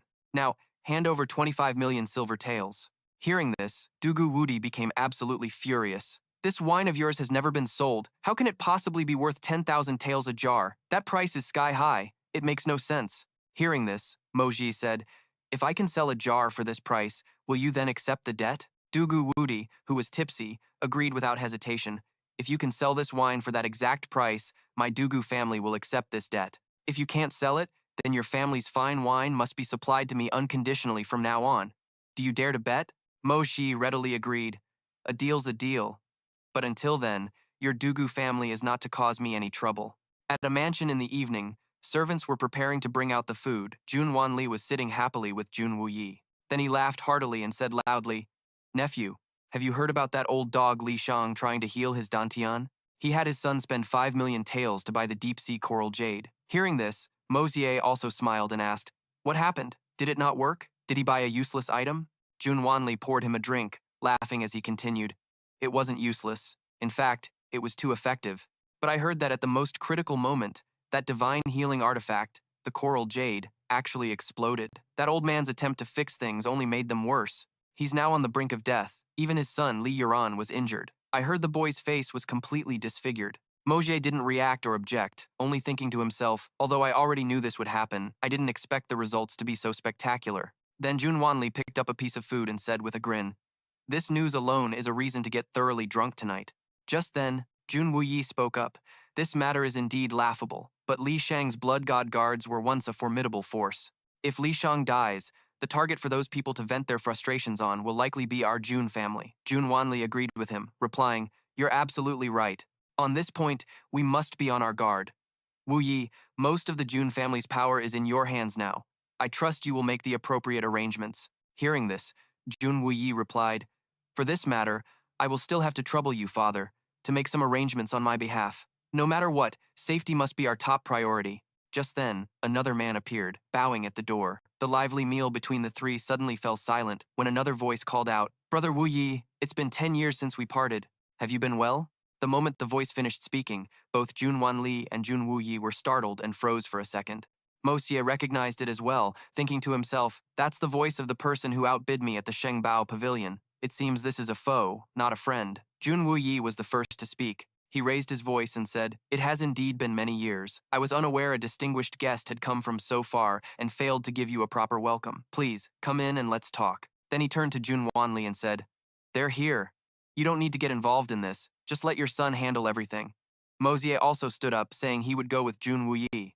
With that, he began pushing the wheelchair, leading him away. As he walked, Mo Xie thought, the Shengbao Pavilion really does have some hidden feud with the Jun family. I must make sure third uncle restrains himself. He absolutely cannot reveal his true strength here. On the roof of the mansion, two dark figures lurked in the night. One of them let out a cold laugh. Mo Xie pushed Jun Wuyi's wheelchair outside. He looked at the two dark figures, silently assessing them. The man in the wheelchair spoke softly. Mu Xuan, it's been 10 years since we last parted. You are still as dashing as ever. Under the bright moonlight, the two figures became clearer. It was none other than Mu Shuetong and Xiao Han. Xiao Tong asked softly in a gentle voice, have you been well these 10 years, Wu Yi? Hearing this, Mo Xie thought to himself, no wonder back then at Shengbao Hall, it was so hard for them to reach a consensus. Xiao Tong looked down and said with a smile, it seems your cultivation has already reached the earth-profound realm. I believe the young miss would surely be relieved if she knew. Unexpectedly, instead of being angry, he hesitantly asked back, has she been well lately? Before he could hear the answer, that guy Xiao Han leaped down from the roof, calling out Wu Yi's name. Xiao Han sneered mockingly at him. Even though you're a cripple, it seems you've come to terms with it. This state of mind isn't half bad. But unexpectedly, the one who replied to him was Mo Xie. Not to be outdone, the boy spoke up. You are absolutely right, sir. It doesn't matter if my third uncle's legs are crippled. But if one's brain is crippled like yours, then that is truly incurable. Provoked by the boy, Xiao Han's face darkened as he said in a low voice, the other day, this venerable one was magnanimous enough to spare you, yet today you dare show off your slick tongue in front of me. Do you really think this venerable one doesn't dare to kill you? Mo Xie was no pushover either, as he stared right back at him. This is the Jun family compound, not Shengbao Hall. You dare to act so arrogantly here? Believe me, I'll chop you into minced meat in an instant. Although Xiao Han was furious, he still wanted to mock him further. He said in a soft, taunting voice, "The renowned first young master, seeing is truly believing. Jun Wu Yi, you tell him. Let's not even talk about whether you have the strength. Just tell me, do you people have the guts to kill me?" Moshe retorted with extreme sharpness. "Brother, don't think too highly of yourself. In your organization, what kind of pawn do you think you are? Even if my Jun family kills you, do you think your master would go to war with us over a dog's life like yours?" As expected, this remark struck a nerve with Xiao Han. He angrily rushed forward to attack, while Moshe quickly stepped back and counterattacked. The two separated for a moment before Moshe rushed in again to close the distance with Xiao Han, grabbing his arm. After that, Xiao Han managed to break free, but he looked very surprised. Trading blows for blows? After retreating a few steps, Xiao Han thought worriedly to himself, "I am a dignified sky-profound master, yet I let this brat spot an opening?" Finally, he decided to unleash his strongest move, his entire body erupting in green flames. Not bad. In terms of fighting spirit alone, he could be considered a great enemy. Too bad he's just a waste who can't cultivate profound chi. Wu Yi, sitting in his wheelchair, slowly spoke up. "You've come from so far away. Was it just to have a verbal spar with my nephew?" Hearing him say that, Xiao Tong explained his reason for coming. "It has been 10 years. It was finally my turn to go out, so someone entrusted me to bring a gift for you." As expected, upon hearing this, Wu Yi seemed to realize something and asked, "Is it from her?" Just then, Xiao Han rushed over with a dark, angry face and shouted, "What did she have you bring? Why don't I know about it?" Then he lunged forward to snatch the item. As one advanced and the other retreated, Xiao Han managed to grab the hem of Xiao Tong's robe. Then they began to fight fiercely. Mo Xie, watching from below, muttered, "Both of them are very strong when they go all out, but Xiao Han can't even withstand a single move from Xiao Tong." Wu Yi also looked up, quite surprised. "You can tell, this isn't like when you and Xiao Han were just sparring." On the other side, Xiao Han was struck so hard he spat out a mouthful of blood, letting out a cry as he tried to fight back. But moments later, he had to flee, not forgetting to leave a parting shot. "I will remember what happened today. You will all pay the price." After landing back on the ground, Xiao Tong exclaimed in admiration, "Wu Yi, this nephew of yours is truly not simple. He managed to injure Xiao Han just now. If I hadn't seen it with my own eyes, I would have found it hard to believe." With that, he took a package out from his sleeve. Xiao Tong held it out and said, "The young miss has always been waiting for you." Since their separation 10 years ago, Wu Yi took the pouch and stared at it intently, as Xue Tong slowly spoke with utmost seriousness. "She has resisted with her life to this very day." Wu Yi opened the package to find a piece of paper and a lock of hair. Inside the pink paper, a few lines were written. 10 years we have not met. Night after night I gaze towards Tianxiang.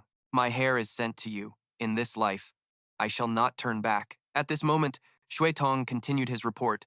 "She is advancing to the divine Xuan realm. I hope Master Wu Yi understands my lady's heart. Sooner or later, your hardships will end. Please, absolutely do not give up." After a moment, Wu Yi slowly replied, "I have been impolite. My emotions are turbulent today. It is not convenient to meet Mu Xuan." He then bowed his head and said softly, "I will come to your door to apologize another day." Xue Tong also spoke to bid farewell. "This humble one has completed his task, so I shall take my leave now." With that, he immediately leaped up, returning to the rooftop from before. Late into the night, Jun Wuyi remained silent, lost in his memories, before finally coming back to his senses. With a hoarse voice, he recounted the tale, and 10 years of suffering, 10 years of torment, unfolded one by one before Jun Moxie's eyes. 12 years ago was the peak of the Jun family's glory. Jun Wuyi was 19 years old, an age of enthusiasm and passion, elegant and amiable. During an auction at Shengbao Hall, on a whim, he went for some fun and happened to meet a girl there. The two of them talked very cheerfully and developed good feelings for each other. A few days later, the two of them walked hand in hand throughout Tianxiang City, feeling incredibly happy at that time. As time went by, the feelings between them grew deeper and deeper. After some time, suddenly, many mysterious figures came to Tianxiang City looking for Jun Wuyi. At that time, he was with Han Yan Yao on an outing outside the city. These people didn't say a single word. They directly started attacking the Jun family. With just a few moves, rivers of blood flowed in Tianxiang City, and the Jun family suffered grievous losses. When Jun Wuyi returned, he was utterly shocked. The girl, Han Yan Yao, was from the most mysterious family under the heavens, Wind, Snow, Silver City, and she was the daughter of its city lord. Wu Yi slowly recalled and explained, "Shengbao Hall is a branch of Wind, Snow, Silver City's power on the mainland. Outside, it's called Shengbao Hall, but within Wind, Snow, Silver City, it's called Tongbao Hall. Hearing this, Moxie also became curious and asked, "Third uncle, you are also a descendant of the June family, so why did things turn out this way?" Wu Yi answered him. Back then, I had no idea that Han Yan Yao and the grandson of Wind Snow Silver City's great elder had been betrothed since childhood. After we returned, her family used the lives of everyone in the June family to threaten her. Han Yan Yao could only agree to return to the Silver City, and that one time, she never came back again. He recalled their last conversation. Yan Yao turned her back to me and said, "If you can reach the supreme divine Xuan realm, perhaps there would be hope for us." But in the 2 years that followed, the Jun family in the Tianxiang kingdom suffered a great defeat. Jun Wuyi's two older brothers, Jun Wuhui and Jun Wumeng, were inexplicably killed, he recalled, holding his head helplessly as he recounted, "That year, my eldest and second brothers died mysteriously. After that, we were ambushed while we had the overwhelming advantage. My sworn brothers, my comrades, were all killed protecting me. At that time, I swore an oath to kill them all, but my martial skills were too low. Any random one of them could have captured me alive and tormented me into this state. It was only then that I learned they were from Wind Snow Silver City. But what's the use in knowing? In this state of mine, how can I even speak of revenge? Everyone is disappointed in me." Moxie, do you also think your third uncle is useless? Being asked so suddenly and unintentionally left Mota at a loss for words. Before he could say anything, the old man continued, "Mota, your grandpa only had 3 sons, and 2 are already dead. If I were to die too, your grandpa would truly collapse. The night was late, and the moon was high. The Jun family cannot be ruined in my hands." Standing in the middle of the residence, Mota thought, "Since I have been reincarnated into this body, then this grudge should be settled by me," he vowed to himself.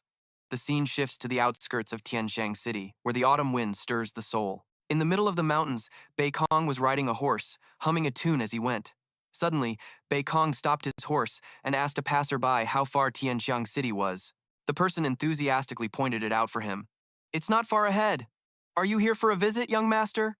But just then, a few people recognized Bei Kong by the sword on his back. Bei Kong smiled as he replied that he was here to retrieve something. The scene changes to a small alley where a torrential rain is pouring down. Inside, 2 incredibly mysterious figures are standing and talking. The one in white asked, "Xuan, are you still not used to human clothing?" The other person replied, "It's cumbersome." Then the one in white continued, "Xuan, return to the heavenly punishment forest and report to the Highness. The matter of the Xuan Dan cannot be taken lightly. The 9th grade Xuan Dan cannot fall into human hands. That would be a humiliation. Go quickly and return quickly. The Tianxiang kingdom is about to descend into chaos." Then, the scene shifts to the Li family residence at night. Li Shang was talking to a servant. The news of the Xuandan was spread so brazenly, someone must be pulling the strings from behind the scenes. "Continue the investigation. This is our chance." Standing next to him was Duran, whose face was disfigured by an explosion. He didn't dare to meet others, so he covered his face with a cloth. Duran slowly said, "The Li family's Xuandan was stolen. Only 3 people in this world knew about it. The only one who could have leaked this secret is the same person who stole the Xuandan that day." Li Shang was still quite puzzled. But why would he do that?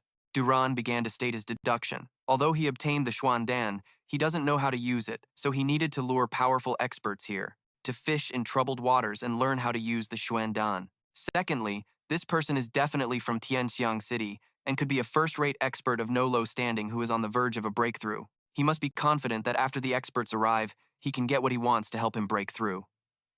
If that's the case, then this person must have an extremely formidable intelligence network. Hearing his nephew say this, Li Shang began to understand. Based on these 3 points, Duran continued, "That's right, I'm about 80% certain that this person is a figure from one of the major noble families in the capital city. Excluding our family and the Tang family, that leaves the Murong family, the Dugu family, the Meng family, the Song family, and the Jun family." At this point, Li Shang chimed in, "Correct, but Duran, you've still missed the biggest powers. The 3 major gangs of Tianxiang City, we must keep them all in our sights, and there's the royal family, that is the truly greatest power." As Li Shang was speaking, he suddenly coughed violently, spitting out a mouthful of dark red blood. Afterward, Li Shang warned Duran, "You must be cautious. If your master comes here personally, only then will we have a great chance of obtaining the Xuandan. Otherwise, I advise you to withdraw from this contest." He was very obedient and replied, "Yes, I already released the 1,000-mile Oriole this morning.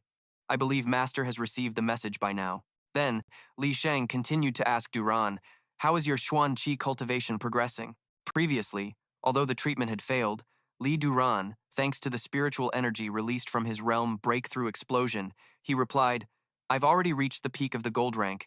It's just that this matter. As Duran trailed off, Li Shang spoke up. You are the greatest hope for the future of the Li family. Finding a blessing in disguise that helped you reach the peak of the gold rank makes it all worthwhile. The scene shifts to Tianxiang City on a beautiful sunny day. On the street, two people were walking. The one in green softly said to the other, "Third uncle, I feel like you understand me less and less each day. Moji, where on earth did you learn this disguise technique?" It turns out the two of them were Jun Moji and Jun Wu Yi in disguise. Hearing his question, the young man laughed and replied, "Uncle, you've asked that so many times on our journey. Just let me maintain a little bit of mystery, please."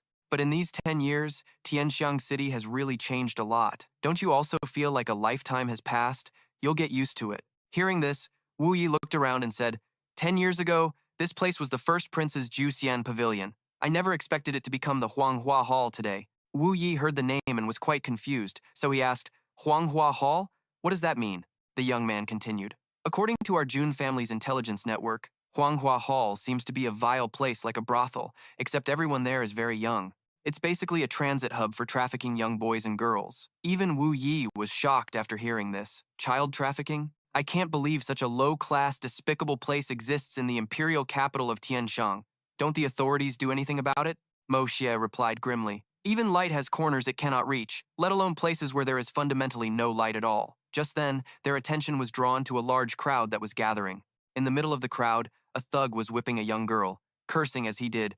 "I'll teach you to run! Try and run now!" The girl's body was now covered in welts from the whip, but she was still crying and begging, "I beg you, spare my little brother, don't hurt him." Nearby, another thug was holding a small boy up, snarling, "What are you running for? Did you really think you could escape from our grasp?" As soon as he finished speaking, the boy suddenly kicked his legs and made a run for it. The thug became furious, gritting his teeth and cursing, "You stinking brat." The little boy ran straight towards the girl who was being beaten, shouting, "Big sister!" But as he got close, the girl's face turned pale as she told him to be careful. At that moment, an incredibly muscular thug appeared behind the boy. Without any hesitation, he immediately slammed his fist straight down on the boy's head. The punch sent the boy collapsing to the ground. The girl quickly rushed over and held him in her arms. The boy's whole body was bruised, and as he coughed up blood, he managed to whisper, "Let's go home. I can see Mom and Dad now." With those words, the little boy breathed his last, as the girl wept uncontrollably beside him. Seeing such a scene, the surrounding townspeople were very indignant, but the thugs yelled back at them, "You bunch of broke peasants, mind your own business!" By now, Moji and Wu Yi had pushed their way to the front of the crowd. When they saw the scene before them, they both froze in disbelief. Wu Yi was enraged and growled, "You animals! How could you be so ruthless to a child? Do you have any humanity at all?" Hearing this, one of the thugs retorted sarcastically, "Humanity? You expect me to treat these two animals like they're human? Say one more word, and I'll make sure you end up just like these two pieces of trash." Just then, a coin fell out of the little boy's pocket. After it hit the ground, it rolled straight ahead. Finally, it rolled over to where Moji was standing, only stopping when it bumped against the tip of his shoe. He bent down, looked at the coin, and said slowly, "To have traveled so far just to land at my feet. Is this fate? Rest in peace. I accept your commission. My first transaction in this life. A debt must be paid. The heavens are watching." Makta muttered as he picked up the coin and clasped it between his hands. Fui gritted his teeth in anger and said to the Dukan thugs, "At the foot of the imperial city, under the watchful eyes of heaven, yet you treat human lives like trash and dare to disregard the king's law so brazenly." But just then, Makta, who was behind him, spoke up, "Uncle, do you think talking about the king's law has any effect on them? If they cared about the law, they wouldn't have killed someone so openly." As soon as he finished speaking, he shot forward in a flash. Makta leaped high into the air, aiming straight for the Dukan thugs. His attack was as fast as lightning, and in an instant, he rushed forward and split one of the men's heads in two. Just a few seconds later, several corpses lay on the ground. His entire body was now covered in their blood. Makta slowly continued, "Isn't it better to be quick and decisive, just like I was? With this kind of scum, you either ignore them completely, or you eradicate them down to the root. Kill them all quickly." Seeing his nephew kill several people in just a few moves, Vui said grimly, "Just teaching them a lesson would have been enough. Was it necessary to eradicate them completely?" To his surprise, Makta replied very nonchalantly, "Even if the authorities punish them, what would that accomplish?" The surrounding townspeople, seeing him kill people like that, immediately started shouting and reporting him to the authorities. He just stood there motionless and laughed. After a moment, Makta sighed wearily and said to Vui, "Third uncle, you're too old-fashioned. I believe they'd be released the moment they turn around." Then, today's scene would just repeat itself. At that moment, a group who looked like accomplices of the previous men stepped forward to question him. He coldly drew his sword and said, "At times like these, one cannot be restricted by that corrupt law. You must pay blood for blood, use violence against violence, to eradicate evil and uphold justice." As soon as he finished speaking, Makta swung his sword and spun, charging right into the newly arrived thugs and slashing wildly. They reacted too slowly and were killed before they could even attack. Afterwards, Makta continued to dash inside the Huatang. Vui, seeing this from outside, hurriedly shouted, "Be careful, there might be an ambush." He quickly ran inside after him, but the first thing that met his eyes was a long trail of blood leading to a corpse. Seeing the scene before him, Vui was stunned speechless. Before him was a hallway filled with the blood and corpses of the Huatang's thugs. On the other side, Makta made it inside, only to be blocked by 3 men. They fiercely questioned him. "Who are you? How dare you come here and cause trouble?" He immediately answered them, "Cause trouble? Not at all. I'm just fulfilling someone else's commission, to kill people, that's all." Having said that, he turned and added, "Third uncle, I'll leave these guys to you." Vui stood frozen on the spot as Makta reminded him, "But we have to make this quick. This is the capital city, after all. The guards will arrive soon." Immediately, Vui got into a fighting stance. He used the Lang Thu Not Oi technique and charged at the 3 men. Seeing this technique, the 3 men were terrified and tried to flee. While things were getting quite bloody on Vui's side, Makta was busy looking for something. He found several chests and thought to himself, "Found them." He brought them out and then said, "It's probably in here." Makta opened the door to the room. Inside, many young women and girls were being held captive. He told them, "Everyone, come out! Hurry to the courtyard outside!" A moment later, Makta emptied the chests, revealing they were full of gold, silver, and jewels. He also threw handfuls of banknotes into the air. Makta, covered in blood, tossed money and valuables everywhere and announced in a loud voice, "Take this money and leave quickly once you get out. Head east." All the girls, the captives of the Huatang, were frozen in place as they stared at the scene. Makta and Vui stood before a room. He said to his uncle, "This must be the deepest room of the Huang Huatang." Vui looked inside curiously. "There's no one here?" But after taking a few more steps inside, he suddenly froze. Wu stared ahead in shock. Seeing this, Makta was silent for a moment before saying, "This is the human nursery." He explained to him, "They bring children with no aptitude here and raise them. Once their bodies are deformed, they sell them to the circus." "Third uncle, do you still think these people shouldn't be killed?" At this point, Wu was gritting his teeth in extreme anger. They got what they deserved. They should be hacked into 1,000 pieces. A moment later, the 2 of them stepped outside. Wu suddenly remembered something and said, "The government soldiers will be here soon. Leaving them here will just put them in the line of fire. What should we do with them? Nephew, do you have any ideas?" But Makta replied rather indifferently, "What ideas could I have? Just look at these people. Their tongues are gone, their eardrums are punctured, and their limbs are completely deformed. There's no hope of recovery. For them, just existing is a form of torture. It's a fate worse than death." Hearing this, Wu's face paled as he asked, "Nephew, you mean, no, they're already pitiful enough.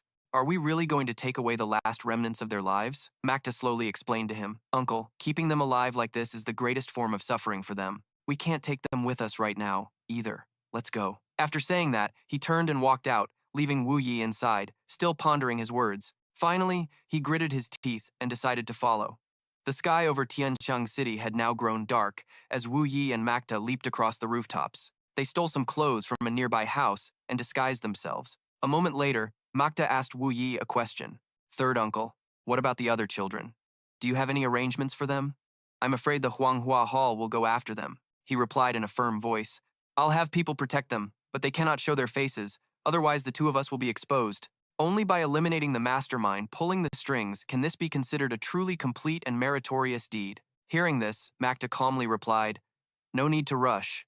Those were just a few minions. The one pulling the strings will definitely make a move soon. At that point, we'll be in the shadows while they're out in the open, which will be much more convenient for us." Suddenly, while on the move, Makta came to an abrupt halt. Wu was puzzled until he heard Makta mutter, "You've been following us for quite a while now. Shouldn't you show yourself?" As soon as he finished speaking, Wu was startled and thought to himself, "Someone was following us. How did he even notice? To be able to remain undetected by my senses. Just how powerful is this person?" A moment later, a man in white robes did indeed leap down. He sneered in praise, "Young man, you truly are extraordinary." Then, old Third Zong lightly dusted off his robes and asked in a low voice, "Can you tell this old man? How did a young fellow like you manage to detect my presence?" Makta, being quite sharp, didn't answer but retorted, "Why don't you tell me first, old sir?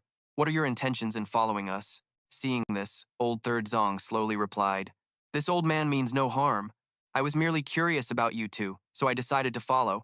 You could say we are all fellow travelers on the same path." Now that he knew the man's reason for following them, Makta dropped all pleasantries. "If that's the case, then please leave. We have other matters to attend to and absolutely do not wish to be followed. Besides, I'm rather curious as to why a monster of a sky-profound realm expert like you has suddenly appeared in the Tianxiang kingdom." Hearing this, old Third Zong's anger flared, and he growled, "You junior! How dare you be so discourteous to your elder? You should know, if I truly wanted to take your lives, it wouldn't be difficult at all." Makta didn't back down in the slightest and stated bluntly, "I've never been one to make enemies needlessly. I simply don't wish to kill you for no good reason. However, since you had the audacity to follow us, you must have been prepared for a trip to the underworld. I shall grant you that wish."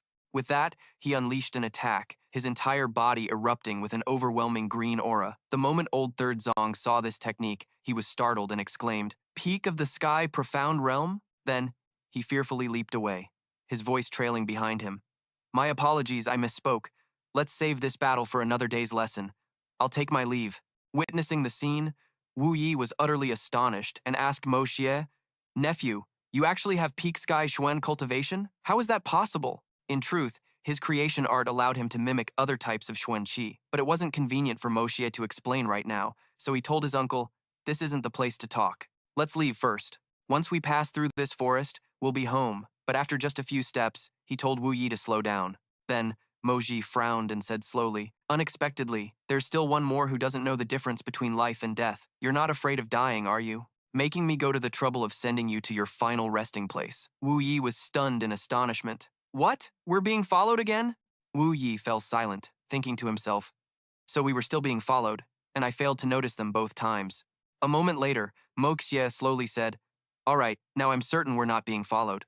Wu Yi, exasperated, held his forehead and said to him, "So you were just putting on an act all along?" Mo Xie, changing the subject, urged him, "Let's hurry home." While on their way, Mo Xie asked Wu Yi, "Third uncle, you didn't really think I was at the peak sky Xuan realm, did you?" "I was just scaring him."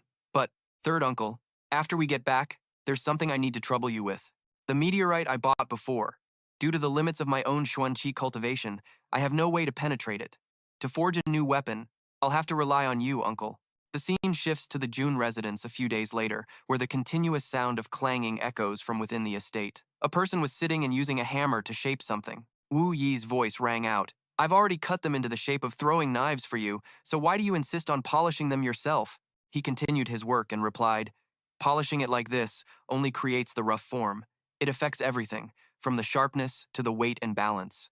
In the end, I need to personally grind it into the most suitable shape. That way, I'll be more proficient when using it. It also requires infusing it with my own Xuan Qi, nurturing it day and night, for it to be complete." Mo Xie picked up a blade, a faint aura emanating from him as he thought, "These new weapons and hidden weapons. It will probably take a few more days to fully attune them to myself." Wu Yi now understood his intention. "So that's how it is. Mo Xie, there's one thing I still find strange. Why have I never seen you practice your cultivation?" Hearing his question, he explained, "I am cultivating at every single moment. Do you think only nurturing the Dantian counts as cultivation? True cultivation must be carried out every hour, every minute. I have never wasted a single second." Mo Xie stated that he cultivates at all times. From walking to fighting, his cultivation power operates automatically.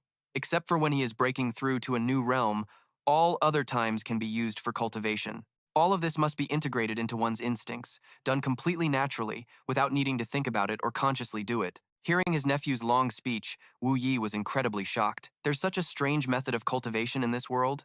Just then, Care entered the room to report, "Young master, you have 3 invitations.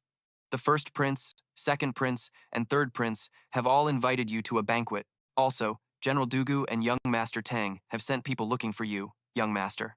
Hearing this, Mo Jie told her, "All right, I understand." The scene shifts to the Dugu residence one afternoon. Tung Hoang was furious, roaring, "Jun Mo Shi, you little brat! What in the world did you put in that wine?" To this day, my 7 sons are still unconscious. Seeing him fly into a rage, Wan Li glared back and retorted, "What's wrong? You lost the drinking contest and now you want to start a fight? Moshe, standing beside them, added, They're just drunk and haven't woken up yet, but if you want to wake your 7 sons, it's going to require some silver. As soon as Tung Hong heard the word silver, he immediately held up a hand to refuse. Wait a minute! You're trying to swindle me again. Moshe just smiled and said, Not at all. It's not that expensive. Only then did Tung Huang agree to hear him out. Name your price first. If it's too high, don't even bother. Then, Moshe slowly stated his condition. 70,000 silver taels will be enough. I swear, this is no swindle. Just go to my residence, get 7 more jars of wine, and place them with the lids open in front of their rooms. That's all. Tung Hong seemed unconvinced and replied, That's it? If it doesn't work, you'll have to pay me back 5 times the 70,000 silver taels. Later, he did, as Mo Ta said. After smelling the incense, the 7 Xuan practitioners quickly woke up and then had another round of drinks. Then, they were given a painful beating. Wan Li stepped outside and asked Mo Ta how he knew they were just pretending to be asleep. He quickly replied, What a stupid question. No matter how drunk they couldn't have stayed passed out for that long, let alone a group of Xuan practitioners. At this point, Wan Li changed the subject. I heard you've been messing with that girl from the Dugu family. This grandpa wants to hug a great-grandchild too. Mo Ta helplessly told him, Stop joking. That savage girl. I can't even run away from her fast enough. She's completely unreasonable. After hearing him, Wan Li laughed teasingly. What's so unreasonable about it? It's very simple. It's obvious that girl has taken a liking to you. Hearing this, Mo Ta got even more annoyed. He paused for a moment, then continued, She's just a girl who doesn't understand the ways of the world. Wan Li smiled and slowly said to Mo Ta, That old bastard, Dugu Tung Hoan, is always pretending to be a fool. How could this old man not see through his cunning intentions? Hearing that, he asked curiously, What cunning intentions?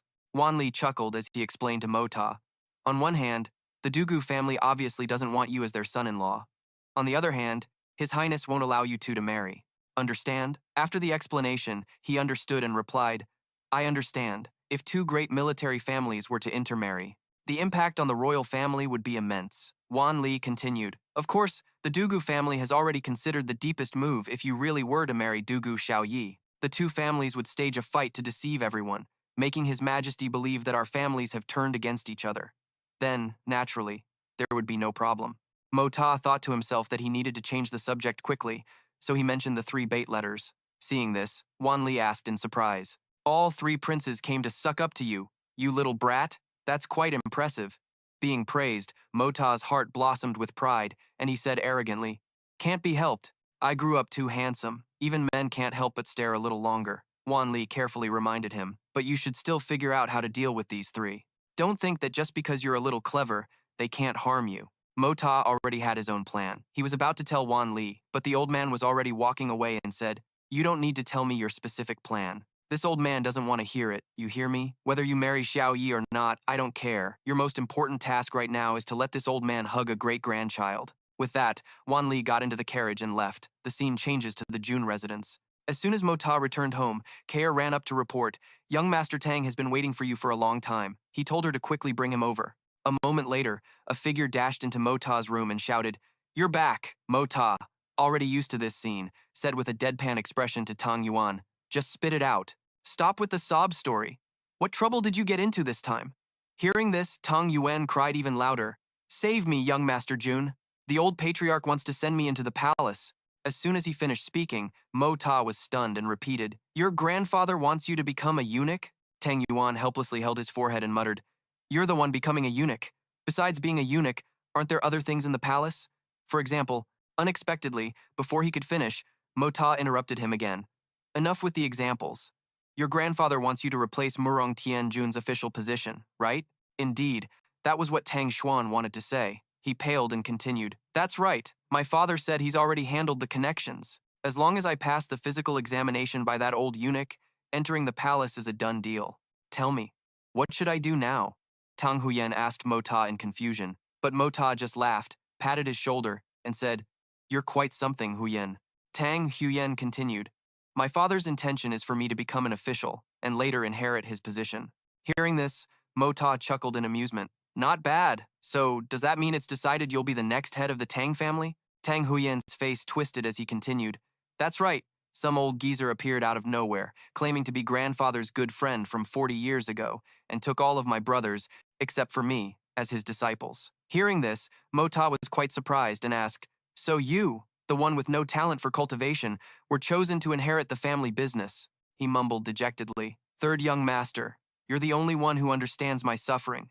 From now on, I have to say goodbye to a life of romance and pleasure." Unexpectedly, Mota glared and said in a low voice, "Understand my ass. What's there to be unhappy about becoming a high-ranking official with a hefty salary in the family head?" Tang Huyen suddenly spoke with determination. "I don't want to be an official, and I certainly don't want to be the family head. What I want to do is business. I hope to take over the family's business affairs and make the Tang family's brand known all over this continent." After I told my grandfather.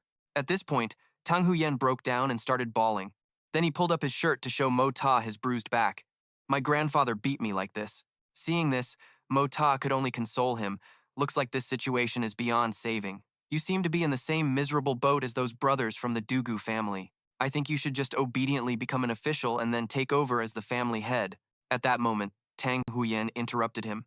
"Actually, it's not like there's no way out, because there's still one hurdle I haven't cleared yet, and that's the old eunuch inspector. That old eunuch is in charge of the physical examination, and even though I'm a bit chubby, I'm perfectly healthy, so I'll definitely pass. I heard that when Murong Tianjun was inspected by him, he was very thorough down there, which made that pretty boy have to walk with his legs wide apart for half a month afterward." After hearing this, Mo Ta laughed and said, "How are you still in the mood to be so smug?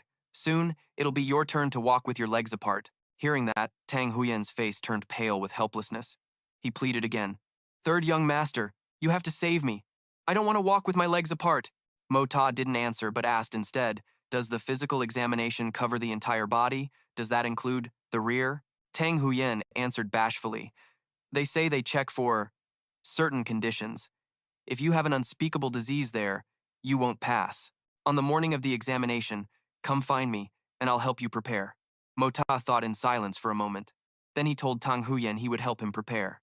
After hearing this, Tang Huyen sighed worriedly and said, "I don't understand at all, but will it really work?" Mo Ta smiled and said slowly, "You don't need to understand. Truthfully, I don't want you to enter the palace either. I still want to partner with you in business and make a fortune. Just leave it to me." As Mo Ta walked down the street, he thought to himself, "There's still time for Tang Huyen's matter. Before that, I might as well deal with these 3 invitation letters first." The place where the 3 princes are holding the banquet happens to be Nge Thuong Cat, which is also where Lady Ngyetni used to be. Grandfather even arranged 2 bodyguards for me, so I probably don't need to worry this time. Although I'm not interested in the second prince's affairs, this is an opportunity to eliminate a future threat. As he was walking, someone suddenly approached and called his name. It was Thon Han. She asked him seriously, "Are you going out?" Mo Ta seemed a bit hesitant as he replied, "I'm going to Nge Thuong Cat." Hearing that, Thon Han immediately scolded him. "Going to a brothel, and you can still say it so brazenly? You truly are shameless. I really thought you had turned over a new leaf. I can't believe you only pretended for 2 days before showing your true colors." After letting her finish her tirade, Mo Ta said bluntly, "Third uncle told me to go." As expected, Thon Han fell silent, but she wasn't fully convinced. "Who are you trying to fool? I don't believe you. Come with me to see third uncle right now." Mo Ta quickly refused and started to walk away. "I'm not going. People are waiting for me." As he walked out the door, he added one more thing. "Sister-in-law, you actually look very beautiful when you're angry too." Thon Han watched Mo Ta's retreating figure and thought to herself, "That brat has only started acting like a decent person these last few days. I absolutely cannot let him fall from grace again. If that happens, how could I possibly face my parents-in-law and his deceased older brother?" A moment later, Ching Han arrived in front of a room and knocked. She stepped inside and said to Wu Yi, "Third uncle, that bastard Jun Mo Si, aren't you going to do anything about him? Today, he had the audacity to tell me that he wants to go to the Nichang Pavilion at Spirit Fog Lake." After hearing this, he chuckled and said, "I know about this. I was the one who told him to go." Ching Han was stunned, speechless. Wu Yi understood her and explained, "You've misunderstood. This time, the second prince was the one who sought him out for a talk. The location just happened to be at the Ni Chang Pavilion. Mo Si is actually very sensible." Ching Han finally let out a sigh and mumbled, "Sensible." Then she turned to leave. "So I really did misunderstand him. I understand now." Wu Yi chuckled to himself, thinking, "In time, you'll understand." A servant opened the door, stood outside, and asked, "Is there something?" "I await the third master's orders." At this point, Wu Yi suddenly became very serious. He ordered, "The matter from before must be resolved. I heard that after the incident at Huanghua Hall, the child was crippled. Go and take a look, see how many people are still alive. Then, bring them all to the Jun residence. If you can avoid revealing your identity, do so. If anyone opposes, just tell them it's my will. The scene shifts to the Nichang Pavilion at Spirit Fog Lake. By now, night had fallen, and the moon was high in the sky. Inside a room, several people were sitting around a long table. The second prince stood before them and spoke. I have gathered you all this time to ask for your opinion of Jun Moxie. Just then, a man named Dithao, who was also in the room, spoke up. He's nothing but a useless, powdered-faced fop. Does your highness the second prince really need to personally get involved? You're overestimating him. Then, Bo Fan replied to him, the second prince isn't giving face to Jun Moxie. Behind him is a powerful family. The face is being given to Jun Jiantian. Hearing this, Dithao scoffed. So what if he's Jun Jiantian's grandson? He's only at the Sky Xuan level after all. If we really wanted to get rid of him, my father would only need to make a move, and it would be a trivial matter. Just then, another person, Tu Bo Xing Yue, spoke up. In the entire Tianxiang kingdom, there are only a handful of Sky Xuan masters. So you think a member of a Jianghu family can compare their strength to the Jun family, which dominates the military? Hearing Tu Bo's words, everyone's face turned pale, except for Dithao, who just mumbled to himself. I heard that ever since Lord Liu's severe injury, his tastes have become quite specific, particularly concerning the rear ends of young men. The fairer, the better. Just then, a woman with an incredibly beautiful figure walked into the room. She was Yuer, the top courtesan of the Nichang Pavilion. As soon as she appeared, the second prince exclaimed, You've grown even more beautiful recently. Outside on the street, a horse-drawn carriage stopped right in front of the Nichang Pavilion. A voice reported, Second Master, Third Young Master Jun has arrived. Moshi, sitting inside the carriage, thought to himself, This gaudy, bright red carriage, this Third Young Master Jun certainly has unique taste. From inside the room where the group was gathered, a voice said, Those old men with him are probably hidden masters from the Jun family who haven't appeared in years. Just then, Yuer stood by the window and glanced down below. She said, Second Master, allow me to personally receive Jun Moxie today. Hearing this, he replied with some concern. You? Very well. But don't let him actually take advantage of you. Yuer glared down at the carriage below and replied sharply, Rest assured, Second Master, if he wants to take advantage of this Yuer, the price he'll have to pay won't be small. Moxie stepped down from the carriage and asked in a loud voice, Where is the second prince and his party? A man stepped forward to report, The second prince and his group are waiting for you, young master, in the Wu Yi Hall on the third floor. The moment Moxie heard the words Wu Yi Hall, he blushed and stammered, asking if that was the place where young ladies take off all their clothes. The second prince really knows how to pick a spot. It's just my style. Seeing him so happy, the other guy thought to himself, Do you really think the second prince brought you here just to dally with courtesans? As he stepped inside, the second prince came out to greet him, saying, Moxie, my good brother, it's been a long time. You've truly developed an elegant and extraordinary demeanor. He also greeted him back respectfully. Greetings, Your Highness the Second Prince. This humble one dares not accept such a grand reception from Your Highness. Seeing this, he smiled meaningfully at Moxie. No need to be so formal. Let's not talk about ruler and subject. Remember when we were young, we used to play together all the time. Good brother, let me introduce you to a few good friends. Everyone, get to know each other. How could Moxie not see the second prince's true intentions, he thought to himself. He emphasizes the ruler-subject relationship. This person is determined to imply the hierarchy between us in his words. Truly sinister. Then the second prince introduced Bowen. This is my master, Grand Scholar Mr. Fang Bowen. The old man slowly said to Moxie, This old man is just a simple elder. How can I compare to a talented young man like you? The second prince then introduced Sibai. This is Lord Liu Sibai, skilled in both literary and martial arts, a Gold Xuan expert. After hearing this, Moxie smirked and looked down at the old man's trembling legs, marveling. Lord Liu's stance seems different from everyone else's. Truly a master. His posture is incredibly straight and open, a true man of grand blades and broad axes. After hearing this, Sibai could only lower his head and reply, Third young Master Jun is the same, much more handsome than others. Seeing the old man praise him like that, Moxie replied innocently, Oh, you can tell? Just for that compliment, I'll treat you to drinks another day. Just then, a man named Dithao stepped forward, laughing loudly. Third young Master Jun, your reputation is truly well deserved. Hearing of you is not as good as meeting you, but meeting you surpasses your reputation. I'm truly impressed. I am Cheng Dithao. He was a descendant of the Cheng family, a Xuanqi aristocratic family from Jiangdong. Seeing this guy, Moxie frowned and asked, Who is this? Why does he look down his nose at people? He cursed him inwardly. What reputation? Isn't it a notorious reputation for debauchery? You think this old master can't tell? At this moment, Bowen stroked his beard and tried to smooth things over. Third young master, this is the young master of the aristocratic Cheng family. It's understandable that you are not familiar with him. The more he spoke, the angrier Moshe got. He growled, "Where did this vagrant come from? I've never heard of him," Moshe thought to himself. He's been giving this young master a nasty look from the very beginning. How dare he provoke me? What the hell are you, you damn bastard? As expected, Detao was angered by him. He gritted his teeth and said, "I have long heard of your great reputation. Your esteemed father's fame is even more like thunder in my ears. Meeting you today, young Master Jun, you truly have the demeanor of someone from a great family." His hidden meaning was to imply that Jun Mosier was born of a mother but had no father to teach him, lacking any proper upbringing. But unlike Dethao, he didn't get angry and just chuckled as he asked, "My apologies for my rudeness. It's our first meeting, so forgive me for asking. Cheng Dethao, how is your mother?" These 4 words left his mouth as lightly as a feather, but they made Dethao so furious that he gritted his teeth, unable to speak. Just then, a graceful person stepped forward. "Honored guests have arrived. Please make your way to the banquet hall. Ruan Air has specially brought her sisters to entertain you all." A moment later, inside the room, the dancers, including Ruan Air, were dancing very gracefully, their movements akin to a beautiful, living painting.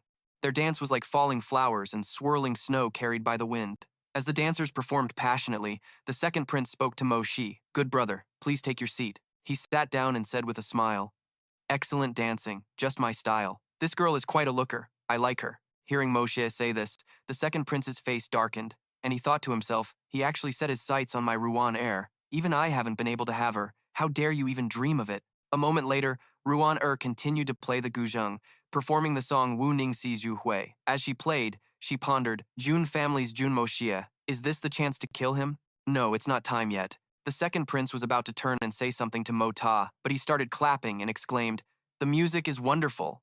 After he finished speaking, the prince said, "Let's talk business.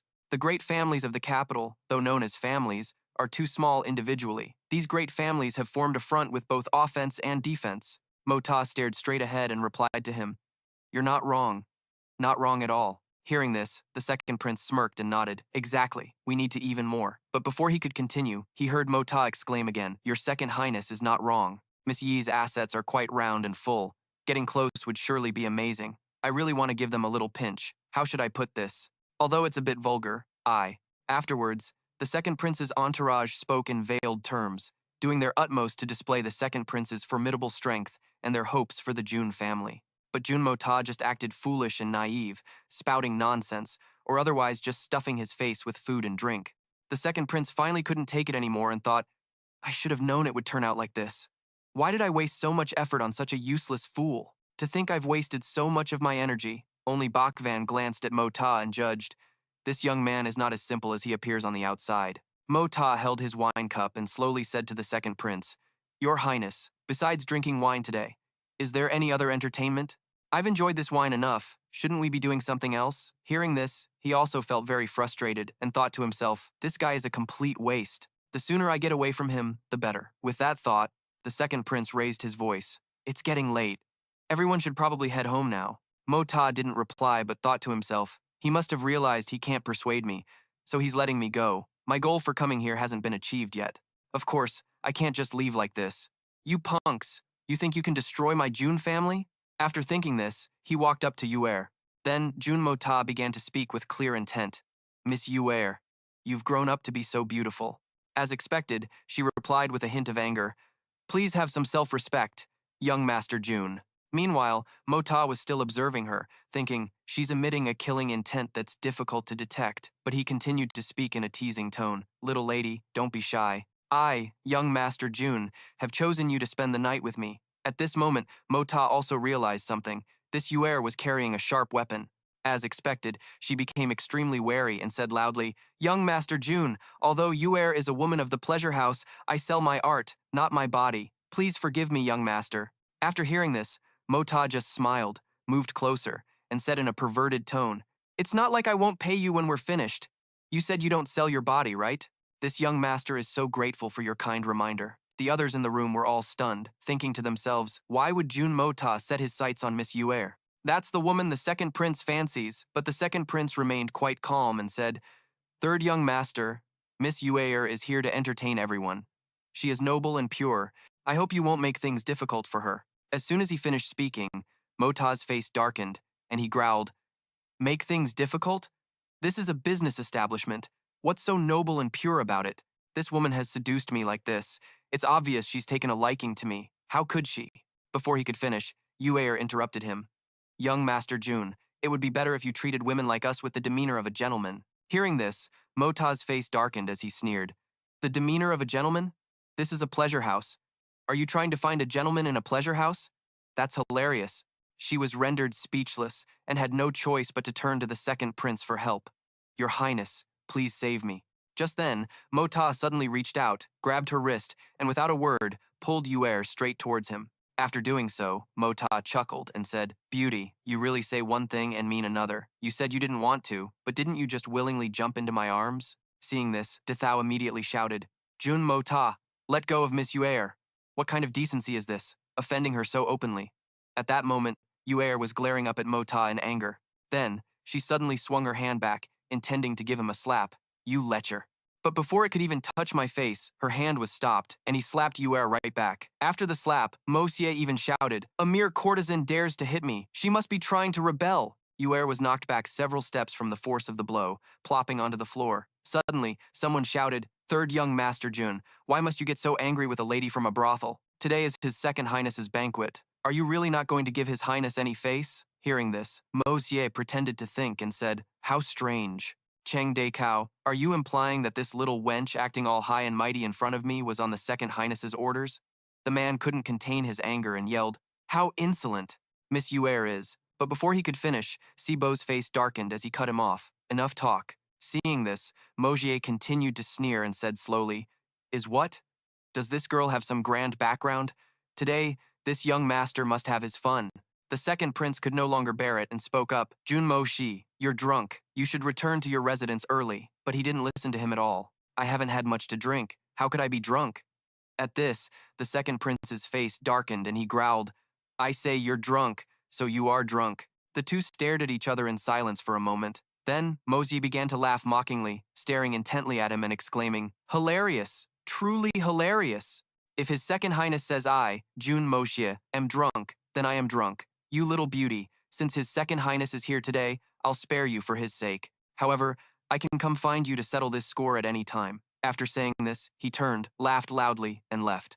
Stepping outside, Moshe whispered to the two attendants on either side of him, "After I leave, you are to pay close attention to all movements of those people after the second prince and his men leave. One of you will be responsible for watching for messenger birds, and the other will watch for any experts leaving the premises. Do not let your guard down under any circumstances." After what I said, that Miss Yuer will surely make a move soon. Yuer was sobbing, tears streaming down her face, her eyes red. She whispered, "Jun Moshi." Yuer's hands clenched her clothes as she muttered relentlessly, "I'll kill you." The second prince approached from behind and called out to her, "Yuer, tonight." Yuer composed herself and stood up, her voice carrying a hint of coldness. "Second Highness, I am tired. Please excuse me, Second Highness." Without waiting for the second prince's reply, she went straight into her room. Dekau approached, equally furious. "Your Highness, that Junmo Xie is so disrespectful. Should I send a couple of men to teach him a lesson? Even if it means taking his life." The second prince cut him off. "He knows for certain that I can't touch him. That's why he was so arrogant today. In the past, Jun Jantian's anger resulted in a bloodbath in the capital. Do you want him to create a bloodbath in my residence?" Mr. Fang spoke up. "This seems to be Jun Jantian's intention. Jun Moshie's actions today were clearly deliberate, which means he came here prepared for a direct confrontation with your Highness." The second prince didn't quite understand Mr. Fang's meaning. "What do you mean by that?" The old man explained, "The Jun family has never involved itself in the struggles for the imperial throne, and whichever prince manages to win over the Jun family will essentially secure victory." The second prince surmised, "So, he is unwilling to side with me." Mr. Fang continued, "He wants to extricate himself from these muddy waters. This also means that no matter which prince's banquet Junmo Shi attended, the outcome would have been the same." The second prince was furious, wanting to make an example of someone. "That bastard, Jun Moxie, how dare he look down on this prince?" The old man added, "Moreover, everyone now knows that you and Jun Moxie have had a falling out. If Jun Moxie gets hurt in the next few days, the biggest suspect will be your Highness." The second prince's face darkened. "What kind of nonsense is this? I was humiliated by him today, and now I have to send people to protect him? Mr. Fang's suggestion made his face darken even more. If your highness is not afraid of Jun Jiantian going berserk, then of course you don't need to pay any mind to this advice. The second prince was so enraged that he swept everything off the table. He couldn't accept it. Bastard! Cups and plates went flying, shattering all over the floor. Afterwards, the night fell silent. Yuer stood on the balcony, her heart filled with gloom. In that situation, he was still so cautious. He was afraid of affecting his reputation, even though he hadn't done anything to provoke me at first. If he had already figured that Jun Jiantian wouldn't dare to act, did I really have to insist that he make a move? Jun Moxie, for the humiliation I suffered today, I, Suo Ling Yuer, will make sure you die without a proper burial. At that moment, as Yuer released a carrier pigeon, a dark figure flashed by. A small net was cast out, and the hidden person caught the pigeon. He watched for a moment before quickly departing. At the second prince's manor, the spy was delivering the intercepted message. A storm of fury raged within him. Jun Moxie, you dared to humiliate me today. If I kill you, everyone will assume it was the third prince's doing. Just you wait, I'll make sure not even your bones are left. Shortly after, Zibai, having just escaped from its home, was out on the street. Just then, Moxie's sedan chair passed by, and the creature immediately leaped onto it. He picked up Zibai and wondered, isn't this Dugu Xiaoyi's iron-skinned leopard cub? Why did it run all the way here? Could that young miss be nearby? Moxie poked it, pleading, I'm begging you. If you keep following me, that fierce master of yours is going to cause a lot of trouble for me. Understand? Go somewhere else for 10 days, I'm begging you. Outside, Xiaoyi's voice echoed as she searched. Zibai, where did you go, Zibai? Moxie could only sigh. He lifted the curtain of the sedan chair and lamented internally. What an ill-fated connection. Gu Han, who was following behind, spoke up. The person inside, come out here. Xiaoyi, while eating candy, asked innocently, is Zibai really in there? Moxie lifted the curtain in exasperation. Tianxiang City has hundreds of thousands of people, so why do I run into you guys every single time I go out? In the end, are we truly fated? Or is it just a case of enemies being bound to meet on a narrow path? Xiaoyi's eyes lit up, seeing a familiar face, and she exclaimed, Jun Moxie. Gu Han, on the other hand, scowled the moment he saw him. Moxie then stepped out with Zibai. He even recited a line of poetry. If fated, we can meet even if 1,000 li apart. Moxie slowly walked forward. He stood before Xiaoyi and flashed a smile. Miss Dugu, we meet again. Xiaoyi's face immediately flushed red, her mind a complete mess. Fated, he said. We were fated to meet. Could it be that he and I are truly fated? She felt so shy she couldn't look Moxie straight in the eyes.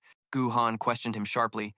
June, brat, as expected. You're playing tricks to get to Miss Dugu. You really will stoop to any level.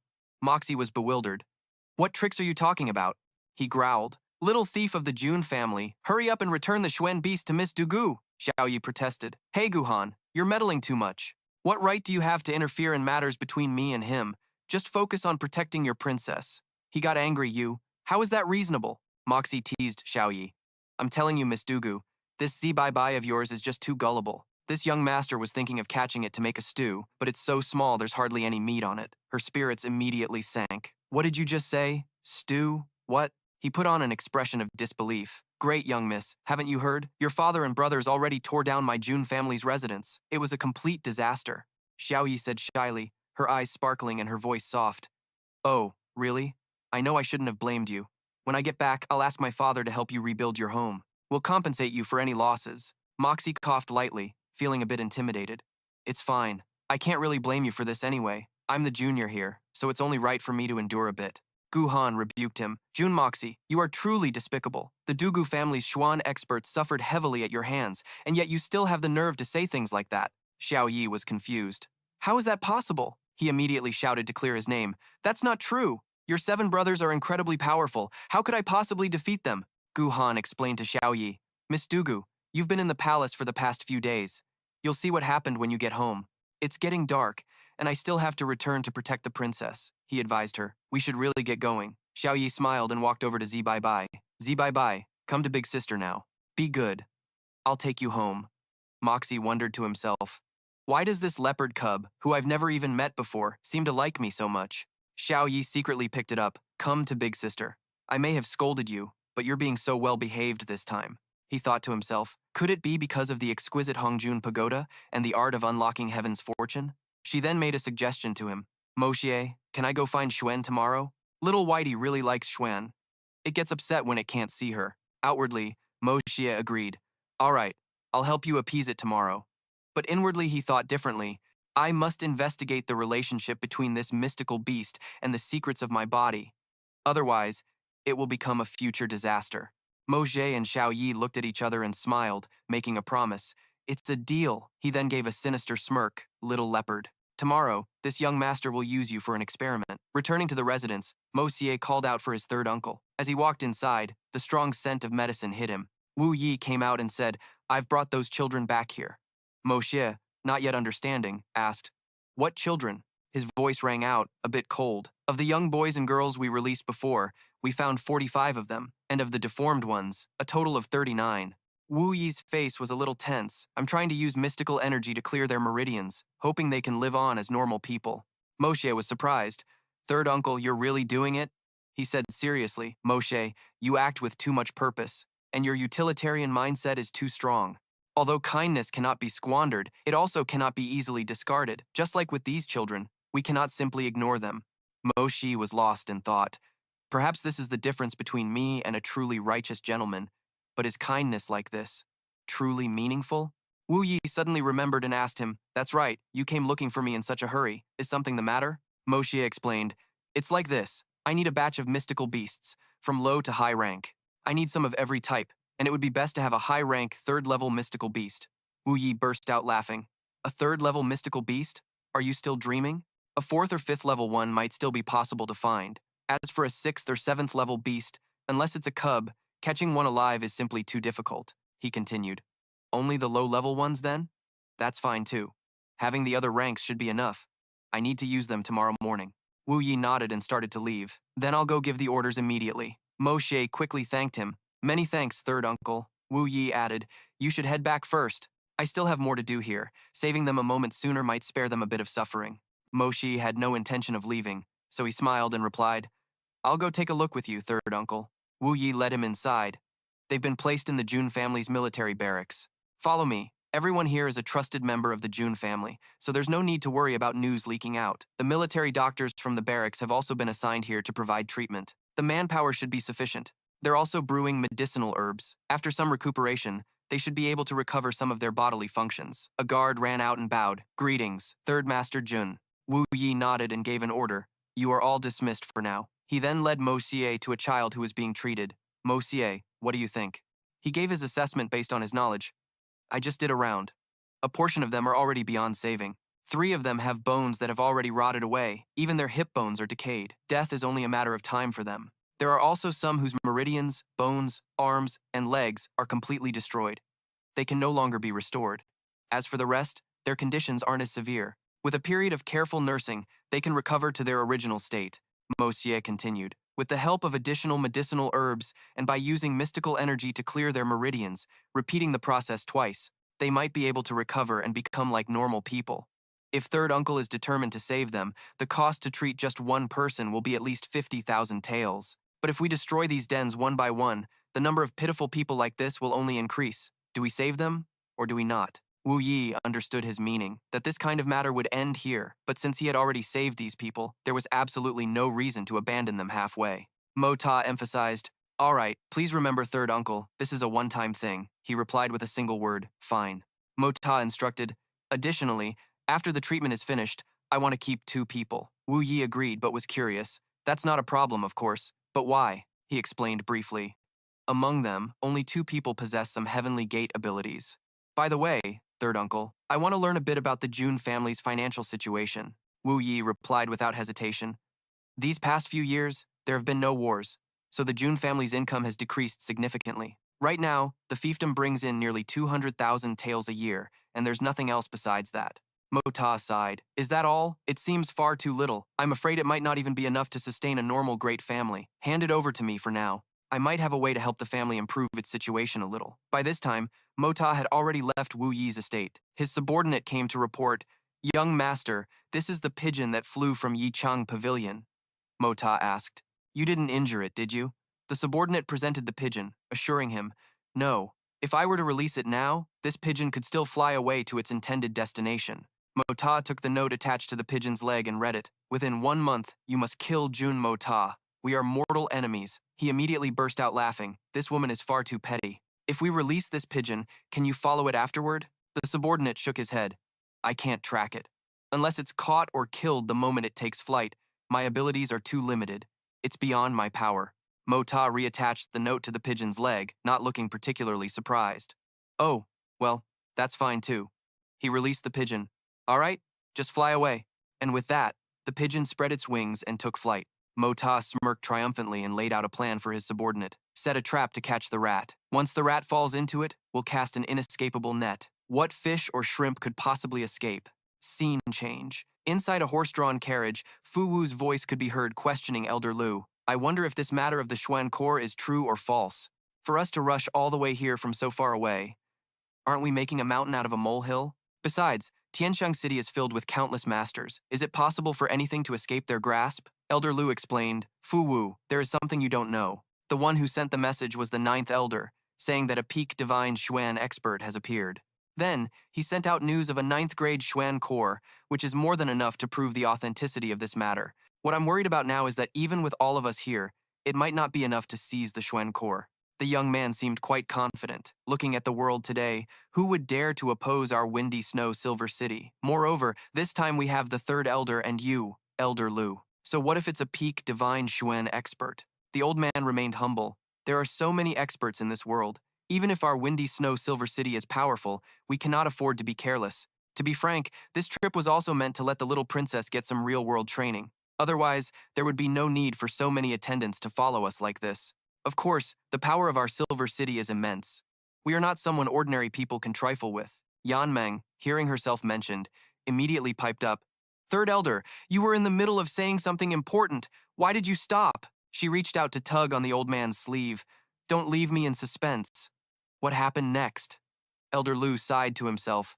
This young miss is such a handful. No wonder those other fellows looked so smug when they found out I was descending the mountain with the princess. After some thought, he said earnestly, My lady, I've been telling you stories ever since we left Silver City. You have to let this old bag of bones get some rest, you know? She replied, completely unfazed.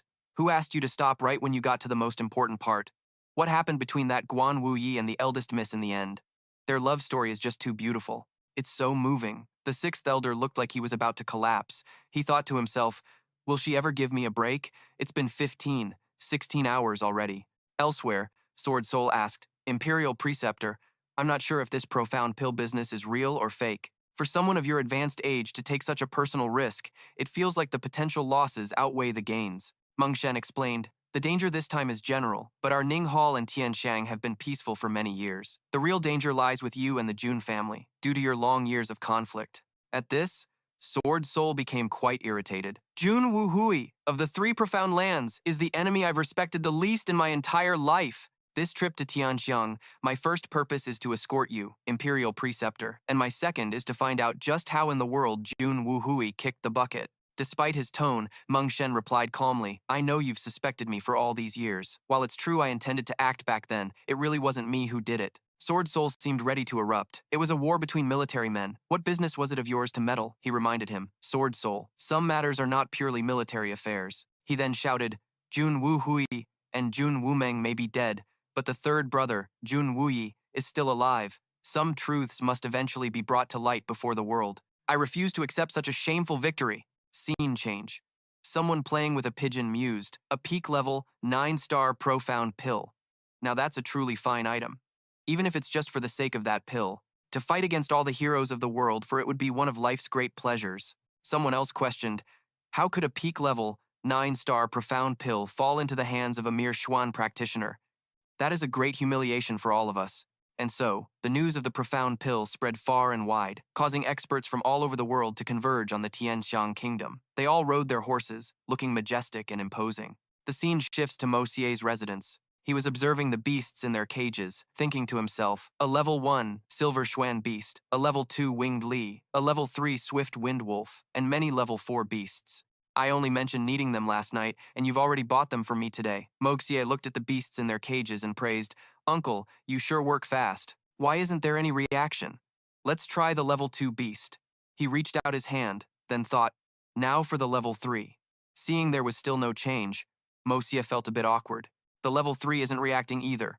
Why is this happening? Was my connection with little Bye-Bye just a coincidence? Over here, the pythons were flicking their tongues. A ferocious-looking python looked ready to lunge out of its cage. Mosier exclaimed in surprise, "There's a reaction from this side." Hearing his exclamation, the other pythons also started trying to get out of their cages. Moshe was delighted. "Just as I thought," he mused. "I wonder if it's the heaven creation art or the Hongjun method that has this effect on Xuan beasts." Scene change. A servant announced, "Young master, the young miss of the Dugu family has arrived." Mosi immediately gave an order, "Please show her in. Take all of these away and deal with them. I don't need them anymore. Third uncle, you can handle it. If you decide to kill and cook those two snakes, you can give a portion to the dogs."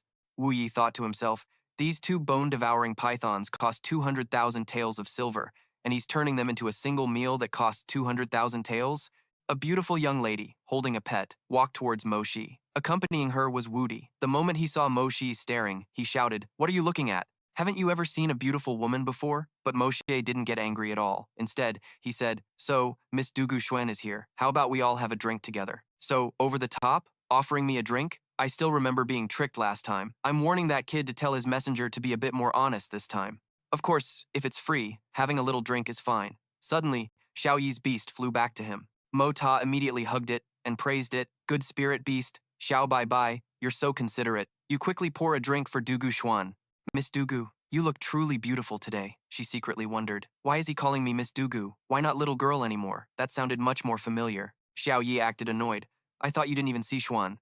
Mo Ta seemed to sense her anger and quickly said, "Of course not," he thought to himself, but with Xiao Bai in his hands, he took the opportunity to experiment a little. Suddenly, Xiao Bai grew another pair of wings. Suddenly, Mo Ta was pulled into some kind of mystical space. What's happening? It seemed to have surpassed his imagination. If this continued, his body could possibly explode at any moment. Mo Ta then spread his arms wide and absorbed the power. "I have to risk it. I'll absorb it first and worry later."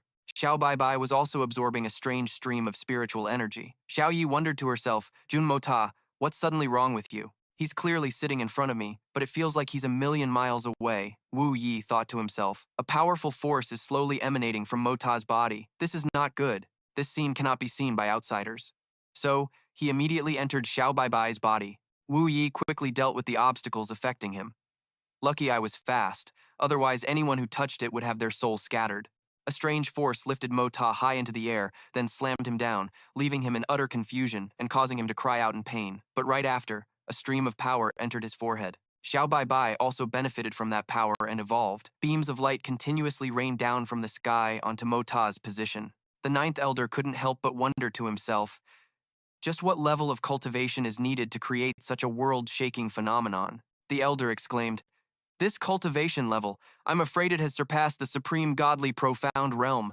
I never expected such a powerhouse to exist in our heavenly fragrant city." Xiao Han couldn't help but ask, "Ninth elder, is it possible for a person to be this powerful?" The elder replied, "Powerful is no longer enough to describe this person. It might even be a higher realm. With your current strength, it's better for you not to know." The spiritual qi gathering at Hong Kun Tower covered the entire sky. The heavens lost their color, and the sun and moon faded from view. An elder spoke up, "Such terrifying power. What kind of trouble has Ninth Elder stumbled into this time?" "Brother Shin, what if that person is also after the Suen core?" Elder Shin replied, "With a figure like this in Heavenly Fragrant City, we absolutely cannot make any mistakes.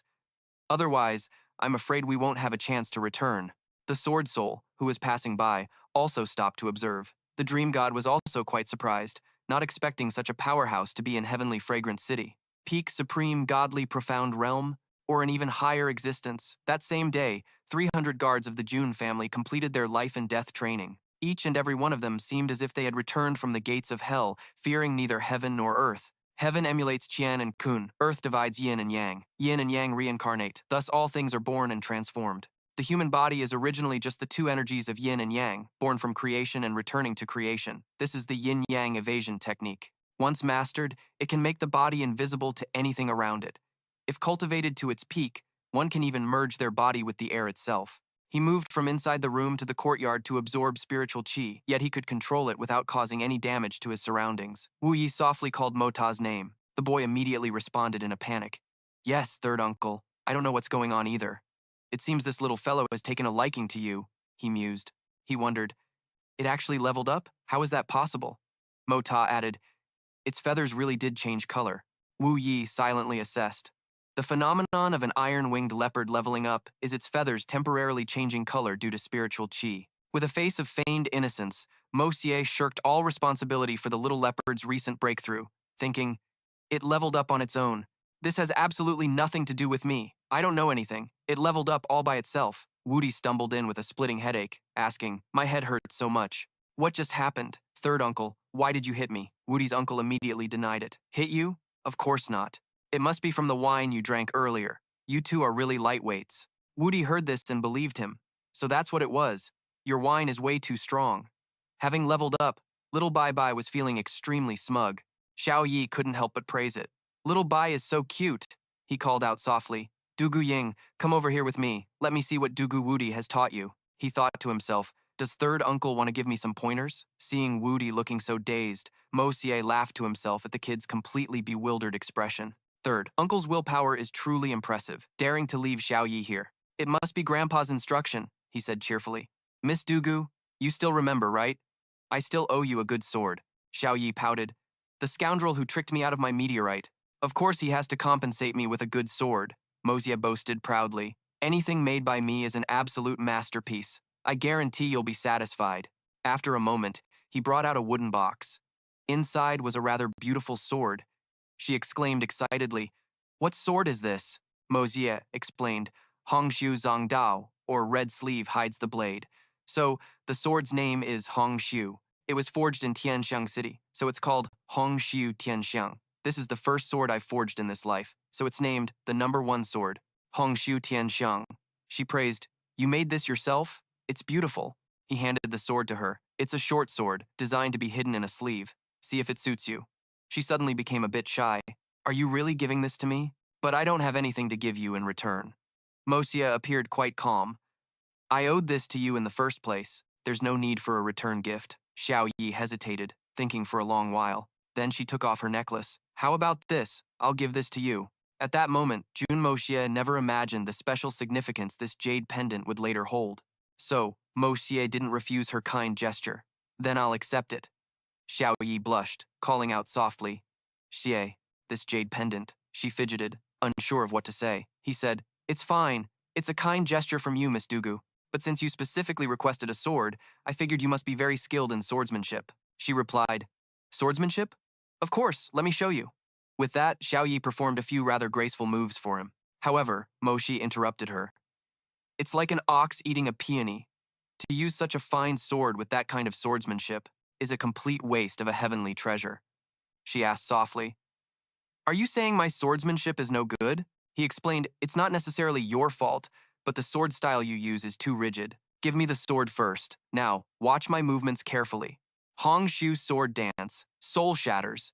This is the Hong Shu sword style. The first form is red sleeve startles the sun. There are 9 forms in total, and it can be considered a top-tier sword style. Do you want to learn it?" Xiao Yi praised enthusiastically. "It really is a top-tier sword style." She moved closer to him eagerly. "Hurry up and teach me." Mo Xie blushed at her proximity, thinking, "Too close." Seeing this, Xiao Yi smirked to herself. "He's blushing? How interesting." Still not satisfied, she thought to herself, "I want to tease him a little more." Mo Xie squeezed his eyes shut and said loudly, "All right, I'll teach you.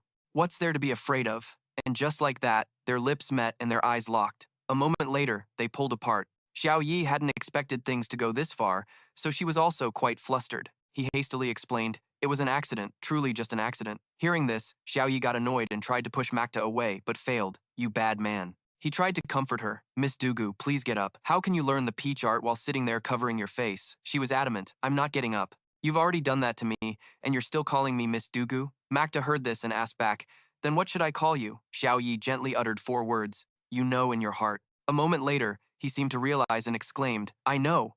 At that, Xiao Yi rejoiced inwardly. He finally figured it out. However, his answer was quite off the mark. "Little disciple, get up quickly. In a moment, this master will impart the exquisite peach art to you." Makta even silently affirmed, "That's right, our relationship is different now. I'm teaching her the peach art, so this is a master-disciple relationship." Xiao Yi cried out in dissatisfaction. "What the heck? Impart my foot? Who is whose master, huh?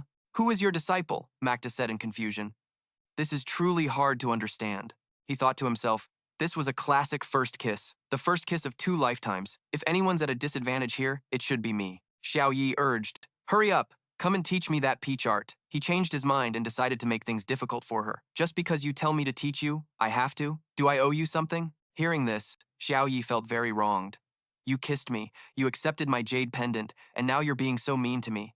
I'm going to find Uncle Jun Can. Hearing that, Makta quickly pulled her back. Hey, how do you want me to help you? I was wrong, okay? I'll teach you right now, Xiao Yi replied. At least you know your place. Now let me go, he sighed to himself. No wonder people always say women are the most incomprehensible creatures in the world. That saying is absolutely right. Xiao Yi wondered. Why did you stop?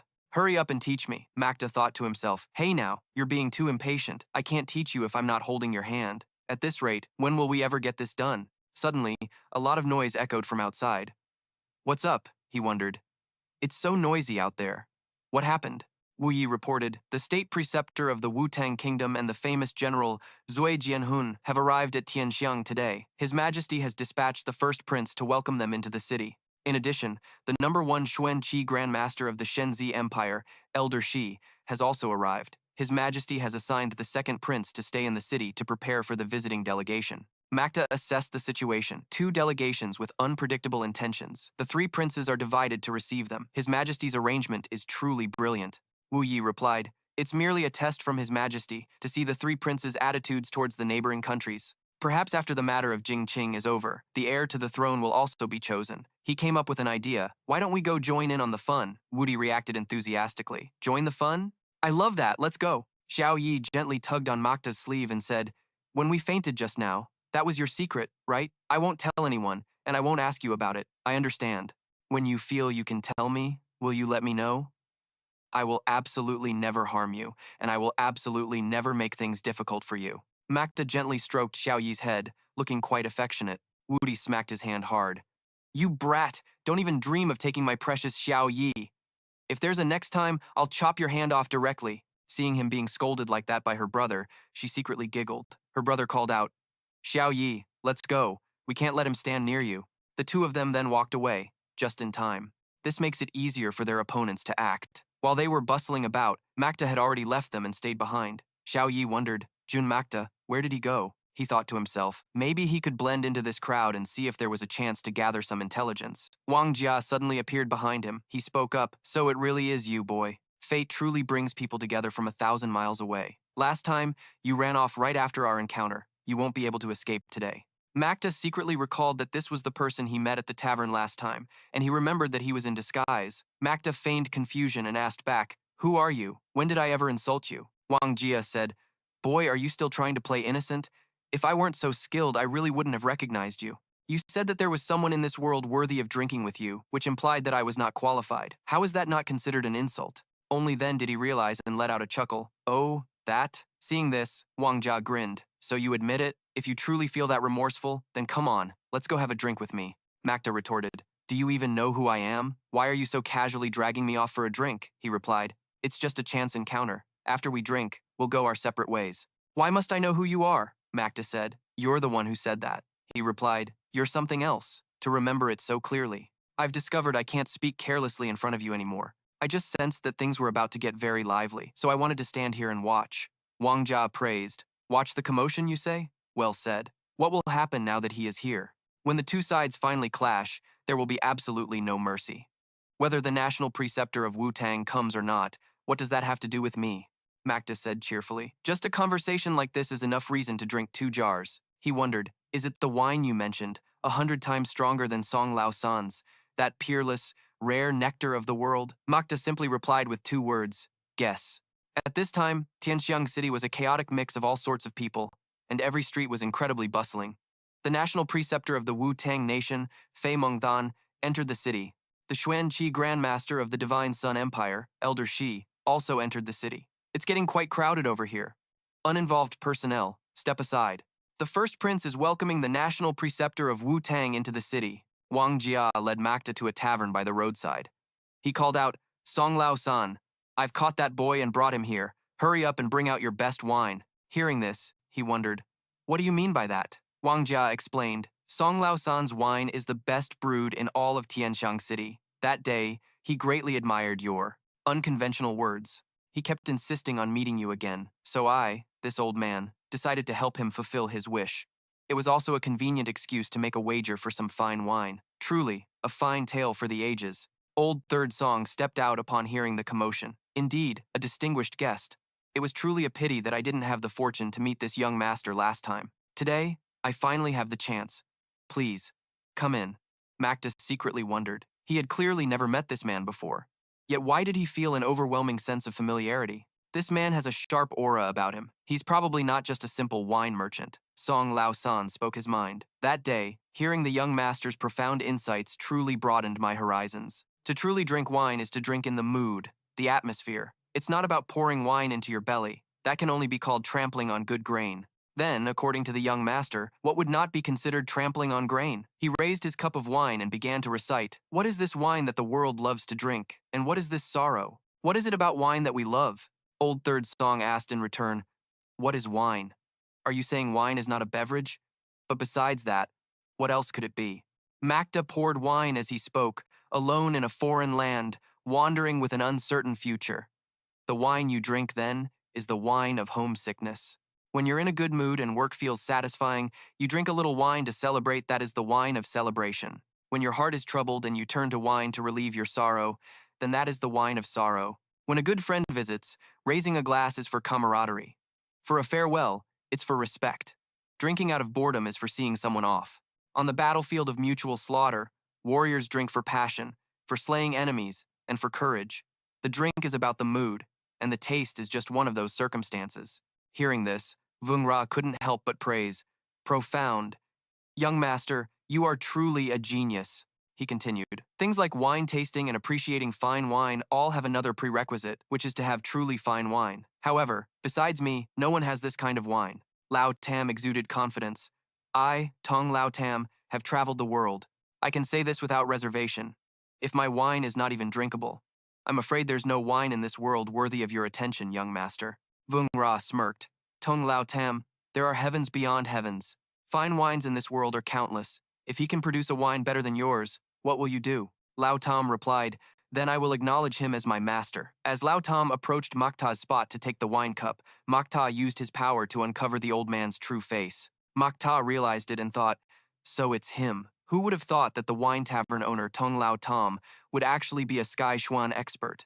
I originally didn't want to have a wine competition with the tavern owner, but a Sky Xuan expert is challenging me, and he even said he would take me as his master, so I can't back down now. Makta appeared extremely confident. A deal is a deal, and the public will be the judge. I naturally have a way to make you submit willingly, Vung Ra wondered. That would be for the best, young man. A bet needs to be fair. What if you lose? Lao Tam declared, if you lose, I only hope that you will never be allowed to discuss wine again. His face darkened. Because you are not worthy. Makta cheerfully agreed. It's a deal. Vung Ra asked, for fairness, how about I act as the judge for your wine competition? Lao Tam immediately agreed. Fine. 3 days from now, in the afternoon, I will close early. We will all gather here then, shall we? Suddenly, Bak Hong Thin Lin appeared. 1 gin of beef, 2 jars of wine. I will also come to be a judge for the wine competition in 3 days. Makta wondered to himself, when did this person get here? I didn't sense his aura at all. Lao Tam cautiously asked, may I ask who your excellency is? The man introduced himself simply, Vo Tha, a wine lover. Let's settle it like that. Now, hurry up and bring out the wine and meat. Vung Ra stood up to leave. Well then, see you here in 3 days. I shall take my leave first. As he walked, he thought, damn it, why did such a character suddenly pop up in Tianxiang City? Who on earth is he? Vung Ra asked the guard at the door. That person who just went in? What's his deal? What's his background? The guard's answer was even more shocking. Someone just went in? No, there wasn't anyone. Back with Makta, he asked. Is the scenery on the grasslands beautiful? Bakung asked in return. You can tell that I came from the grasslands? Makta deduced like a detective. Your shoes are not a type that can be found on the Central Plains continent. Your belt is also woven from a special colored thread found only on the grasslands. Are these 2 points enough? The man replied. Just these are not enough. Moreover, I never gave you permission to sit in front of me. Despite being shooed away, he remained calm. Then let me add a few more things. You carry the unique scent of the grasslands, as well as the scent of solitude. If I am not worthy to drink with you, I will stand up. With that, Old Man Kong agreed to let him sit. Since you've put it that way, go ahead and sit down. Old Third approached with their order. I've kept you waiting, gentlemen. Here is your wine and meat. He poured the wine and said, Heavenly fragrant city is truly remarkable. Even a simple tavern owner is a master of the profound heaven realm. Interesting. Despite being exposed, Old Third showed no surprise. He replied humbly, Your Excellency has a sharp eye. This old one is truly impressed. However, I am merely a candle nearing its end. I only came here to scrape by and live out the rest of my days. Old Man Kong gently reminded him, If you just focus on your wine business, that would be for the best. It's better not to concern yourself with other matters. Old Third fell silent for a moment before saying, Thank you for the advice. Mota called out, Old Third, bring me 2 jars of your wine. Old Man Kong asked in confusion, Aren't you going to drink my wine? He replied, If drinking your wine means I'll owe you a favor. Across in this world, there are countless debts, but a debt of gratitude is the hardest one to repay. Old Man Kong raised his cup and took a sip, then remarked, Not bad. This wine isn't bad at all, much better than the one from Man Eye. It's just that this beef is a bit overcooked, but it's still edible. Mota replied, I couldn't even tell. You're quite a picky eater. When Old Third brought out a jug of wine, Mota picked it up and drank it like water, thinking to himself, stranded in another world, far from my home. Who could possibly understand this feeling? Only wine could evoke a few of his old memories. The two of them just sat like that, enjoying the wine in their own unique ways. Old Man Kong broke the silence first. Young man, you're quite special, Mota asked. So, do you believe I'm qualified to sit here now? He took a sip of wine and said, Despite your crippled meridians, you've managed to reach the 7th stage of the profound Chi realm. On top of that, you can maintain your composure before me without wavering. It seems that sitting with you isn't a disgrace to me after all. Mota placed a silver coin on the table and said, Even interesting people have their dull moments. This world is already full of dull people. Why do you insist on being one of them? You've already judged my qualifications, but I'm standing up anyway. If you are not qualified to drink with me, then naturally, I will leave. Old Man Kong thought to himself, so this brat is turning the tables, saying I'm the one who's not qualified now. And it was the very moment he spoke. It seemed to snap Mota out of his reverie. It's fair to say that Old Man Kong had ruined his mood for drinking. The unique aura this boy exudes is truly rare. He found his own curiosity piqued, which is why he started the conversation in the first place. He couldn't help but warn him, You've got some nerve, kid. Even without knowing who I am, you dare to speak so recklessly. But I'll remember you. In 3 days, this old man will come find you to cause some trouble. Meanwhile, at the June residence, Dong Yuan said, Third young master, the day has been set. It's tomorrow. You promised me before. This time it all depends on you. Mota replied confidently, Don't worry. Just do exactly as I say, and I guarantee nothing will go wrong. Mota schemed internally. I've investigated old eunuch Chu before. He has a very peculiar quirk. He's an extreme germaphobe. Mota instructed, Fatty, tomorrow, 2 hours before old eunuch Chu's inspection, take this pill. Then, when the time comes, you'll do this, then this, and the job will be done. Dong Yuan looked horrified. This is just too disgusting. After this, I'm afraid the old master will have my hide, Mota said consolingly. All I can say is, you have my deepest sympathies. Anyway, I've given you my idea. You should consider it for yourself. After the dust settles on this matter, I'll come visit you. Absolutely do not forget this, and absolutely do not eat anything, he replied. I'll remember. The next day at the entrance, Wan Li was constantly stretching his legs, waiting to go inside soon. Eat a big breakfast? You have to perform well later, Duong Wen thought to himself. What did the third young master say yesterday? I think it was, absolutely do not eat breakfast. Wan Li patted his shoulder. What are you spacing out for? He replied, Yes, I'm coming right away. It's unknown whether he forgot my instructions or was just pretending to eat breakfast. The scene shifts to outside the purification room in the Imperial Palace. Duong Nguyen thought, Since I'm early and no one is here yet, I must quickly eat that thing. This food is so big, he thought, while trying to eat it all in one go. Seeing him chewing something in his mouth, Wan Li suddenly shouted, What are you eating, you brat? What's in your hand? Show this old man, he explained. I'm just eating some candy. Wan Li warned, If you say one more word now, this old man will break your legs. Time slowly passed, and more people arrived. Everyone wondered, Brother Tong, do you know what the old master will be testing? The other person replied, I don't know either, but it will definitely be miserable after the examination. Duong Nguyen chimed in, What's so miserable about it? Isn't it just that you'll have to walk bow-legged for a few months after the inspection? What's the big deal? I'm sure you brothers can handle it. A soldier announced, Everyone has arrived. When your name is called, go to the purification room for the examination. Duong Nguyen thought, the medicine the third young master gave me. Wasn't it supposed to be just a laxative? Why does something feel so wrong now? The soldier called out, First person, Duong Nguyen. At that moment, he felt as if he was struck by lightning, frozen on the spot. Hearing his name, Wan Li hurriedly grabbed him. Your name was called, why aren't you going in? And so, he was kicked inside before he could even react. The head eunuch asked, you're Duong Wan Li's son? Take off all your clothes and stand up there. Duong Nguyen was a bit embarrassed. Could you please turn around? The head eunuch didn't waste words, simply repeating one word, strip. At this moment, strange sounds continuously rumbled from his stomach. Duong Nguyen panicked. The feeling was getting stronger and stronger. He turned away and said, sir, can I go? Of course, the head eunuch would never agree. He performed a few magical slashes in his direction. And just like that, Duong Nguyen's clothes were all sliced off. Caught off guard, he stumbled and fell to the ground, but he didn't care at all. Raise your left arm, expose your armpit. After saying that, he continued to demand, raise your right arm, use your hands to hold your stomach, expose the lower abdomen. By now, Duong Nguyen was so embarrassed that sweat was pouring down. He tried to calm himself. Just bear with it. The head eunuch continued to give orders. Put them down, spread your legs, cross them, bend over, raise your buttocks. His voice droned on evenly. He thought to himself, it's here, it's finally here. I won't have to walk bow-legged anymore. This old pervert would never expect that this young master couldn't escape his demonic clutches. He lay sprawled on the ground, trying to endure the horrible examination. He showed no courtesy and kicked him directly. You fatty, you still dare to struggle? At this point, Duong Nguyen could only cry silently. I'm about to explode.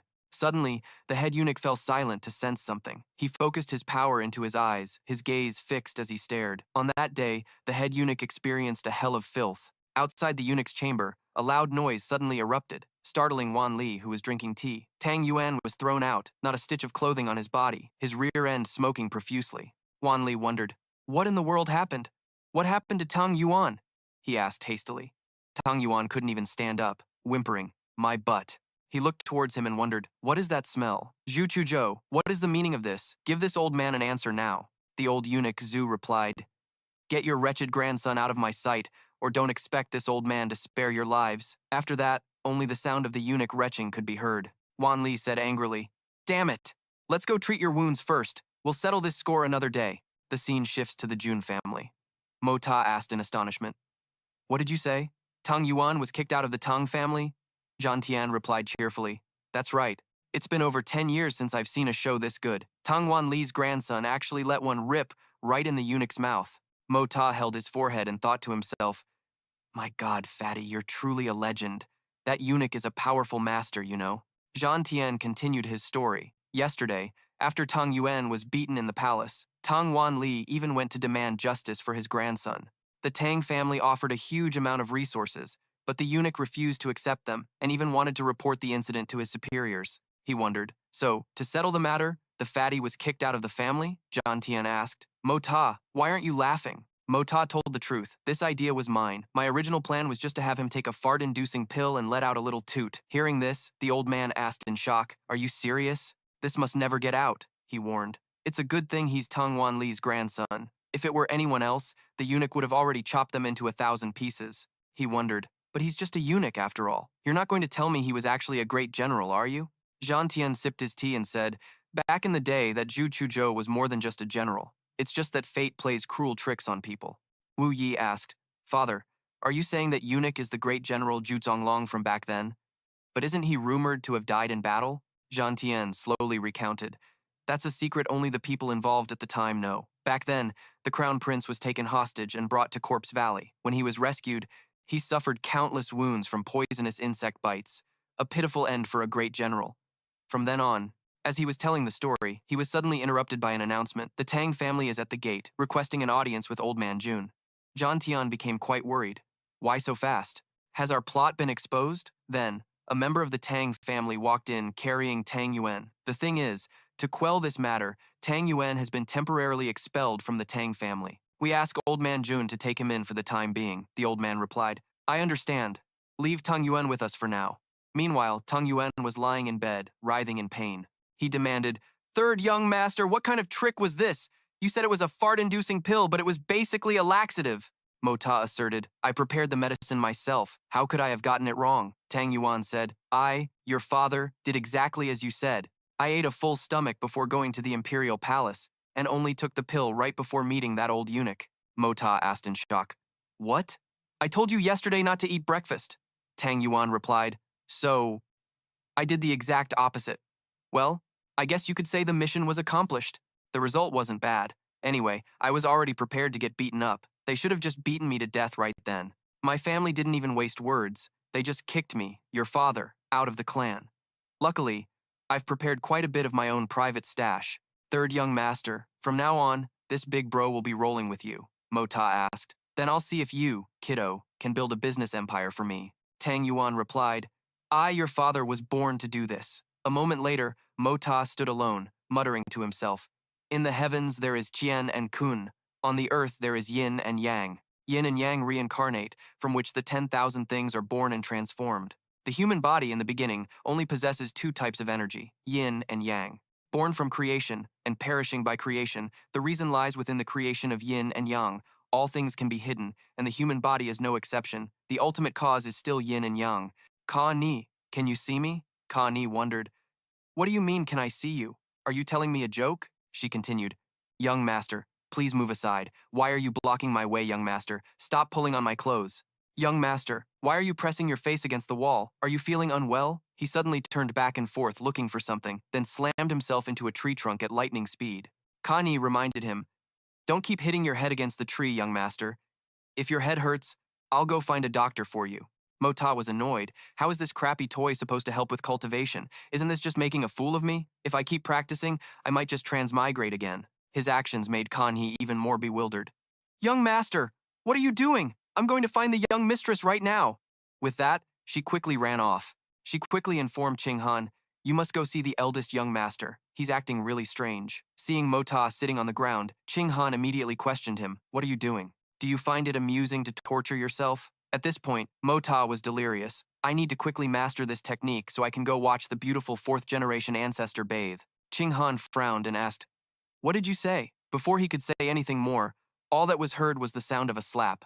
Despite being hit so hard, Mota still didn't seem to have sobered up, so he received a few more slaps. Now, he seemed a bit more clear-headed and asked with a serious face, Great ancestor, what did you do that for out of nowhere? She blushed and said softly, You know very well in your heart.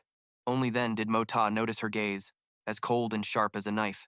Mota could only break out in a cold sweat, not understanding what was happening, as Qing Han, with tears in her eyes, coldly drew her blade and quickly placed it against his neck. Just then, a servant reported, Young master, young mistress, butler Jian Nan, Lord Guan, and the two young masters have come to pay a visit.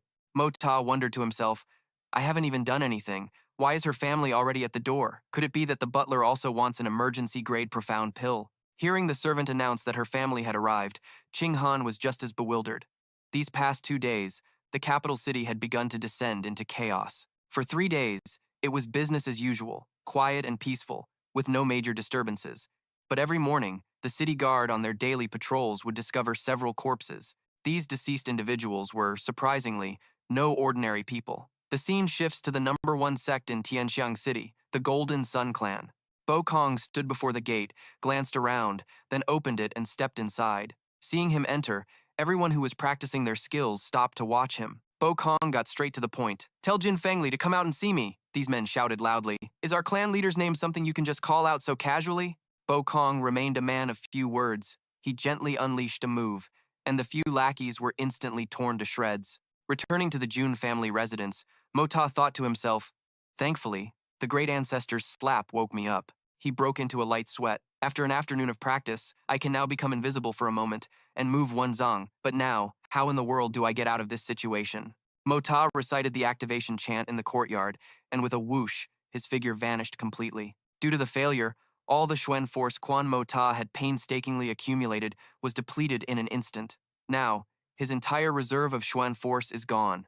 I never expected that getting in here would require Xuan force, but getting out also needs it. With no other choice, he could only call for Care's help. Care, hurry and help dig me out. Mota leaned in close and whispered to Care, Hey, listen. What just happened? You absolutely must not tell anyone else. From inside the room, Duan Yuan shot up and called out to him. Oh my god, third young master, my dear third young master, Quan Mota, where are you? Come here, quickly. He stepped into the room and asked, What's wrong? The man stammered. I never expected you to be this talented. Mota found a seat to discuss the matter. I know I'm talented, but what exactly are you talking about? Duan Yuan slammed the business plan down on the table and exclaimed, "This business plan? Did you really write this? You didn't have someone else write it for you?" He frowned, staring intently at the man, and asked, "Yes, I did. What's the problem? Would I need someone else's help for a small task like this?" Duan Yuan clutched the plan tightly in his hand and continued, "And you still ask me what's wrong? This plan completely shatters my understanding of business. If we implement it fully, it could shake the very foundations of commerce in this world. But, as long as we follow the methods written here, third young master, as long as you can provide the goods, just watch how I, Duan Yuan, will open shops all over the continent." Mota nodded in approval and replied, "Excellent. You'll be in charge of everything." Hearing this, Duan Yuan excitedly continued, "This time, let me, Duan Yuan, make gold and silver roll in for you. You just wait and see." The scene shifts to a location in Jingcheng. Feng Li begins to speak. "Brother Xuandi, if I truly had any other choice, I wouldn't have come to ask for your help." Xuanfeng calmly replied to him, "Brother Jin Xuandi, first, explain the situation clearly." He continued, "But Brother Xuandi, if you don't step in, I'm afraid my entire life's work will be destroyed." Jin Feng Li began to meticulously recount how Ying Bukong had wreaked havoc on the Jin Yang gang, and how Bukong had easily defeated all of his men. In less than 3 moves, Jin Feng Li was defeated and left lying on the ground. That man gave him an ultimatum: submit within 2 days or die. Xuanfeng replied in shock, "Only 3 moves? This person's cultivation. I'm afraid it far surpasses my own," Feng Li said in a panic. "Ah, Brother Xuandi, surely you're not. You're not going to just ignore this, are you?" He quickly replied, "Big Brother Jin, please relay a message to that person for me. 3 days from now, at the southern poplar tree, I, Hai Xuanfeng, will be awaiting his grand arrival." The scene shifts again, this time to the Quan family's training grounds. A troop of valiant soldiers charges forward, their banners waving. Mota shouted, "Step forward! Squad leaders and platoon leaders, report the results of the field training."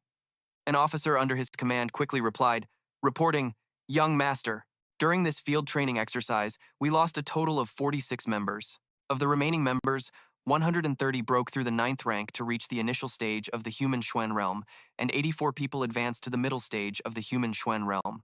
He replied to the officer, "Very good, but all of you must remember that our achievement this time is only the beginning. Every single accomplishment by any one of you was earned through struggle. Even the most cowardly among you can become a valiant warrior. One day, you will all reach a level you previously couldn't even imagine in your wildest dreams." The soldiers under his command shouted in unison, "Yes, sir! We will heed the young master's words. Young master, please let us follow you, can we?" Mota replied to them coolly, "Go find third uncle. He will arrange your positions." A moment later, Wu Yi, who was sitting beside him, said, "You could have handled the arrangements for those men yourself, nephew. I'm very busy." Mota immediately retorted, "Ever since I taught you the disguise art, have you just been busy going around killing people?" "I cleaned up a place just like that Huanghua Hall from before," he continued. "After I returned, I made sure everything was spotless." "You little rascal, how did you figure it out?" Mota tilted his head and said, "After killing people, the baleful aura lingers. The temperament on your body naturally becomes different from usual. Besides me, there probably aren't many people in this world who can tell, so third uncle can rest easy." Wu Yi asked, "You little brat, never mind. Do you have anything important this afternoon? If not, make sure you come back early. Tonight, there's a banquet to host the Guan family, a welcoming feast for them, but I showed a skeptical expression." He continued, "The first purpose, of course, is to welcome your great-aunt home. As for the second matter, they've already revealed their intentions." He shook his head and said, "I think this matter is not that simple." Wu Yi continued, "Whether Qing Han stays or leaves is the Guan family's business. If Qing Han finds a good match, our Jun family can also marry her off with a grand ceremony. She is truly a very good girl. It's just that our Jun family, your eldest brother, was not fortunate enough." I spoke up, "Third uncle, if she finds a good match, we will naturally be happy for her, but I still feel there's something strange about the Guan family." Wu Yi then said, "If the Guan family is visiting for Qing Han's happiness, just considering the family's interests, that's a different matter. The Guan family is of course Qing Han's maternal family, but the Jun family is even more like her true home." He cut him off. "Third uncle, you are indeed sharp, worthy of being a Sky Xuan expert, the great general of the first blood-clothes generation." Wu Yi suddenly laughed loudly and said, "Don't use that old, empty title to make fun of your third uncle." He took out a newly refined pill and continued, "This is what you need." I gently took the newly condensed pill from him. After catching it, he looked down at the pill in his hand. Seeing his doubtful expression, the man said, "A 6th-grade Xuan Dan, fresh out of the furnace." The scene shifts to that afternoon at the Song family's tavern. Huai entered the tavern and said loudly, "Old Third Song, you're being far too eccentric. Today is the wine competition. Why prepare so grandly? It's so intimidating that this prince hardly dared to step inside. He glanced at the table and said, "You prepared this many cups?" A series of gleaming cups were meticulously arranged on the table. Old Third heard him and said, "Wine might be a small matter to others, but to me, it is the most important event in the world. Moreover, I have a feeling that this wine competition will become the most precious memory for me." Old Third Song. The prince was astonished. "Old Third Song, you are the times Old Third Song?" Legend says that Old Third Song is elegant and dashing, a man of unparalleled style. I wonder why Song Xuan has ended up like this. He calmly replied, "I dare not recall the past, so what's the point in mentioning it?" Yang Mo poked his head out from behind and called out to the prince, "Your Highness." He explained to the room, "This is my disciple, Yang Mo."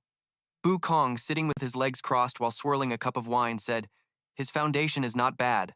Huai Nong nodded slightly at him and replied, "Thank you for the compliment, sir." Suddenly, I pulled back the curtain, stepped into the room, and announced, "I'm here." He glanced around the room, breaking out in a cold sweat, and continued, "Old Song, this isn't your wedding night, is it?" With that, I walked to the table and placed 2 jars of wine down. Huainong looked at me and asked curiously, "Is that all? Just 2 jars?" I calmly replied, "1 jar costs 12,000 taels of silver. These 2 cost 24,000 taels. You're getting it for free and you're still complaining it's not enough?" Old Third brought out 2 more jars of wine, saying, "To be fair, you brought out 2 jars, so I shall bring out 2 as well." This wine took 5 years to make. I gathered over 30 types of rare flowers and exotic herbs, brewed it from the essence of the 5 grains, using water from a snow-capped mountain peak. Wukong suddenly spoke up, spending 5 years gathering ingredients from all over the world just to brew a few jars of wine. For that dedication alone, this wine is already worth tasting. I added, "Such persistence is admirable. But persistence does not guarantee success." Wukong sat opposite me and asked, "Young man, are you saying persistence isn't important? Tell me, from ancient times until now, has there been any successful person who wasn't incredibly persistent? Success isn't achieved through mere talk." I replied to him, "Being confident of victory and achieving it, that is admirable persistence. But knowingly persisting without any hope is just foolishness. I believe that any renowned Xuangong master is not a brainless fool." The man frowned and asked back, "And which Xuangong masters do you know of?" I continued, "The resounding fame of the 8 great masters of the world. It's difficult not to know of them, wouldn't you agree? The top 7 positions are indisputable, but for the 8th position, in the eyes of the public, 2 people are probably considered equals." Bak Kong immediately added, "How can they be equals? Eagle God Thong Nguyen Yuang Bak Kong and Sword God Fong Quian Van have been fighting each other for half a lifetime, and to this day, no winner has been decided. So I say the 2 of them share this 8th position. Is that Fong Quian Van even skilled enough? Generally speaking, it's just an empty reputation." Mak Ta then said, "Senior, what you said makes sense. I heard that to practice martial arts, Bak Kong often goes to the Tet Mountains to fight with thousands of Yuang birds. From this point alone, Bak Kong is leagues ahead of Fong Quian Van." Bak Kong nodded in praise. "You little brat! You seem to know a thing or two. But this old man still doesn't agree with your argument about persistence." Mak Ta thought to himself, "I was only suspicious before, but it seems this is undoubtedly Bak Kong." He then raised a question. "Many people go to the peak of Tet Mountain to train, but only Bak Kong became a grandmaster. What is the reason?" Hoai Nong, standing beside him, asked curiously, "Is it because all those people died?" The young man replied that he wasn't wrong. Effort doesn't equate to success. Old Third Tong's wine is probably not bad, but it's not necessarily the best wine. Old Third replied to him, "Just as you said, whether the wine is good or bad, you'll know once you taste it." He opened the wine jar, and the fragrance spread throughout the room. Hoi Nong inhaled the aroma and exclaimed, "This is truly a top-grade wine." Ba Kong also praised it. "I can only find 2 or 3 other wines that can compare to this one." Mak Ta thought to himself, "Although this wine's aroma is rich, it's a bit muddled. It seems that if you smell it for a while, it actually becomes ordinary." Old Third carefully lifted the wine jar high up. Seeing this, Mak Ta couldn't help but praise. Quite the skill, using profound ki to awaken the wine. He poured the wine from the jar into small cups, then offered them to everyone in the room to enjoy. Hoai Nong quickly downed his cup of wine and exclaimed with satisfaction, "Delicious wine." Bak Kong sipped the wine and said, "Indeed, not bad. This old man has tasted countless fine liquors, but no wine could compare to this one. It was truly top grade." Makta looked at the cup in his hand and said, "It's still not professional enough. The impurities haven't been fully filtered out." This is a major taboo in wine brewing, Old Third asked him, bewildered. Not professional enough, but this is the best wine I've spent all my energy and years of dedication to make. Hoainong looked at Makta's arrogant attitude and chimed in. Young man, we should try your wine then. The young man took out the wine jar he had brought and said, It seems you've all written me off already. The winner hasn't been decided yet, so how can you know whose wine is better? Bak Kong stared intently at the young man's wine jar and assessed it. Why is there no wine aroma? And it's even wrapped in a layer of oil paper. The young man calmly removed the oil paper from the jar and continued, Don't be hasty. There's still the stopper. Opening the wine jar revealed a piece of wood stuffed inside. Bak Kong exclaimed in surprise, It's even plugged with camphor wood? Makta used his strength to remove the wooden plug from the jar, then smiled confidently. The camphor wood plug was removed, and the fragrance wafted throughout the room. Makta continued, Those who haven't yet drunk are already intoxicated. Open the jar and the scent travels 10 miles. The mysterious wine's aroma dreamily spread throughout the room. Everyone exclaimed, Is this still wine? Can there really be a wine in this world that can transport people to a celestial realm with its aroma alone? The wine was then poured by the young man into each small cup on the table. Hoainong stared intently and repeated, Those who haven't yet drunk are already intoxicated. Open the jar and the scent travels 10 miles. Tears streamed down his face as he continued, It's far more than just 10 miles. Old Third was still doubtful. If this wine only has aroma, and you don't feel this way after drinking it, wouldn't that just be a huge disappointment? Bak Kong inhaled the wine's aroma and thought, Just this fragrance alone is a beautiful dream from which one would never wish to awaken. He looked at the cup of wine and swallowed, his mouth watering.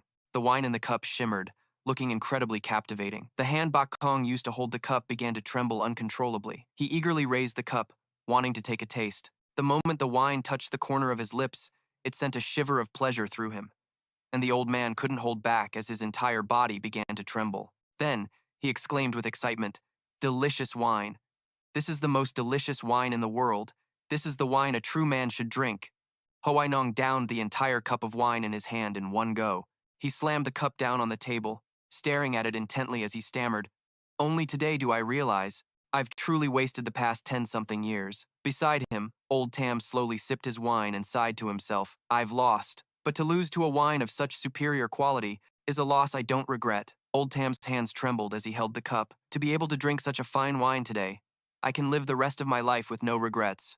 The first half of my life, tears streamed down his cheeks, has been a waste, alas. The prince stared thoughtfully at the bowl of wine on the table. At today's wine competition, Old Tam loudly conceded defeat.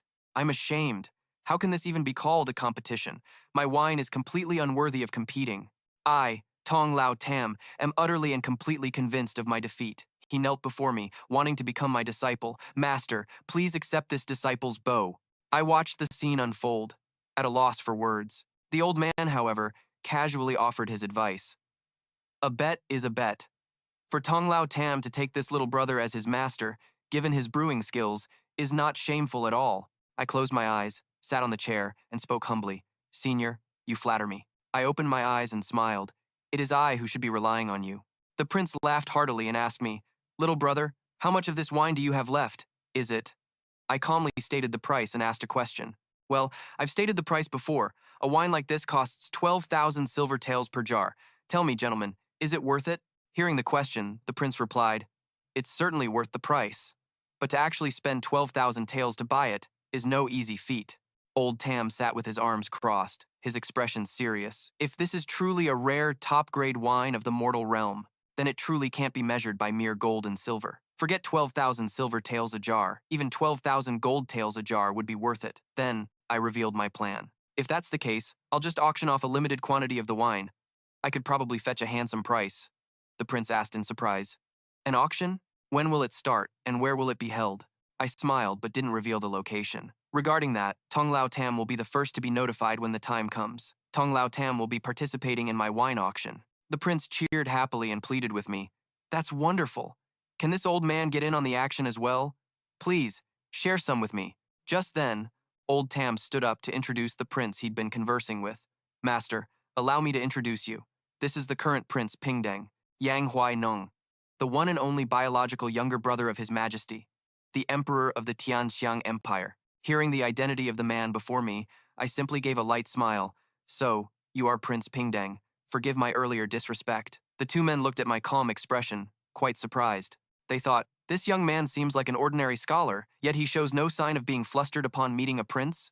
Huainong stopped dwelling on it and casually made me an offer. What do you think about this proposal? This old man is willing to invest 1,002,000 taels for a 10% stake in the business. Consider it this old man securing a future for my descendants. I do hope you'll agree, little brother. Hearing his words, I fell into deep thought. This prince has always lived a frugal life, yet now he's seeking to secure a future for his descendants. I glanced at a timid-looking kid nearby. The little lord is quite cute. The kid glared at me and snapped, "Nonsense! I'm a boy!" But I paid the kid no mind and agreed to Huainong's proposal. All right, you seem like a decent person, so I don't mind letting you in on this. I cupped my hands to bid them farewell. As for the auction, I'll have Tong Lao Tam notify everyone. For now, I have an urgent matter at home and must leave. Seeing him try to leave, Bu Kong quickly moved to stop him. Hold on, kid. You recognize me, yet you're trying to leave without a word? I haven't settled the score with you for making a fool out of me back then. His voice dropped low as he uttered a threat. You should know, a debt to me isn't easily wiped away. Mo Ta fearlessly walked closer to Bu Kong, Sr. Trying to collect a debt from me isn't a very good idea, especially one with no proof like this. He countered with a threat of his own. Those who try to collect debts from me usually end up owing me instead. Do you want to try? Bu Kong, holding his wine cup, didn't believe Mo Ta's words. Nonsense. Compared to me, you're still too green. No matter what, you will definitely pay. Mo Ta didn't stay any longer and turned to leave. Fine. After today, if you can still find me, we can talk then. Outside, the sky suddenly turned gloomy, and the streets were completely deserted. On a high tower, a young lady stood observing. That person was Yue. She stood there, lost in thought. Jun Mo Ta, today. Never mind Jun Zhantian backing you. Even if all 8 great supremes were your steadfast supporters. Yue's gaze turned sharp and cold. You must die tonight. Suddenly, a figure in black appeared behind her. Young miss, it's about to rain. The man's face was covered, revealing only his eyes and a long scar running across one of them. The wind is strong out here. You should go downstairs to take shelter. Yue was adamant, a deep hatred gleaming in her eyes. No, I want to see Jun Mo Ta die with my own eyes. This intelligence was difficult to obtain. We must seize this chance. A short while later, night fell. A horse-drawn carriage traveled along a deserted road. Mo Ta sat inside the carriage, his face growing serious and alert. Why do I feel so uneasy? When was the last time I felt this sense of dread? Sensing a heavy killing intent, Mo Ta's vigilance heightened.